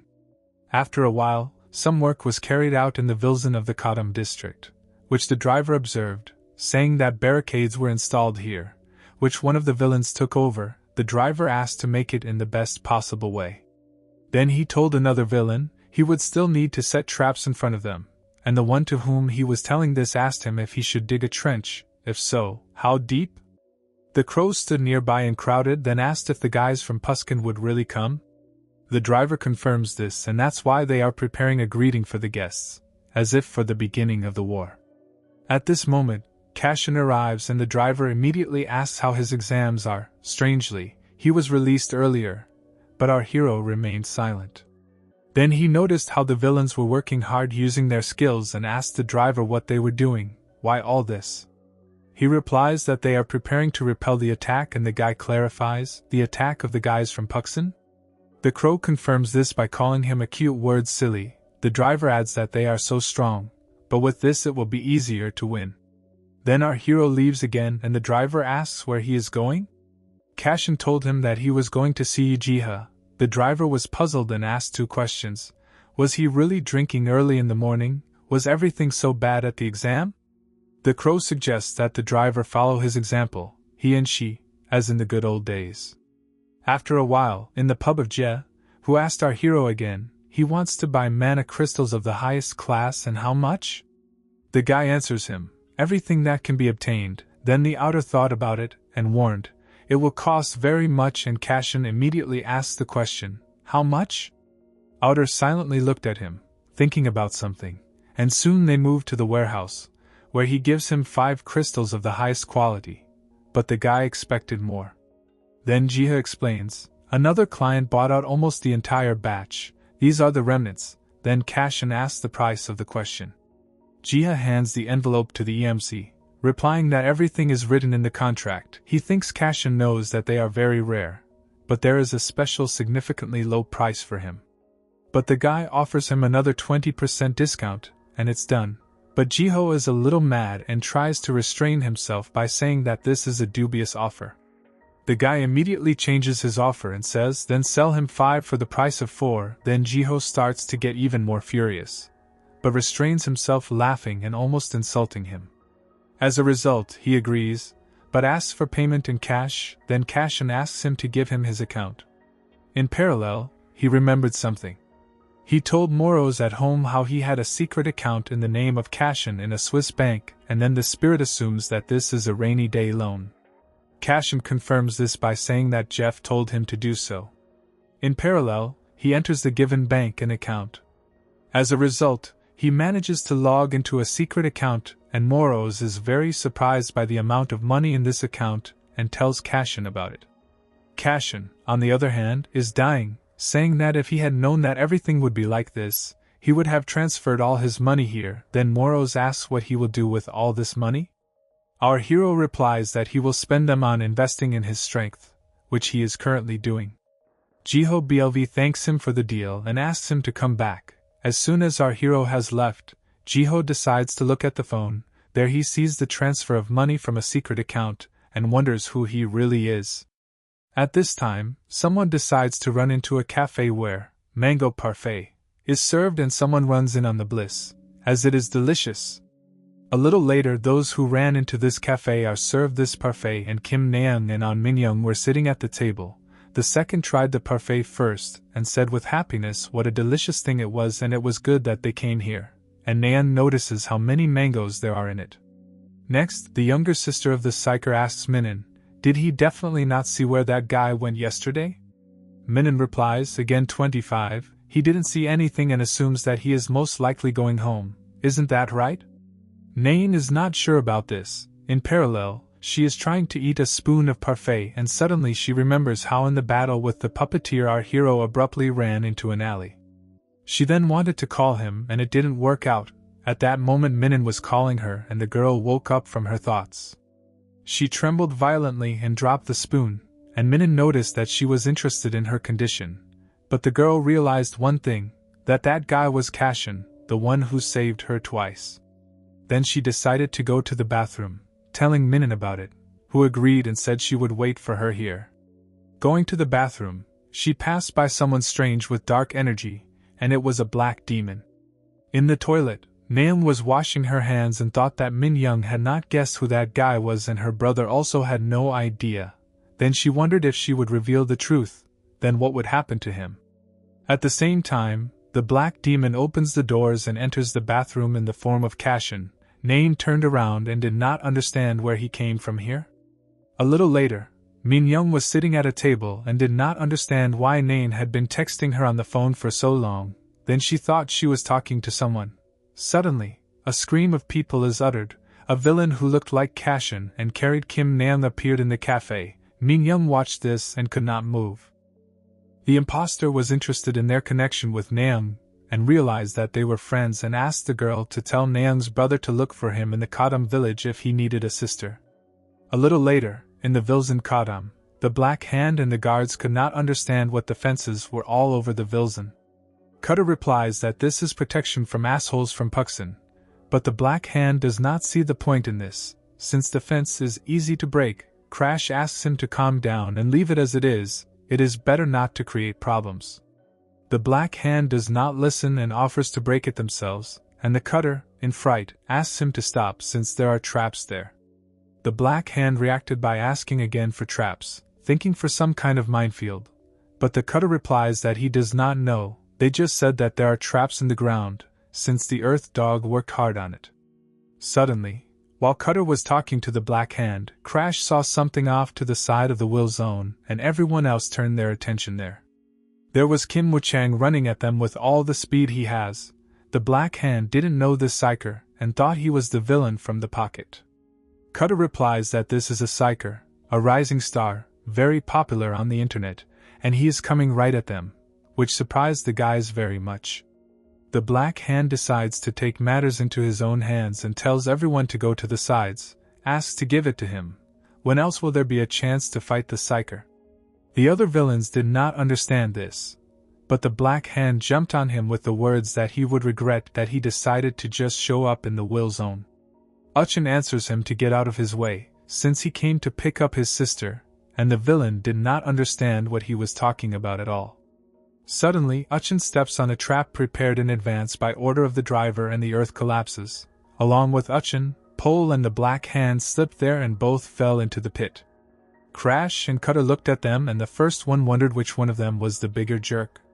Meanwhile, in the same Kadam pavilion, but only in Cashin's personal training area, our hero accepted the mana crystals that he had bought earlier from Je. And it was noticeable how his mana increased. But Moros asks how it feels after absorbing the best mana crystals. The guy responds to him, feeling as if he has become stronger, but nothing more. Then he asks to check his stats. In an open window, you can see how the range of mana has grown and Cashin says 860 mana points. You can say he is now a B-rank villain. Moros reminds you how he said that the more mana he initially has, the more crystals will help. Of course, if he finds the true crystal, then another matter. In the opposite case, you will have to demand artificial crystals in huge quantities, explains Moros. Cashin answers then he can just focus on training. Moros remembers the surge of strength on the test and says he has a choice, but he would like to continue to see a rapid increase in mana, as during that explosion. Suddenly, our hero notices something and asks, "What are these numbers near the skills?" The spirit responds to the guy, "It's a skill boost," but Cashin didn't quite understand what that meant. Then Moros explains that he used 2 shadow swords at the same time during the battle with Bloodrain, but the guy himself did not know how he did it. He has never trained specifically to improve his skills. Perhaps by increasing the amount of mana, he can develop skills. For psychers, such improvement is possible only through diligent training, and only some can combine existing skills to create new ones. This means that he cannot rely on crystals, he needs to develop himself diligently. Although now he is unlikely to be able to repeat the double use of forces, one day he will definitely succeed, and he will take revenge on Lampus. Then the guy realizes about combining skills. He decides to summon a shadow sword and combine it with shadow fire. As a result, he gets this combination, which both pleased and surprised him. Moros can't believe it, just watching them and silently thinking, is it really that easy to combine skills? But he abruptly recalls Jeff's words about Cashin. With such potential, Cashin can definitely be developed into a top psyker, and this makes Moros think about something. Suddenly, someone knocks on the door of the hall and calls Cashin. It was the driver who notified the boss about the strange guests. But the guy considered it nonsense, and what kind of guests are there? Then the driver replies that this is Kim Yukin and wonders what the psyker forgot in the Wilson, which Cashin also wondered about. Meanwhile, in the villa area, where the driver's drone was flying, and there was an imposter in the guise of Cashin walking along the corridor and carrying Nain, after which he turns into himself and enters the room where he was met by a smoker who asked if he really came so quickly. And the others were also in that room. Barracuda looked at Nain and smiled. Then the black demon says that he will put her in a cage, and the boss gives permission for this. The smoker assumes how the boss wants to corner them all, and Barracuda will be very interesting. Then the boss tells you, soon the incident will be announced all over the news. The villains are terrible creatures who kidnapped the psyker's sister. Great headline for the news, isn't it? The smoker smiles and thinks it will be fun, and then Barracuda adds how they will smash them all in a moment. The whole world will turn away from the jerks from the Kadam village. They will be isolated from society, and then they will defeat them, Barracuda explains and burns with impatience. Meanwhile, other things are happening in Kadam's Vilzan. Was Kim Yukin tied up there, and Cashin summarized the fact that he allegedly stole his sister? The crow does not understand where he hid it from all of them then, and the driver confirms this. But the crow also believes that stealing is too low a deal for them. Our hero remembers all the moments with Nain and thought about something and replies that it wasn't him, since he doesn't need to. The driver confirms this by saying he couldn't do that. Next, the driver tells how the guys from their Vilzone do not engage in kidnapping and the like. Uchin starts to get angry and replies that they have stopped talking nonsense and screams asking where is Nain. Then the driver assumes that someone from the startup is probably involved here. Since they like this, it means that there has been a misunderstanding. Suddenly, our hero orders the young psyker to be unleashed, and the villains did not understand this. But our hero replies that this will dispel misunderstandings. Next, they watch through the drone as the imposter carried the drone into the van, and the driver reminds them how he said that it would not be superfluous. And the recording confirms that Barracuda is definitely involved here. The driver specifically sent the drone there to prevent such situations, and all the villains, along with the psyker, watched this recording. Does the crow notice what a great quality? Has he updated the camera on it? Cashin asks who this person is, and the driver assumes that, judging by the ability to change appearance, this is a dark personality. Cashin asks me about my appearance, but the driver asks if he can't see well, but he became Cashin. This angered our hero and he couldn't believe it, because he didn't look like that, and then the driver responds, well, maybe not him. Kim Yukin thinks, looking at all this, that he is one-on-one with Cashin. Then our hero turns around and says, in general, they know who the culprit is, it's time to punish him. The crow and the driver were surprised by this and asked if they should do it right now. Our hero replies that of course now, because kidnapping should be punishable. But he is abruptly stopped by Kim Yukin, saying that he will also go to the Wilson, since his sister's case is swinging. But our hero does not stop him, saying, let him do what he wants. Then the driver asks, will they leave them here? We are all friends. And the crow confirms this by saying that he will also go with them, and the driver notices that the attack is much better than waiting and offers to deal with them today. Suddenly, Black Hand, Cutter and Crash kick down the door and shout that they are coming with them. Then the Black Hand asks, do they want to keep all the fun for themselves? And asks to share. Crash adds that it's time to show yourself, but Cutter asks if they can do it. Cashin replies that he doesn't care how many of them there are. The problem is different, and looks at the driver, who did not understand the problem. But then it quickly dawned on him, and they both looked at Uchin, who did not understand why everyone was looking at him. Meanwhile, in the La Vienne and Rose Hotel, in the director's room, someone was looking at jewelry and saying what a beauty it is. Royal Gannett looked at them and admired how magnificent they were, calling them his favorite. The girls watched him, not understanding what was wrong with him, and thought it was very disgusting. They also knew that he had stolen it all. He couldn't stop calling them his charm, but suddenly Gannett's phone rang. He picks up the phone and asks me what's the matter, since he's very busy playing with his toys right now, and asks not to bother him about nothing. But what he was told made him smile and interested. The girls also paid attention to his reaction, not understanding what they told him there. Then he starts the transformation and says that he agrees and understands everything. Is that all? Already in his usual form, but he talks so that they can rely on him.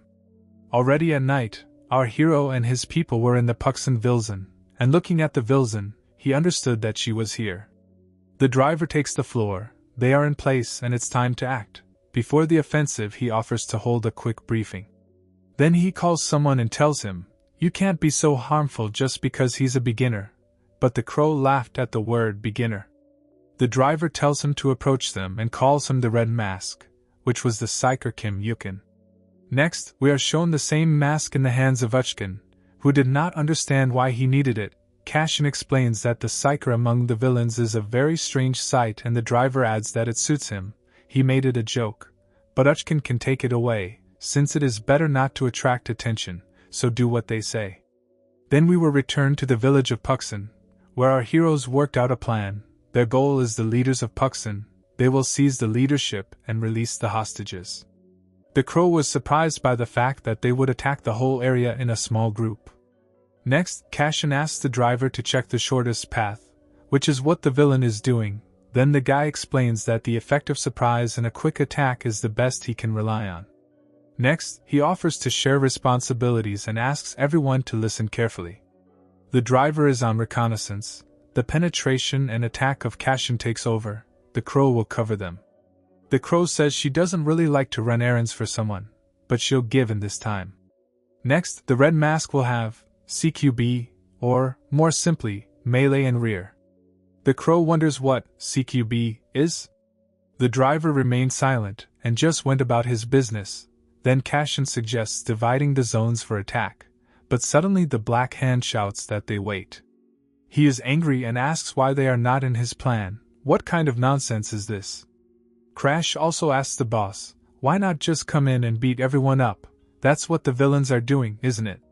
Cashin replies that there is a separate job for them, and the Black Hand asks, is it important?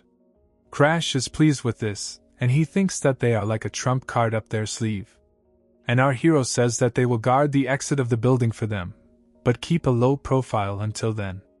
The Black Hand gets angry, saying that this is complete nonsense, and does he really think that they will fall for it?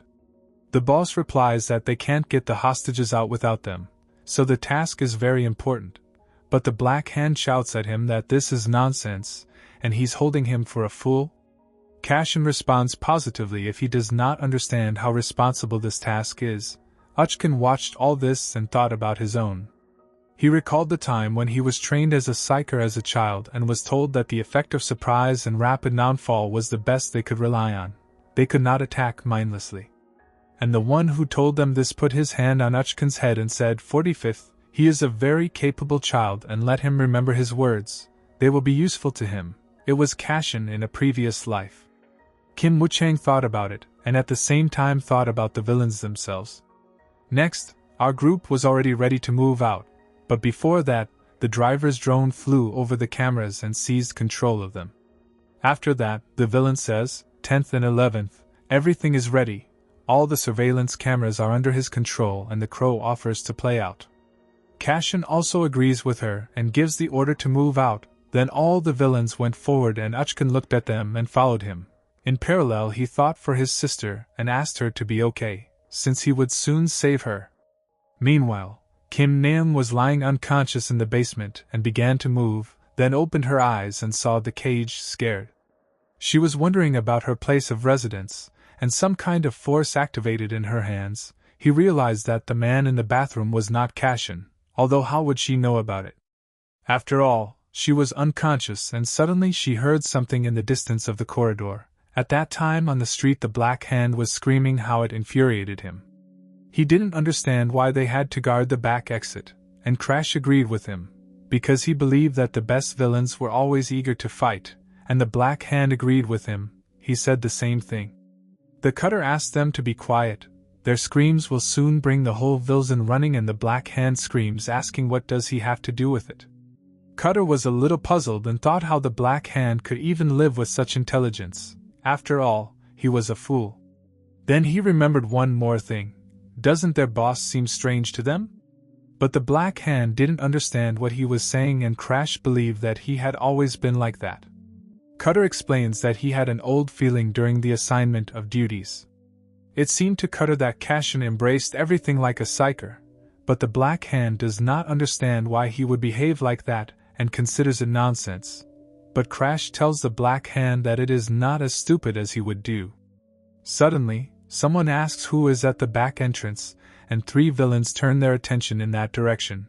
Jwack himself was standing there, which surprised the guys, and Crash said that now they were caught. Jwack asks what they forgot not in their villa, calling them a trio of fools. And then he assumes that they came to surrender to Puxin, but this trio was a little surprised. Then the Black Hand screams back that this is not the case, and they came to pile on the whole Vilzen. The Cutter thinks what a fool he is. It seems that someone is asking from the outside, what kind of buffoon is here? And everyone was shocked to see in front of them one of the leaders of the Will Zone, the Rakehand. Then he says that he has not seen them here before and asks if they are from Kadam. Have they come to spy on them? Does the Black Hand get even more furious and speak with an emphasis on jerks? Jwack also replies that Rakhand should wait, since these guys don't have enough brains for espionage, and have probably come to surrender because they are stupid.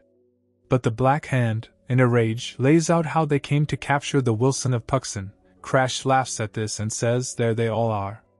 Cutter panics because of these jerks. They're all going to die now, because they were told to sit quietly so as not to get caught. Rakhand rejoices at this and says that it is very stupid, but their bravery is commendable. Then he starts activating his abilities and says, now let them try to prove that she is stronger than a stone. But the Black Hand activates its abilities and asks, the stone, is it like him? Rockhand is surprised to see in front of his Black Hand telling him that his steel fist is 100 times stronger than any stone. Meanwhile, Puxin's boss was sitting at the very top of one of the buildings, waiting and remembering the conversation with the driver before all this.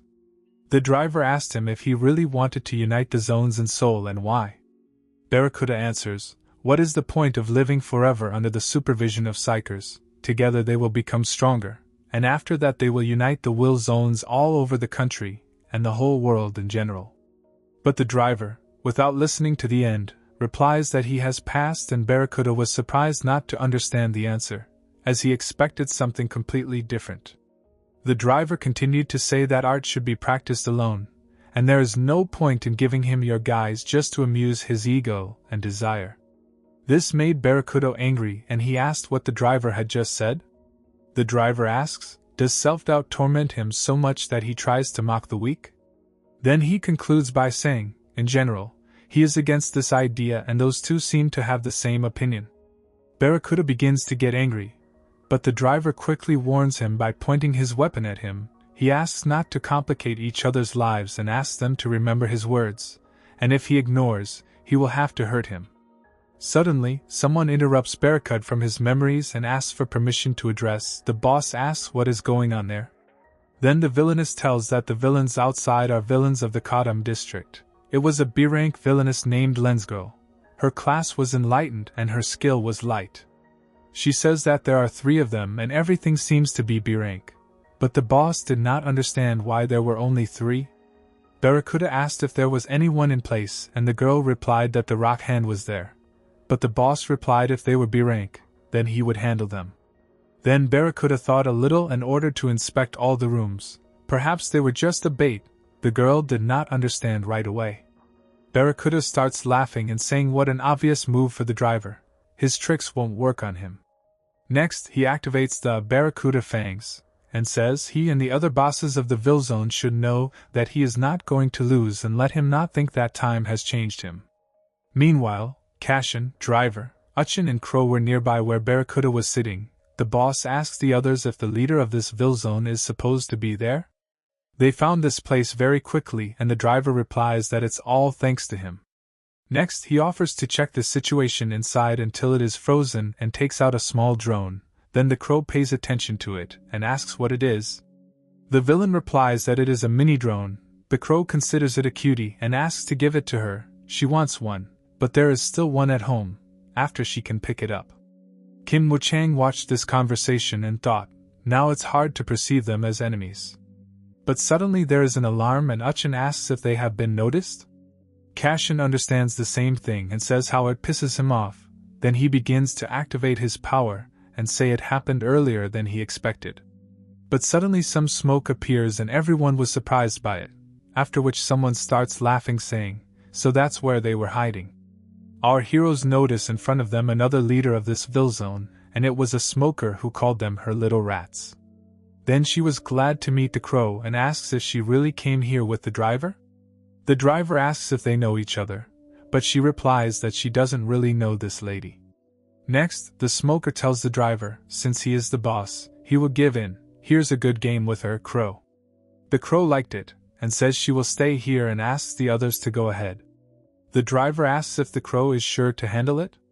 The crow replies that she has a conversation with her, and asks not to get in the way while the women are talking. Cashin asks again if she really doesn't need their help, and it seems she was angry at all. But the driver reassures him that she is only happy about this. After that, they all went ahead and the driver was the last to leave, telling the crow, as soon as he finishes, let him find them. She accepts it. Then the women stay one-on-one and the smoker smiles saying, since the interfering little rats have disappeared, does she suggest that the crows start having fun? The crow is offended by how she called her friends little rats and replies that she seems to have confused them, they are rescuers.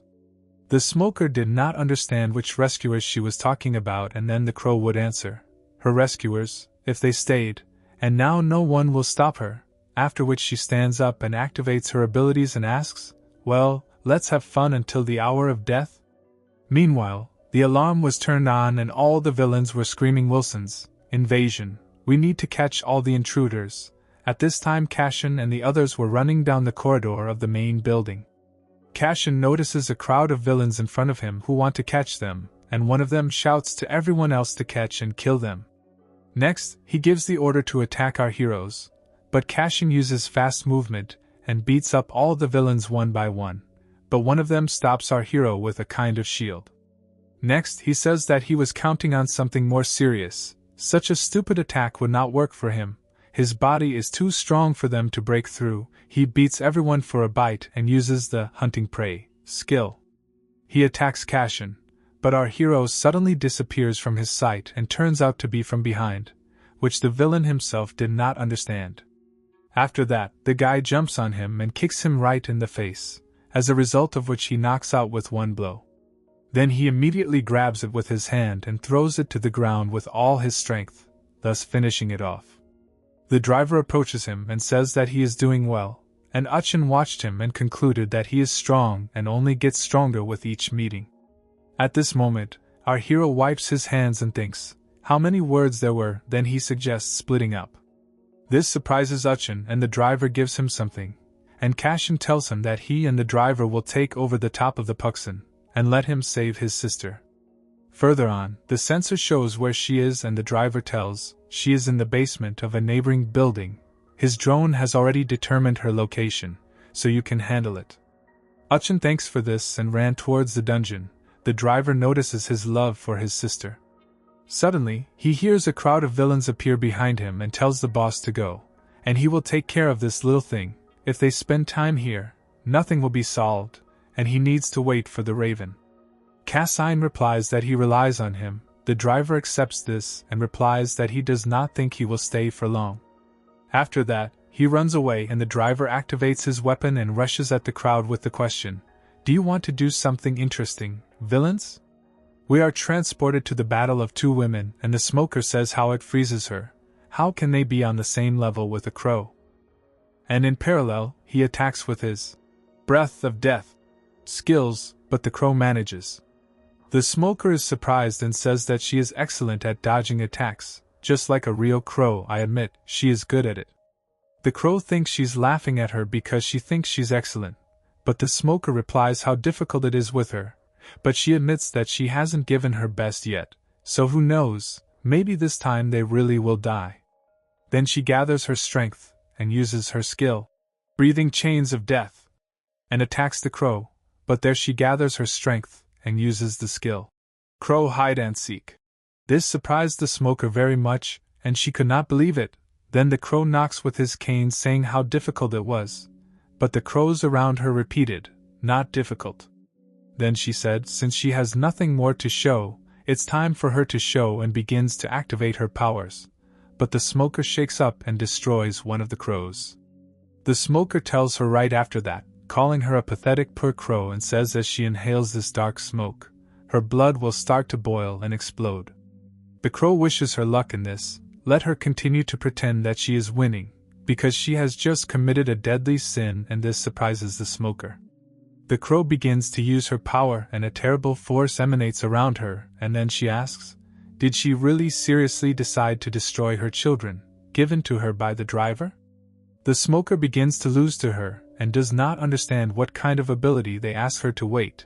Then she asks where her strength came from. Is this really an awakening? And the crow, shrouded in a terrible force emanating from her, condemns the villainess with the name Smoker, adding, now she will judge her according to the crow's rules, and this scared the villainess. It was as if the crow had turned into something more and directed all its anger directly at the smoker. Meanwhile, in the basement on the second floor of the main building, Kim Woo-chang was running to his sister. In parallel, he was thinking about the villains who helped him. Did they specifically tell him to split up so that he would come to his senses? The device starts flashing, and this means that the sister is already close. But suddenly the guy is attacked with ice and his legs are dirty, thereby stopping him. The villain who did this says that he does not remember the guy, and is he definitely from the Ville zone of the Katamid district? It was a villain named the Ice Devil, who said it was good that he decided to wait here, because he knew that someone would come to rescue the hostages. Unexpectedly for the villain, the guy uses fire and forgets ice, telling him not to talk nonsense, and orders him to get out of the way. The villain notices the fire in front of him and replies that it is interesting. They will have opposite skills. They are great both in their characters and in appearance. Then he activates his powers and anticipates. The fire is rubbing ice. Their fight promises to be interesting. Does his opponent agree with him? Meanwhile, a big explosion occurs in the place of the battle of the crow and the smoker, and a large number of crow feathers fly from there. At the same time, on the 12th floor of the main building of the Puxon Villa, our hero enters a large room. He walks a little further closer to the center, and then says, "Stop hiding and come out." A man appears in front of him from the shadows. It was a villain who previously pretended to be Cashin and stole Kim Woo-chang's sister. He also answers, "Our hero has well-developed senses." He also adds that he has long wanted to meet him, a villain, with a mind like his. After that, our hero assumes that he kidnapped Nae no Che and asked him. Then the villain answers. Before their meeting he managed to dig up a lot of information about him. He achieved a lot even before his debut. Then he tells me that the battle between villains outside the Will Zone is the strictest taboo, but not for him. After which he points his finger at him and says he is an enemy of the public. If he kills him here, he will go unpunished, although Cashin is also the boss of the Will Zone. But the guy does not understand what to do with the fact that he is the boss of Will Zone, and the Black Demon asks him not to think wrong. This is not a mockery of him. He really respects Cashin. If he were a real villain, he would have run away long ago. Then he tilts his head a little and says, "Because villains are criminals, does Cashin agree with this?" Then he continues to say that they have the same skill, but otherwise they are not even close. Then Moro suggests that our hero take it as a compliment. Then the Black Demon begins to activate his powers and says that he would very much like to be like Cashin. It is difficult to control shadows, but not as difficult as becoming darkness itself, like him, and in parallel pulls out his daggers. Moros immediately assumes that he is a stalker, which he asks our hero about, but he replies that he looks more like a psycho. Then the Black Demon prepares for battle, standing in a stance and says he's been talking too much, he's not himself, and then offers to get down to business. Cashin notices at this moment how he began to duplicate, and the villain tells him that Cashin is really strong in close combat. However, his clones begin to appear from different shadows throughout the room, and then the Black Demon is sure of one thing: it is unlikely that our hero can cope with 4 at once. As a result, the Black Demon uses the Shadow Double, skill, and Cashin begins to think, are these illusions or are all four of them real?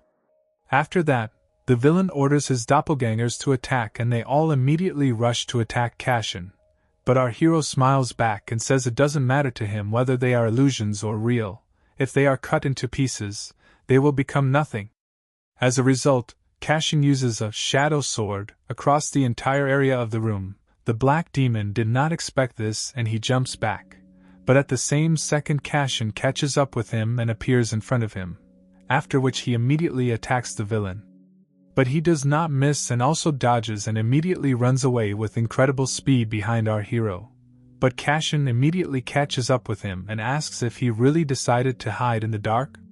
He instantly catches up with him and strikes a series of blows from which the villain barely defends himself, and the last blow makes him fly away. After that, the dust from the battle began to leave and Cashin says what a good speed his opponent has. But he does not answer anything and thinks, looking at our hero, he is several times stronger than what he expected. If so, then he decides on a different strategy.